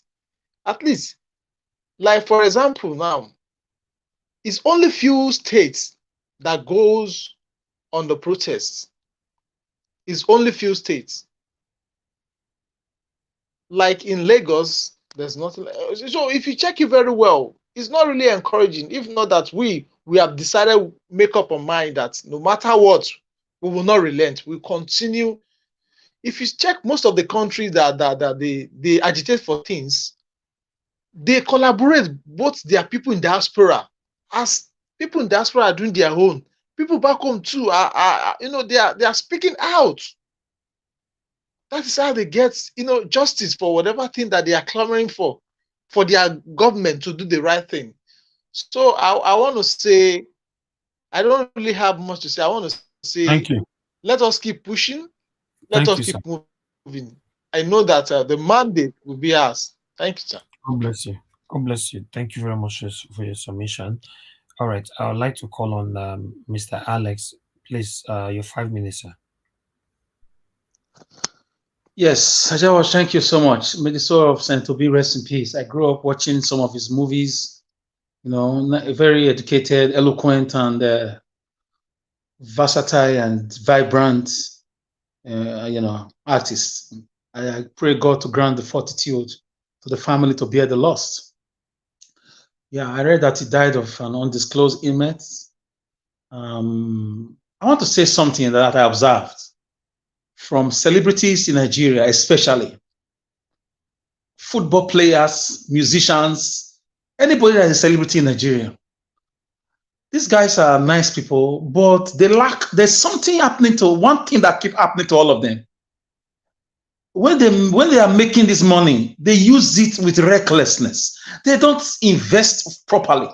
Some of them fall victim of, you know, scam. I don't know if it is true. They don't invest. Before you know, they are asking for donation, for transplant. Nobody prays to be sick. If you didn't have money, understandably, no problem. You can ask for help. Set up a GoFundMe. Nobody is, you know, nobody knows tomorrow. But this guy, you see them buying cars, 100 million, 14 million, celebrating things in Dubai, where nobody will even think of going. They will go there with, they will come and post it and tell people. They waste money like with reckless abandon. Nigerian celebrities need to do better on how to handle their finances. The way they waste money is just too much. They buy cars 70 million, 350 million. Who are you impressing? And tomorrow you come out looking for donations. It's a paradox. It's an irony. It's madness. So I think they should have good advisors. They can buy one wristwatch for $50,000 and they will show it online. Tomorrow you want me to donate for you? Why? Why should I do that? Me that plan my life with the little I have, I should come and be donating for you? I don't get it. So for me, all the celebrity nowadays, no need paying rent for 7 million in Lekki, and you don't have investments for your tomorrow. You rent a house 5 million per year, 10 million per year, duplex. Must you live in Lekki? Must you live in a duplex as a celebrity? Who are you fooling? And you know you are struggling. Some of them will die. You will not find out they don't have a plot of land to their name. They don't have a plot of land anywhere in Nigeria. Amagba community had to donate a plot of land to one celebrity. I will not call his name, to be buried. Some of them live flamboyant life. They don't plan. They don't think of tomorrow. They just believe in nightlife, you know, wasting. And tomorrow they reach out to Nigeria that they have kidney problem, they have heart problem, they have this problem. Nobody is mocking them, but they should do better with their money when they are young, or when they are at the zenith of their fame, when they are on top of their game. For God's sake, plan your life. Plan your life. Everybody like to enjoy, but plan your life as a celebrity. Tomorrow is not today. Things are gonna change. Everybody has a time. It's time for everything. A time will come, you need to help yourself. The public can't always be there for you. The public have their personal struggles too. Away from that, guys, I want to talk about Seun Kuti. I don't like his violence rather. I don't like his modus operandi and his modus vivendi vis-a-vis his vivacity. His ways of communication are very confrontational, aggressive, and very insensitive. I think he lives in a sort of a utopia life, riding on the father's wings. Fela Kuti is different from Seun Kuti, for God's sake. So if he has done anything against the Nigerian police, he should be dealt with according to the law, even if we know we don't have a law in Nigeria anyways. Back to the Obidati movement. For the young guy that killed his boss, whether they are Boki John Danjuma, remember Theophilus Danjuma, they are all part of the Nasarawa, what's it called, Plateau State area there. I want to say, yeah, like you said, Mr. Ajawa, we should be careful when you have maids and helps at home.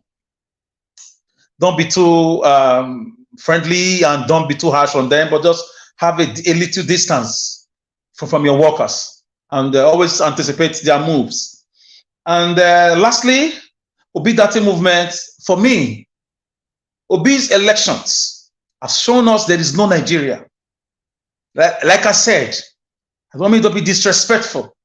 If Obi did not get his mandate, it's the last straw that broke the camel's back to justify Nnamdi Kanu's assertions, to justify Odumengo Ojukwu's assertions, to justify the agitators' assertions, Sunday Igboho and the rest of them around the country seeking their independence from the fraudulent contraction called Nigeria.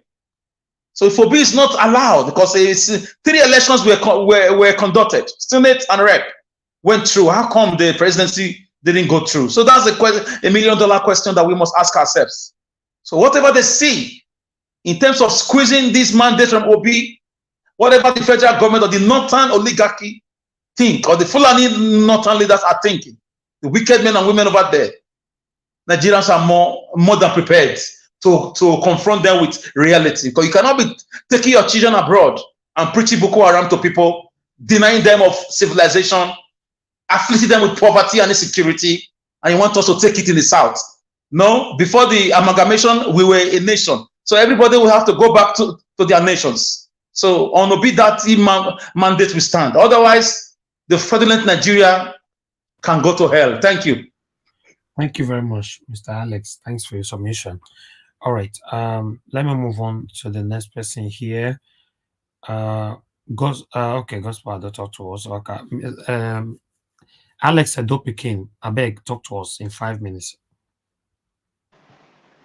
Yeah, once more, I don't have much to say again, other than yeah, let's keep on grooving. Let's keep on standing on the right path. Let's keep on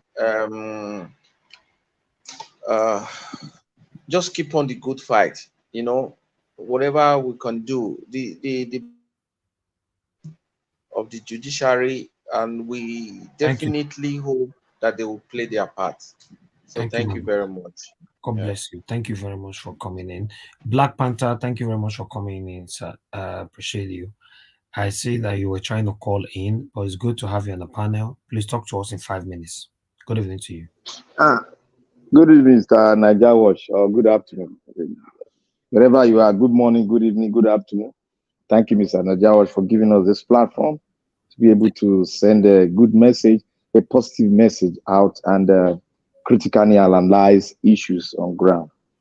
And I want to thank the Nigerian patriots that have been fighting to see their motherland to be not to be taken away from them. And I want to thank Mr. Peter Obi for the exceptional, approach towards every critical political issues in Nigeria.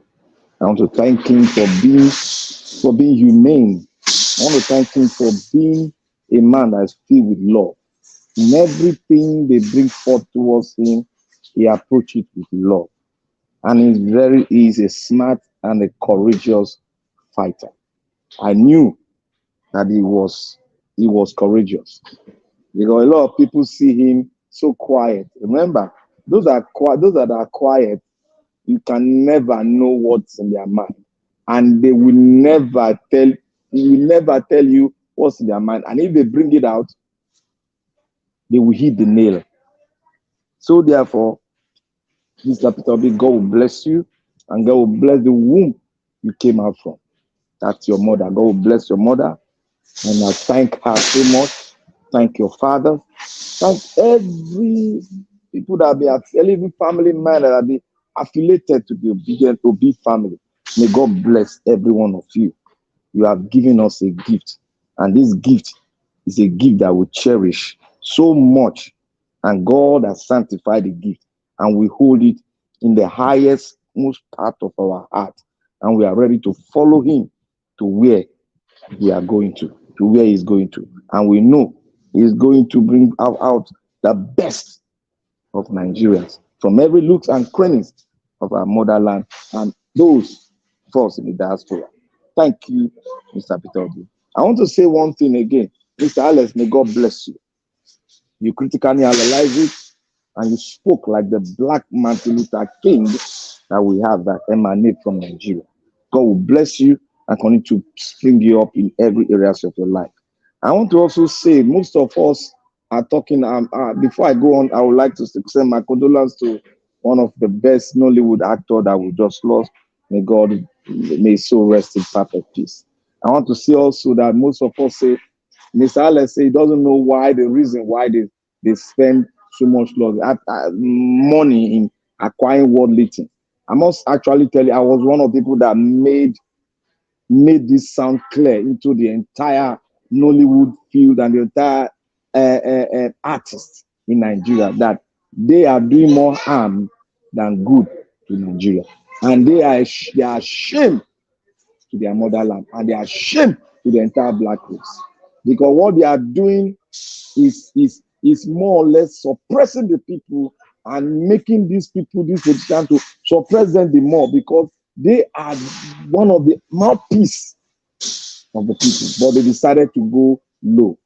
And I want to tell Mr. Alex, the reason why you see they spend like voraciously is because we don't have a system. If we have a system, they will not be like this. The system will compel them to give. If not, government will take it through the taxation, just like what we have in America here. You dare not have a billion like that you don't give to people, that you don't give so that the government can recognize what you're doing. If not, at the end of the year, you are going to be the one paying back millions of dollars to the government. That is a system that will compel you systematically to give back to the society. That is why you see American artists, every one of them are giving. Go and check their book. They are giving because the system compels them to give to the society that have made them what they are today. And if they don't do that, the government will be forced at the end of the year to take everything, take a lot from them and use it to the people, to develop the people. And I want to thank every other panelist that has spoken right here. I want to thank the Nigerian Mr. Peter Obi. I'm following you. I'm so glad. Where's the noise coming from? Is it from your side? Oh, it's from my side. Some people carrying some stuff. I'm so glad Mr. Peter Obi voiced out. I told you guys that guy is smart. He spoke something now. Everybody is in a disarray. But we that are obedient, we know what he's saying. And I want us all not to really debate on what other people are saying, but really interpret what Mr. Peter Obi have said to the entire Nigeria, so that the hope and the candle of light should be set to continue to glow in the hearts of men. And the reason why we have not really deliberated on one issue, Mr. Najawa, the issue of the press. In a struggle, if your press is captured, then it will be a very difficult way to pull out the people, because the press is one of the advocates which every democratically nation uses to rise up out of oppression. The press, Nigerian press has been captured. That is why you see dissemination of information is nowhere. If not for this social media, we would have not seen it. That is why you see in Nigeria, they bring all sorts of laws to push down so that people cannot get internet. That is why they cannot provide light, because of one singular act. They don't want people to get information. That is just the reason. Now that the president have removed light, electricity from the exclusive list, why are the governors not speaking? We all have forgotten. Why are the governors not rising up to speak and say, yes, they have removed it. Okay. Yes, I will do it. So we should advocate for the current things and let the musician, the artist, let them continue to go and thank the thugs in Lagos State for whatever. That's why I told you that those people are irrelevant. Let us carry our light and continue to fight with Mr. Obi until we get the mandate. And we are surely going to get the mandate in Jesus' mighty name. Thank you, Mr. Najawash. Amen. Thank you, my brother. I appreciate you. Thank you. I would like to give opportunity give us a mandate to talk to us. Thank you very much for coming back. Please talk to us in the 3 minutes, please. Okay, thank you very much for the time. I mean, earlier I think I was actually running an errand, so I had to like go out of the platform to let other people come in. But I mean, that's okay. Thank you for all that you do. The videos that you've shown in the course of the day. I think I will just probably line up with what everyone has said, and then Mr. Harles, and then everyone on the panel is on the panel, Madam Patricia, and all the people here. The journey is still is filled with so many bombs, and I think Peter Obi said that before the course of this whole situation, and regardless of what the media is saying, regardless of what anyone is doing, one thing we all need to realize is that this is a fight for our nation. Ukrainians fought for Ukraine. The Germans fought for Germany. The Americans fought for America. So we need to fight for our own country, because you don't see where the Chinese will have like a company that is transforming our natural resources and then taking it to their country. And the political thugs, the ones in the National Assembly, all they care about is how to make money for themselves and their family. Politics has been turned into their own, to their profession or their means of livelihood. And so Nigerians need to arise and fight for the nation. Now, I think I was one of those that even probably talk about this Muslim ticket in the first place. That thing should even scare us. That they even were able to initiate the Muslim ticket should scare us in the first place. And now you see what is happening in the house, and then what they are coming to say. That is just a tips of the iceberg. More to come. And our religious leaders are keeping quiet. They are silent about this. Okay. Nigerians, I said 3 days ago, get ready. Should in case the judiciary, we hope and trust that they will do the right thing. But let's not put all of our trust on the judiciary, because they played us. Mahmoud Yakub played us. The president Buhari played Nigerians by saying he wants to give a credible election, wants to leave a legacy before he leaves. Can he, as a person, accept this election as it is? That is a true and it is a free and fair election. Then to the actor that you showed, I mean, wonderful man. We wish his family, send our condolences to your family, yes, to his family, and pray that God will give them the hearts to receive the pain. Nigeria also feel the pain with them today.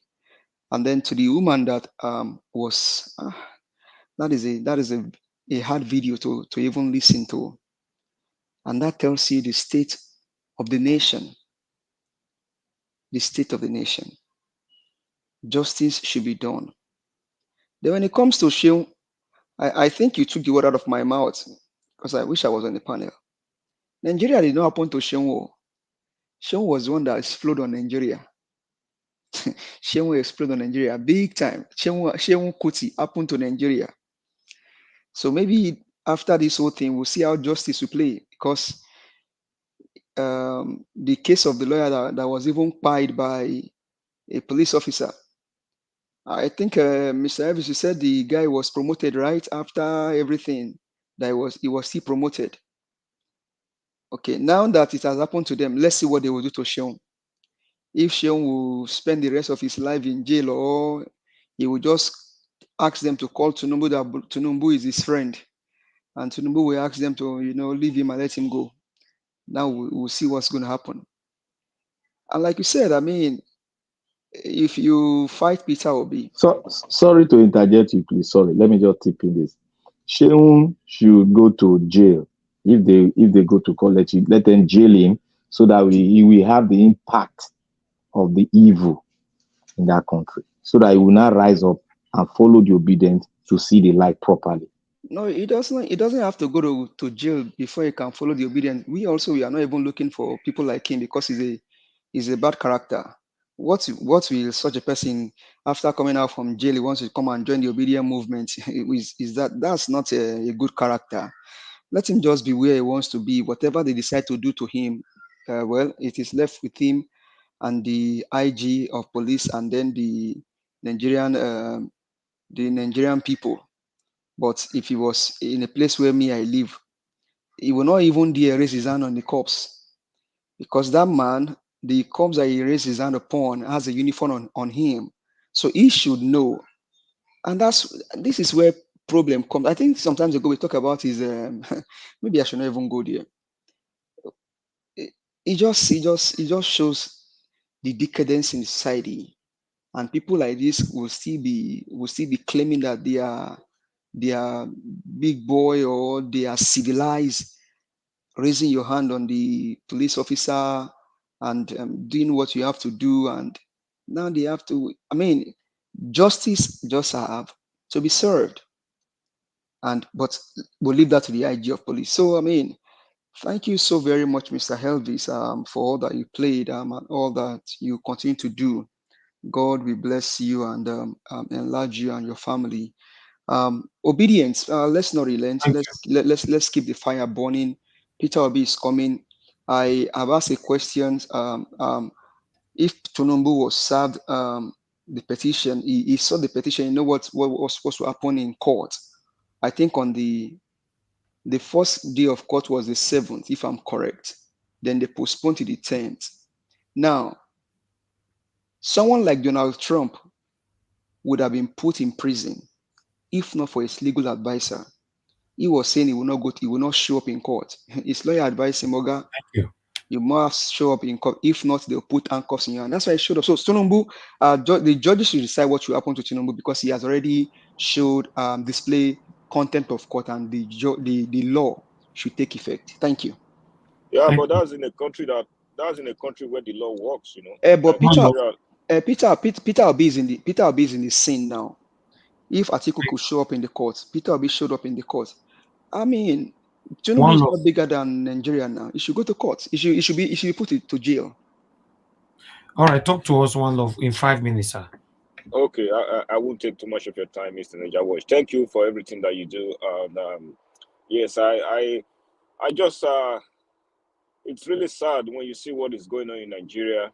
Everything is just upside down. You know, police officers are not being respected, and even the ones that are respected don't know what they are doing. You know, they would rather support the politicians to steal ballot boxes than to, you know, protect the citizens. So I'm not too conversant, or I'm not too. I would say I'm 100% sure of what happened between this guy, this police officer, and Sheo Kuti. But whatever happens, I think it doesn't warrant you beating up a police officer. That's the only thing I can say. But it's something that they will have to look into and see, and actually see what happened. And if he broke the law, he should go for it and actually pay dearly. Because I remember he was also one of the people that was attacking Obi, and including Showore, that became a disappointment. You know, I supported him 2015 because I thought, you know, he was the lesser of the two evil that we had, PDP and APC, but he turned out to become an embarrassment.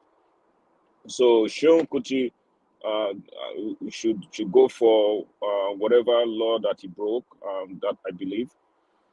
And for the video that you showed, it was really sad. You know, it was, I don't know how to describe it. How the way the guy was just talking, it was as if he did nothing wrong, like he did nothing, you know, too big of a deal. You know, you buy someone and you don't even take it seriously like it was something. You know, he's just saying, well, the lady is dead now, this and that, blah blah blah.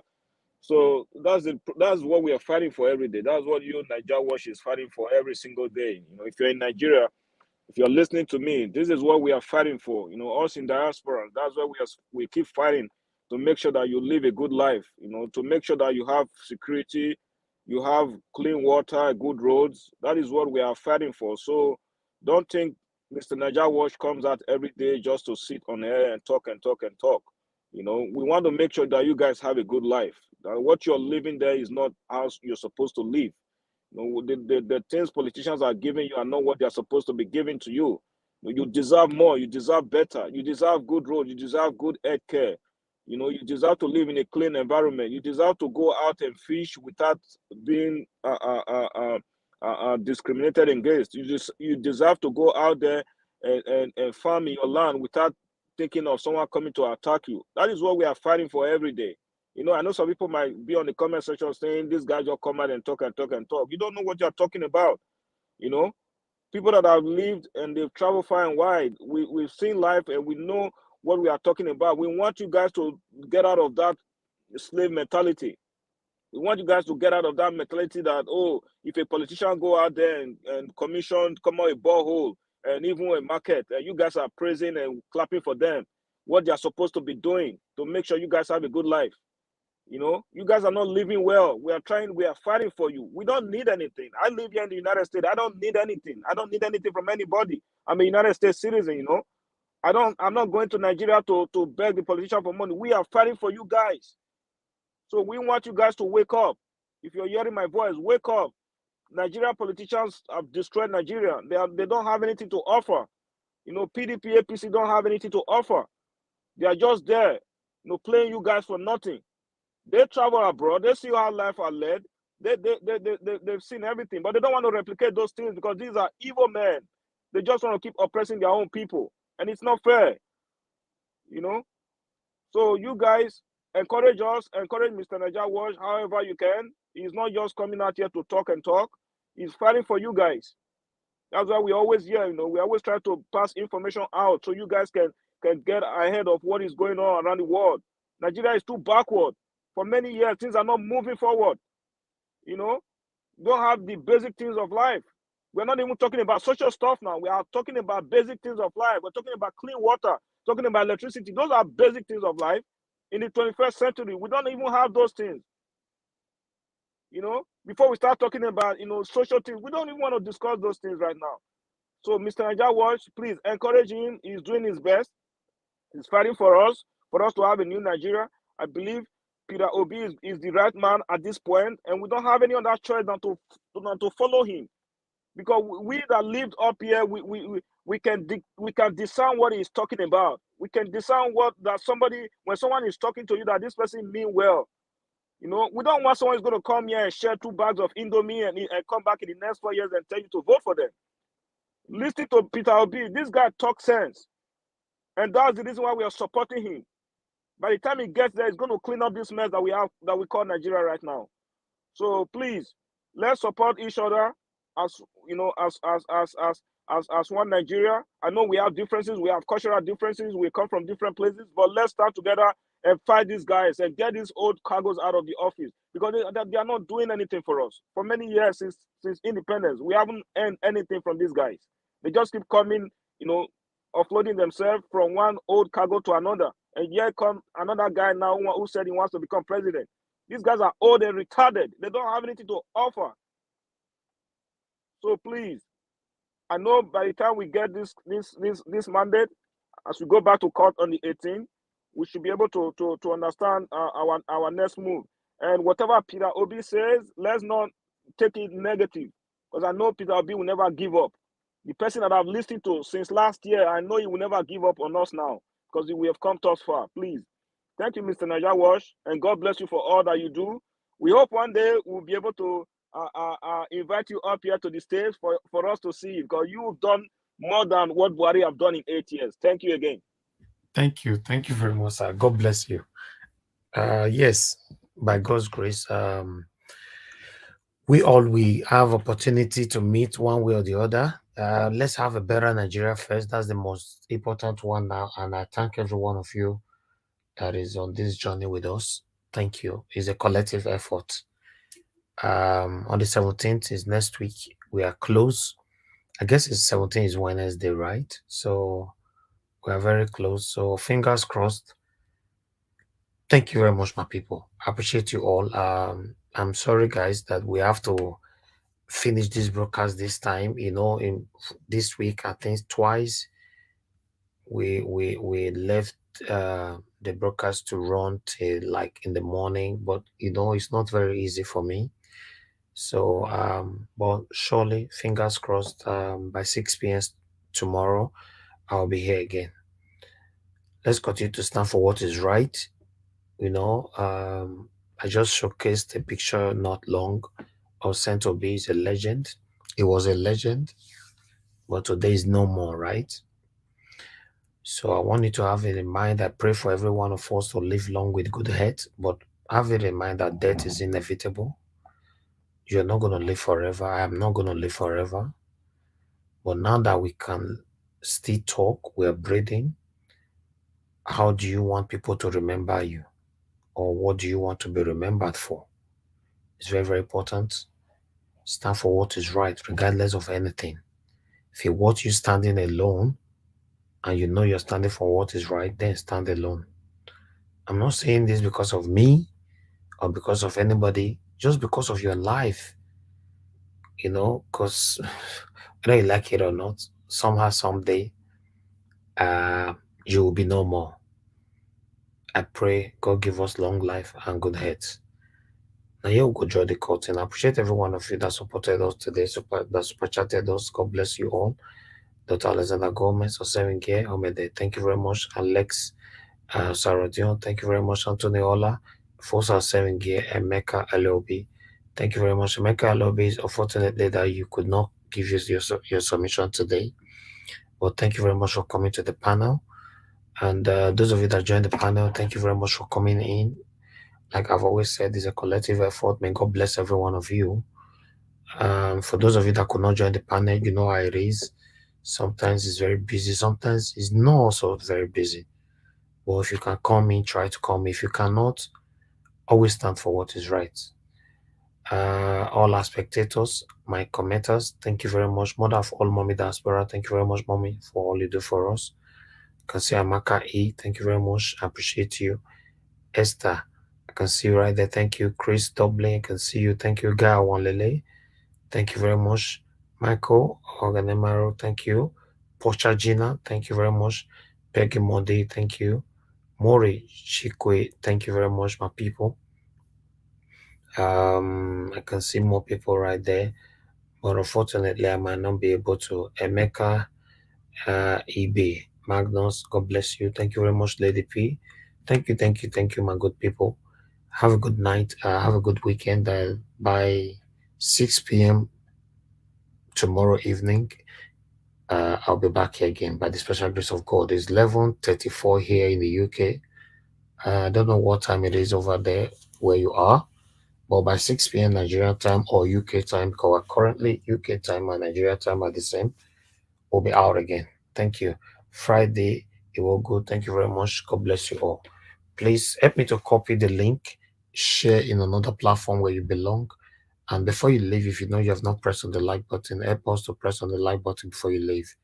Take the like from 467 to 500. That would be nice.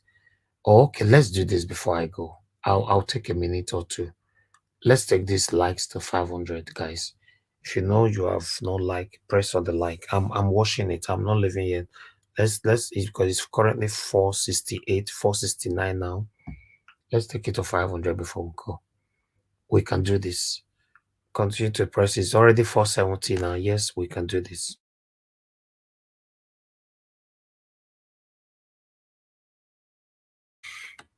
Yes, we are close. So continue to press it, my people. 471.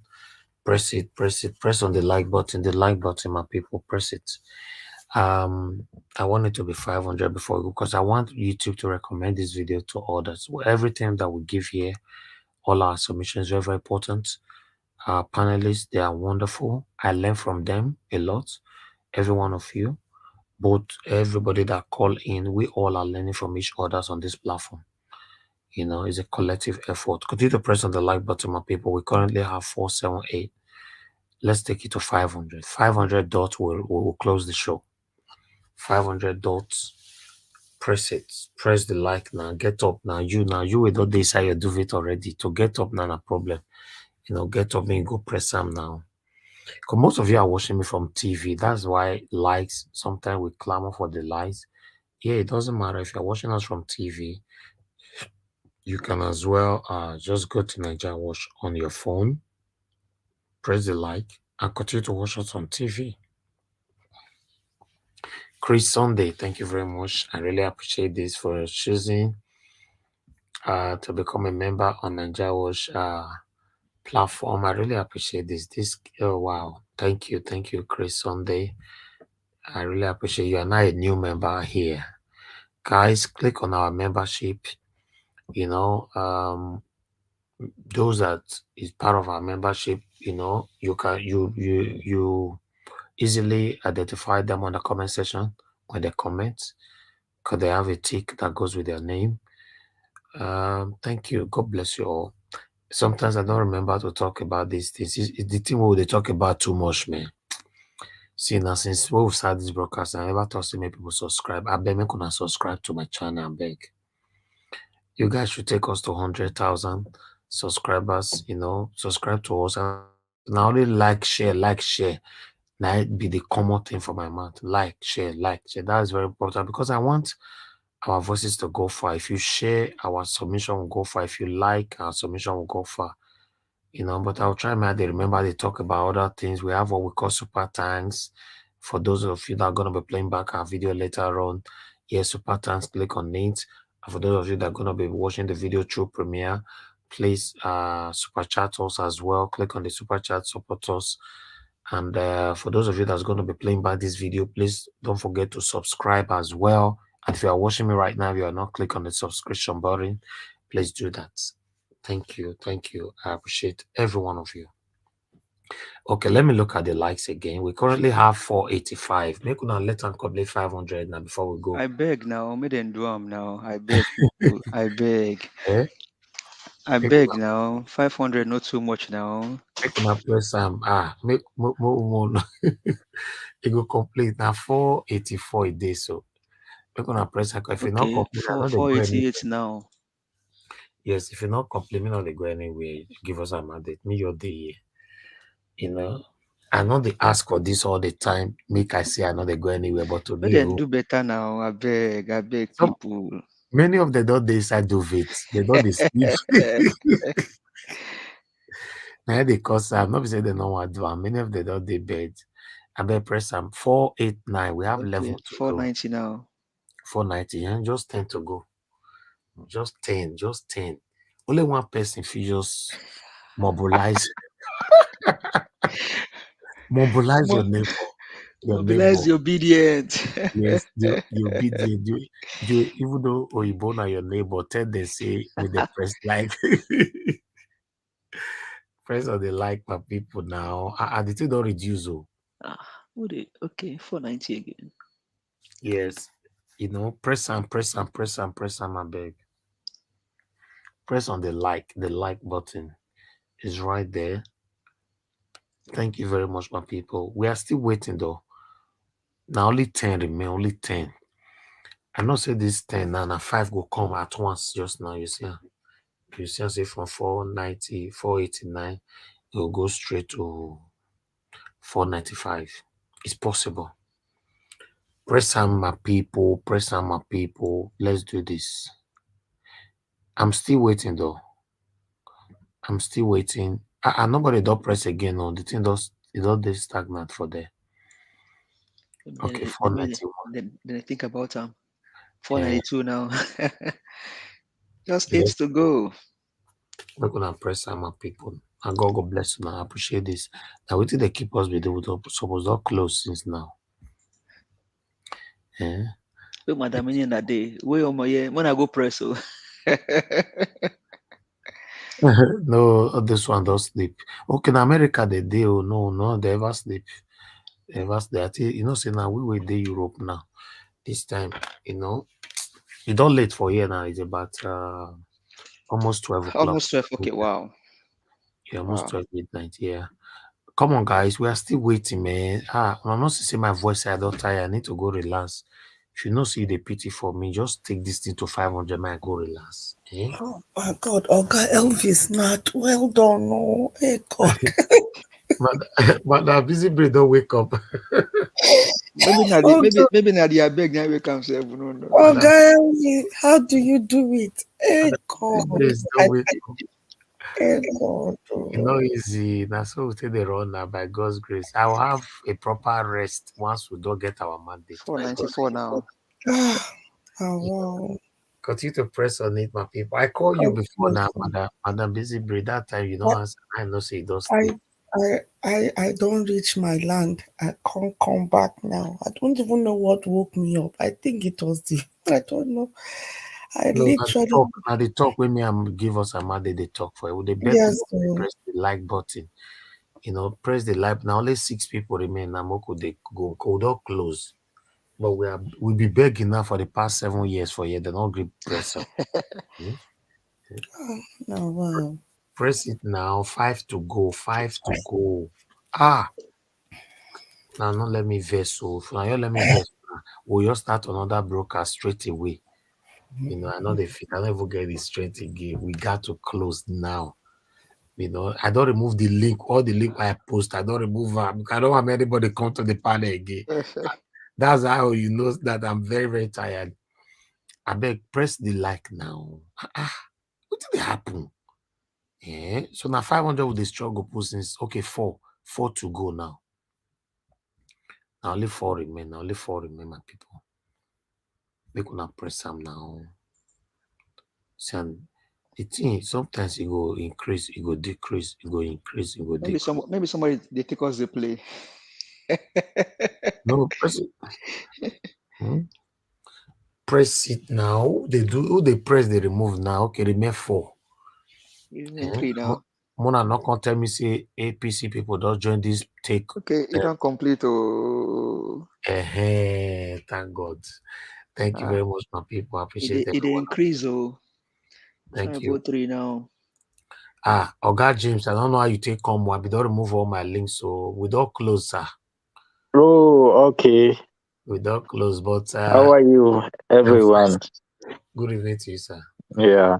Yeah, we don't close. You have something to quickly say?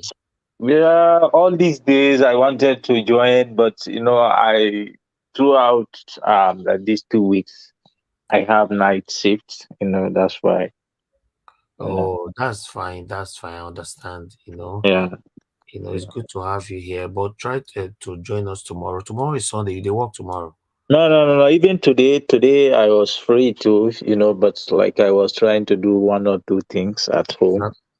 That's why. The time I came now, like there is no space. I tried to join several times, but it was full, you know. Yeah, sometimes it's like that. Yeah. Yeah, you know, like you just take 10 people sometimes. Yes. Yeah. It's good to have you on the panel, sir. You know, but try to join us by tomorrow, 6 p.m. We'll be back here. Okay, 6. Okay. Yes, That okay, Nigeria time. Yes. Because like me, okay, I think here it will be like it will be like 5, something like that. Okay, that 5 p.m. No. It will be like 7 here, I think 7 p.m. We are ahead of the UK 1 hour. Oh, which country is that, sir? Netherlands. Oh, yes, that's true. Yes. Yeah. That will be 7 Ahead p.m. of UK 1 hour, yeah. Yeah. Thank you, sir. Thanks for coming in. Together You're we'll welcome. have our country back. Okay. Thank you, sir. Good night, sir. Yes, sir. All right, people, everybody, good night and bye for now. I know they do competition with anybody. If I offend you, forgive me. Show me love, go there, biza. Kama bara wa lo ninu ife kan akanbi. I know they do competition with anybody. If I offend you, forgive me. Show me love, I go show you love. Kama bara wa lo ninu ife kan. But I know they do competition with anybody.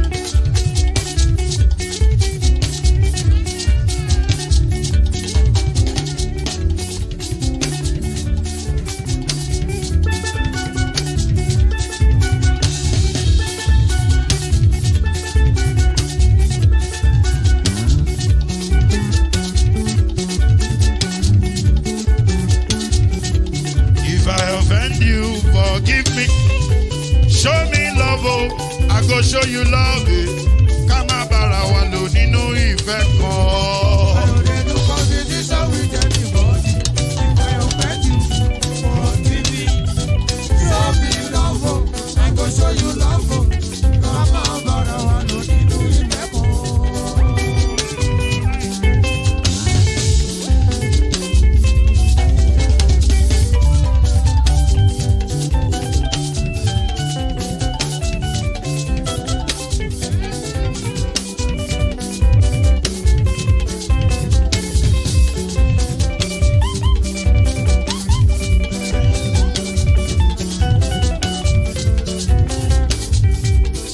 No, they do competition with anybody.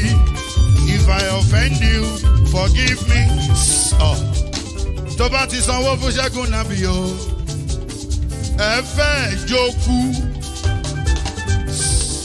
Alákọ̀bí. Ṣẹ́gun Nàbí. Alákọ̀bí. Sábà mẹ́la. Anybody? Anybody? Any bobo. Anybody? Mo ló ń fọlú, ó gbà mí bó ṣe rí mi láti finish. Délé mo ló ń fọlú, ẹ jẹ́ ń sọ̀rọ̀. Délé o.